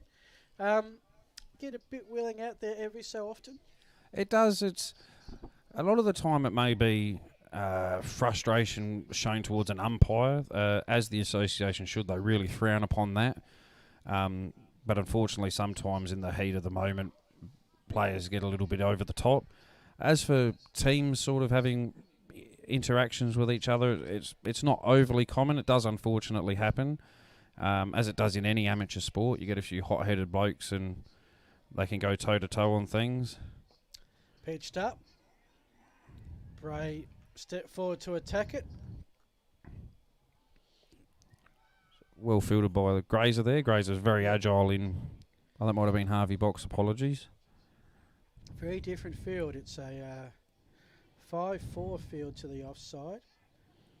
Oh, that's dangerous. Quick single. Quick enough. If it's a gamey single, Dylan, even though our biggest boy on the field, let's say, is certainly one of our best fielders. Just going to ask you who's a fielding talent to keep an eye on. Who's the Jonty Rhodes of the... Oh, certainly Richie DeCray. He sets the tone. He's very fast, very good hands. Oh, a bit of sharp turn there by G. He's certainly someone that we expect of to probably save us 15 to 20 runs in the field just with his ability to chase and apply pressure. And a big Dylan Hiscock. He's got a very, very good set of hands. Tries to find the gap straight to the fieldsman on the offside. Into the final 20 minutes or so of play today. And Grant certainly won't mind the batsman. Pirelli's been a little bit expansive here against him, which is sort of what you want in these later stages if you're the bowling side. Bray has been patient. Although, he's had enough. I'm going to pitch him up. I'm going to hit him. That's another boundary. He goes to 14. Yeah, loose delivery there from G. He's managed to get a nice juicy full toss. Any batsman should expect to be able to put those away. G will be very disappointed. I'd imagine he'll be looking here, I would say, for the big wrong'un, the big ball coming back into the batsman. Apologies, that was Pirelli on strike. He's up to 10, joining Bray. If you just play that one onto the offside. To end the third over for Carey and the 12th over. Walkerville are 1 for 24, and just to give you an idea of where Para Hills were, they were 2 for 29 at this time of the game.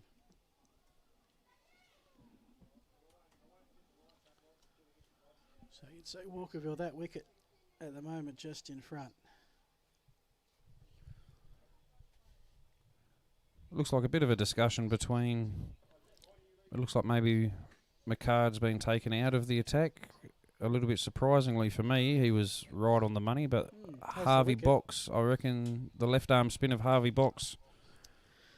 Maybe just to give all of your main bowlers a run tonight. I think get a couple extra overs in before nightfall. I think the pitch is showing a bit of turn and still probably looking just to pull them into that loose shot. I mean, Bray's been very disciplined, batted very well at the moment. So Harvey Box spent some time playing in the UK. He did. He went over and had a very successful stint in the UK.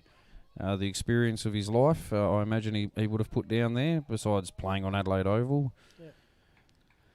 Oh, as a youngster to be overseas, whether you're an Englishman down under or a Aussie in London, in the UK, not a bad way to live a life. Yeah, I got as far as Queensland. That was pretty good. I don't fly, mate, so okay. Anywhere you can drive. But we've certainly had a couple of English players come over and play for us here, and it's always good to see our guys go and have a try over there as well. He's certainly a very talented young cricketer, Harvey. He's only 23, son of a legend, so big expectations on him to carry the Box name. Yes, that can be a blessing or a curse. Comes in now, has a fairly wide run up. Left arm over the wicket, or is he going around the wicket? He's going around the wicket. Between the umpire around the wicket. Yeah, he's going, isn't he? Yes, he'll have the trademark Box grunt every time he bowls he's the got a ball. grunt, is he? Yes. Like the women tennis players. Yes, inherited from his old man. Okay. So he certainly likes to almost run in sideways and come in from far outside the pitch, doesn't he?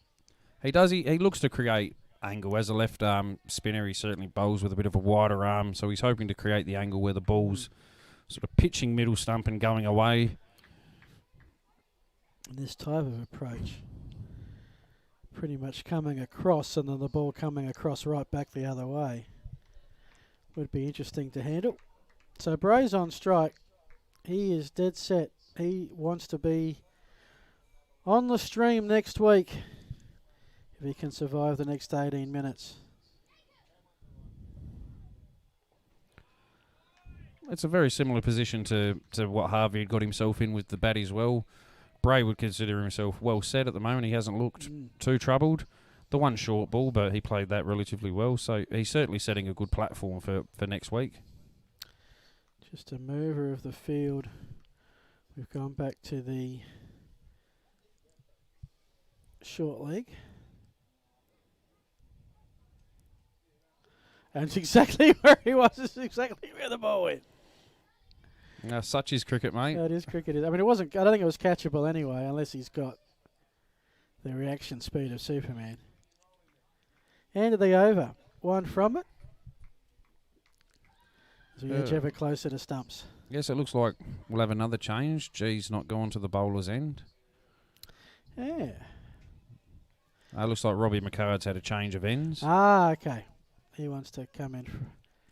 Generally bowls that end. That's normally you get a bit of breeze behind you as the quick bowler, but I'm a little surprised. It seems that he started so well from this end, but and whilst there's a little bit of slope east to west, it's a slight incline, and any fast bowler doesn't like having to run even the slightest bit uphill. So it's slightly downhill from the Morrell Street end. It'll feel a little bit more comfortable for him, but you get that with fast bowlers, mate. They can be very precious about their run-ups. Yes. He's got the discs.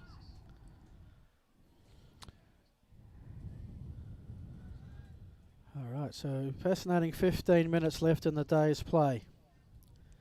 McCard charges in from the Morrell Street end. Pierced into that open space. Anything on leg side is just going to be dispatched. And there, runs that I'm really sure Parry Hills don't have the luxury of conceding. Certainly, at any batsman at this level, if you stray onto their legs with no protection on the boundary, that they're pretty easy runs, and that's exactly where the captain would have wanted him not to bowl. Yes. Whatever you do, don't bowl there. I told you not to bowl there. Oh, I thought you said to bowl there. There's a good follow-up, though. Yeah. So Walkerville 1 for 29. They've almost got the deficit under 200 for a full day at it next week, with the loss of their captain in the process. For mine, this is a very evenly poised contest. Ooh. There certainly isn't. Even we go back to how we spoke towards the end of Para Hill's innings. If it's sort of that situation where Walkerville will be very, very happy if they get away without losing another wicket, whereas Para Hills taking another one, you sort of come away feeling like you've got the upper hand. Vice versa, again, Walkerville, if they don't lose a wicket, they'll certainly come away with a very confident start. Card comes in. Oh, he got the slash. No touch. That didn't need to be swung at this stage of the day. And Bray is probably saying, why did I do that? I think he'll go into a shell from here. Certainly, probably the first expansive shot he's really played. He's been so disciplined and very tight technically, but pressure does funny things in these stages. And I think we're going to see something special come next week. I mean, all cricket games, I mean, you always say, what's the pitch like, so forth. And you got to see both teams bat on it. Para Hills at 7 for 144. If it had been 180, then Walkerville would be well in front. I just think those extra 30 or 40 runs in the tail makes it an even Stevens game. And I'd almost say put Para Hills just slightly in front, only because of Walkerville's batting record. There's a lovely shot, expansive shot along the ground, which is what you want. That'll be 4, and that is 8 off the over, which is the most expensive over Para Hills have conceded thus far. We're at the shot of the inning so far as well. He didn't have to reach out for that one. He was lovely in position with the head over the ball. It's probably a bit of relief as well after slashing one. As I said, with a bit of pressure, he'd be well aware that this is not the time to get out. So a shot like that just reinforces that you're seeing the ball well and you back your ability here to hang around. So 13 minutes. We've got a spinner and McCard down the other end. So I reckon we might have 3 overs. Will see us out for the day. Box will get 2 and McCard will get another 1, I would suggest. Unless they really try and run through them. Let's see what the body language says. Comes in to start over number 2. Considered 1 his first delivery. Outside off, not played. Well, true to the box nature, mate, there won't be any rush in Harvey or the way that he does things.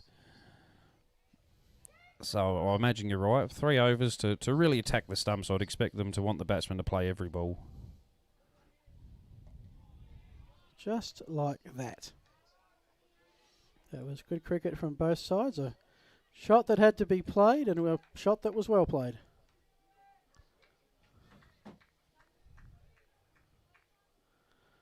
Walkerville 1 for 33. Outside, draws the cut, straight to the fielder. Oh my goodness. Oof. Some confusion about the run. Bray was keen. Pirelli was not moving. He says, settle down, lad. Settle down. Well, it's one of the famous cricket sayings that you don't run on misfields. They got 85 overs left for about 200. Overs are not the issue at the moment. Wickets will be for the foreseeable future.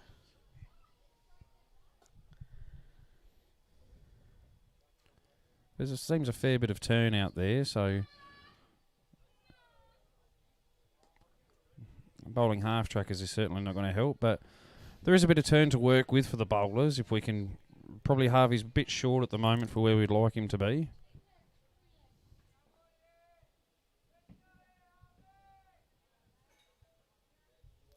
Last ball of the 15th over. Played with a very defensive stature. 1 for 33 or 15. We've got 10 minutes left. Possibly. I mean, they're not even. They're not rushing. No, certainly not. It almost feels like a bit of going through the motions at the minute to get to the end of the day.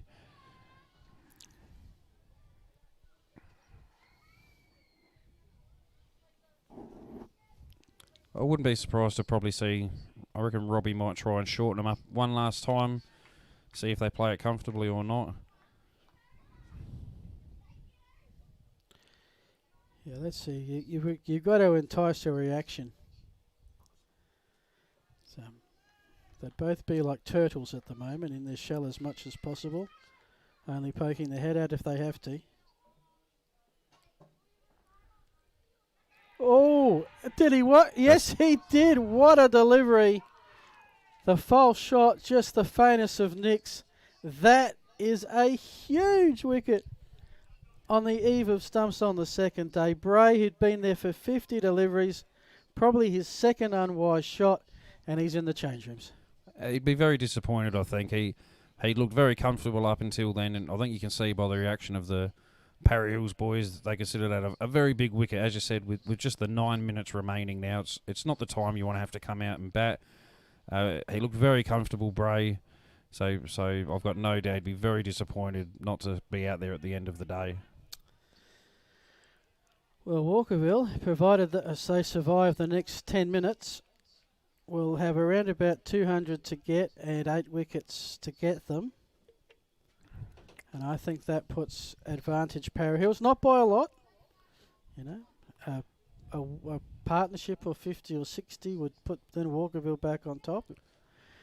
Do they have the players like Hiscock and Lavelle who can just grab the game by the scruff of the neck for half an hour and put some quick runs on the board? I'm not totally sure about that. I guess we'll find out. I think we may have a night watchman sent out Norris. here. Norris may have been thrown to the wolves by the incoming number 4. He was down to bat 4. Oh, he was he? On the sheet. Okay, I may have misread the reaction there. He didn't look overly confident marching out to the crease.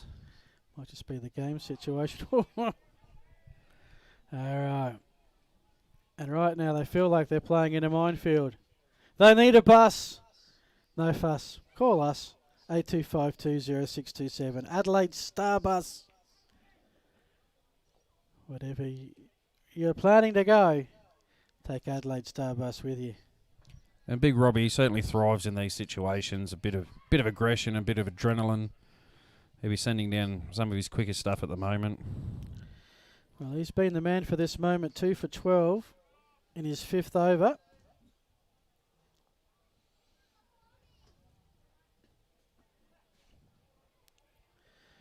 He's probably got...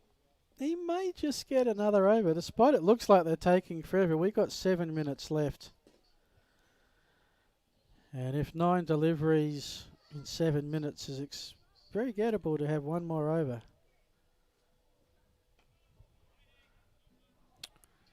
Overstepping? Actually, it's Martin who's come out, that's why. So Norris was the next person. Martin, who's listed at number 10, has come out. Now, Martin... Good catch. Yeah, good catch. Martin can bat, although he's averaging 18. He did score 33 not out during the season. I think they're just trying to register that it was a no ball to the scorers. 2 for 34. We'll see when the scoreboard up, because the scores that you're seeing are direct from the scorers, which is a little bit different than how we do the footy coverage when we do the scoreboard ourselves. Okay. And it sort of sometimes can be a mismatch. That's the short delivery expected from Robbie. Yeah, no, we've got a very committed scorer in our president, Dom DeCray. Yep. He's learning a new system today, and he's done a fantastic job giving you all the stats as they've appeared up there. I mean, It's certainly a wonderful way to do it, live scoring. It takes a lot of the potential for mistake or books not matching up. So, as I say that, we're waiting for it to magically roll over to 34, and it hasn't as yet. Maybe one they'll sort out over a drink in about 5 minutes' time. The card comes in. That is the last delivery of his 5th over. A wicket taking over. Although... Oh, the no ball. Okay, because he hasn't recorded the no ball, we now go to the 7th delivery, which legally is the 6th delivery. So, stay with us, folks.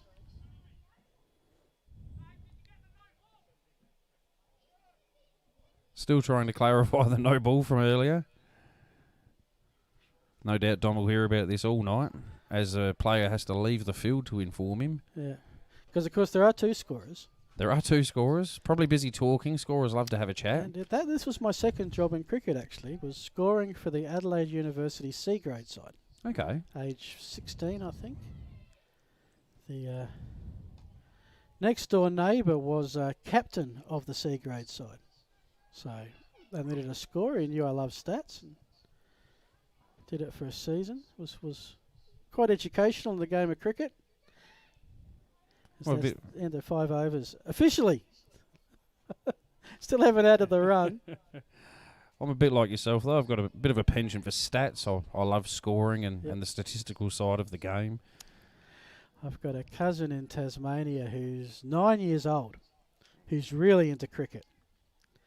And he loves scoring the game. And I was trying to work out how to get him involved in this.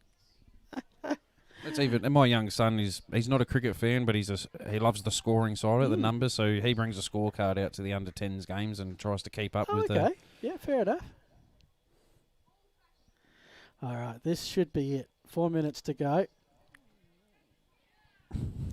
I can't believe they're claiming that. A crowd catch. I can't believe they actually thought that. Oh dear. It's always a worry when you're the only one in your team appealing. Certainly right on the spot where we want Harvey to be in the late stage of the day, just making them play every single time. We've got the run now. Fantastic. We're 2 for 34. He's working through this pretty quick. Maybe the potential for one more. Surprised Walkerville aren't slowing it up a bit, having a mid-wicket conference or something. Again, awareness is probably the issue. They're not not sure if they wear the Rolexes out there to know what time it is. And you also wonder what part of this is already pre-agreed. Okay, this is the last one, gentlemen. Well, Harvey's certainly in no rush as expected. But if they're going to... Walkerville are going to hit the ball back to him. I mean, we laugh that this is... But this could be a big thing. You give him a card one more over the way he's going at the moment. It certainly asks a lot of questions. 6 more grenades he gets to lob. That's a full toss straight to the field.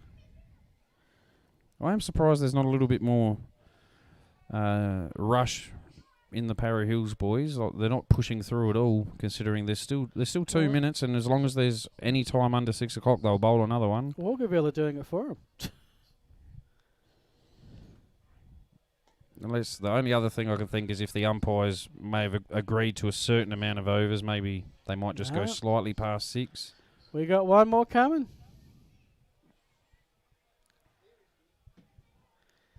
And if there's a wicket here, well, all momentum with Para Hills going into the second Saturday for mine.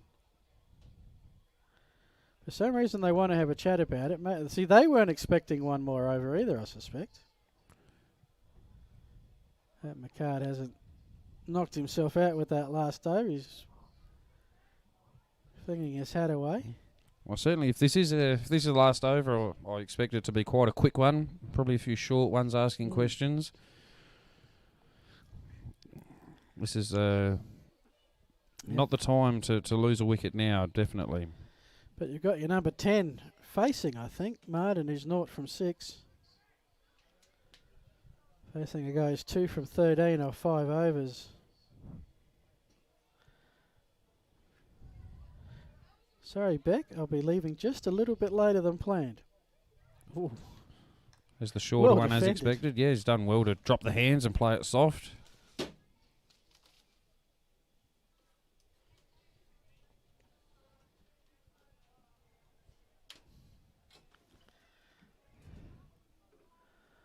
So it is 2 for 34. I think we may have seen our last runs for the day, bar something like a wide or no ball. I can't really see Walkerville playing a shot in anger here. This is about survival till next Saturday. Yeah. Probably a touch too short from Robbie that time. Yeah. Afraid so. So you've got to draw the shot every delivery. Make him count.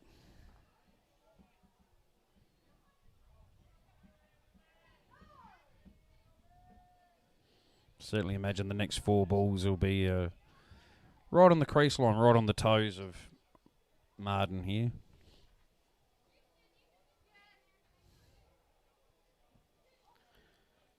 So after 18 overs, Walkerville were 4 for 49. Oh, it's in the air, but just short. I don't think that was catchable. But everybody's blood pressure just went up a couple of notches. Had a little dab at it. It certainly just looked like it might have held up off the pitch, and in saying that, maybe didn't come off quite as fast as G at a gully there was expecting. Certainly a very aggressive 3-slip 2 gully field. Well, something slips through for some runs at this point. You want everybody in a catchable position for these last 3 deliveries. McCard comes in. Too far. Para Hills applaud, but it didn't draw the shot. 2 to go. A bit too wide that time. Certainly want to be looking to draw the shot these last couple of deliveries. Well, probably wise to say as we have a couple of deliveries to go. Today has been more than just a cricket game. It's a charity event, Pink Stumps Day. And we hope that it is a great event tonight for the Para Hills Club.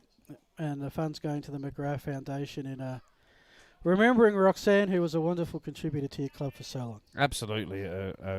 She was a marvellous asset to the club, and anyone who may be watching at home and ahhing about whether to come down or not, absolutely we encourage everyone to come down and enjoy the band, get involved in the auction, support the cause. Every cent that we raise goes to the McGrath Foundation. We've got so many prizes that the girls lost count in the end of what we're auctioning off. Last delivery for the day. It's left. And that'll do it for an enthralling afternoon of cricket. Para Hills dismissed just after 60 overs. Walkerville, whose batters have struggled all year, have a gettable chase. They're 2 for 35 and we'll have a full day next Saturday. There you go. 223.35 for mine. It's 189 needed. Oh, there we go, down the bottom. Walkerville need 189 to win. Thank you so much for your time, Steve. I know this is just the start of a huge day for you. Yes, absolutely. Thanks for having me, mate. I've enjoyed it. And don't forget Pink Stumps Day. Get behind it. We're going to wrap it up. See you 1 o'clock local time next week for an enthralling day 2 of competition. Good night.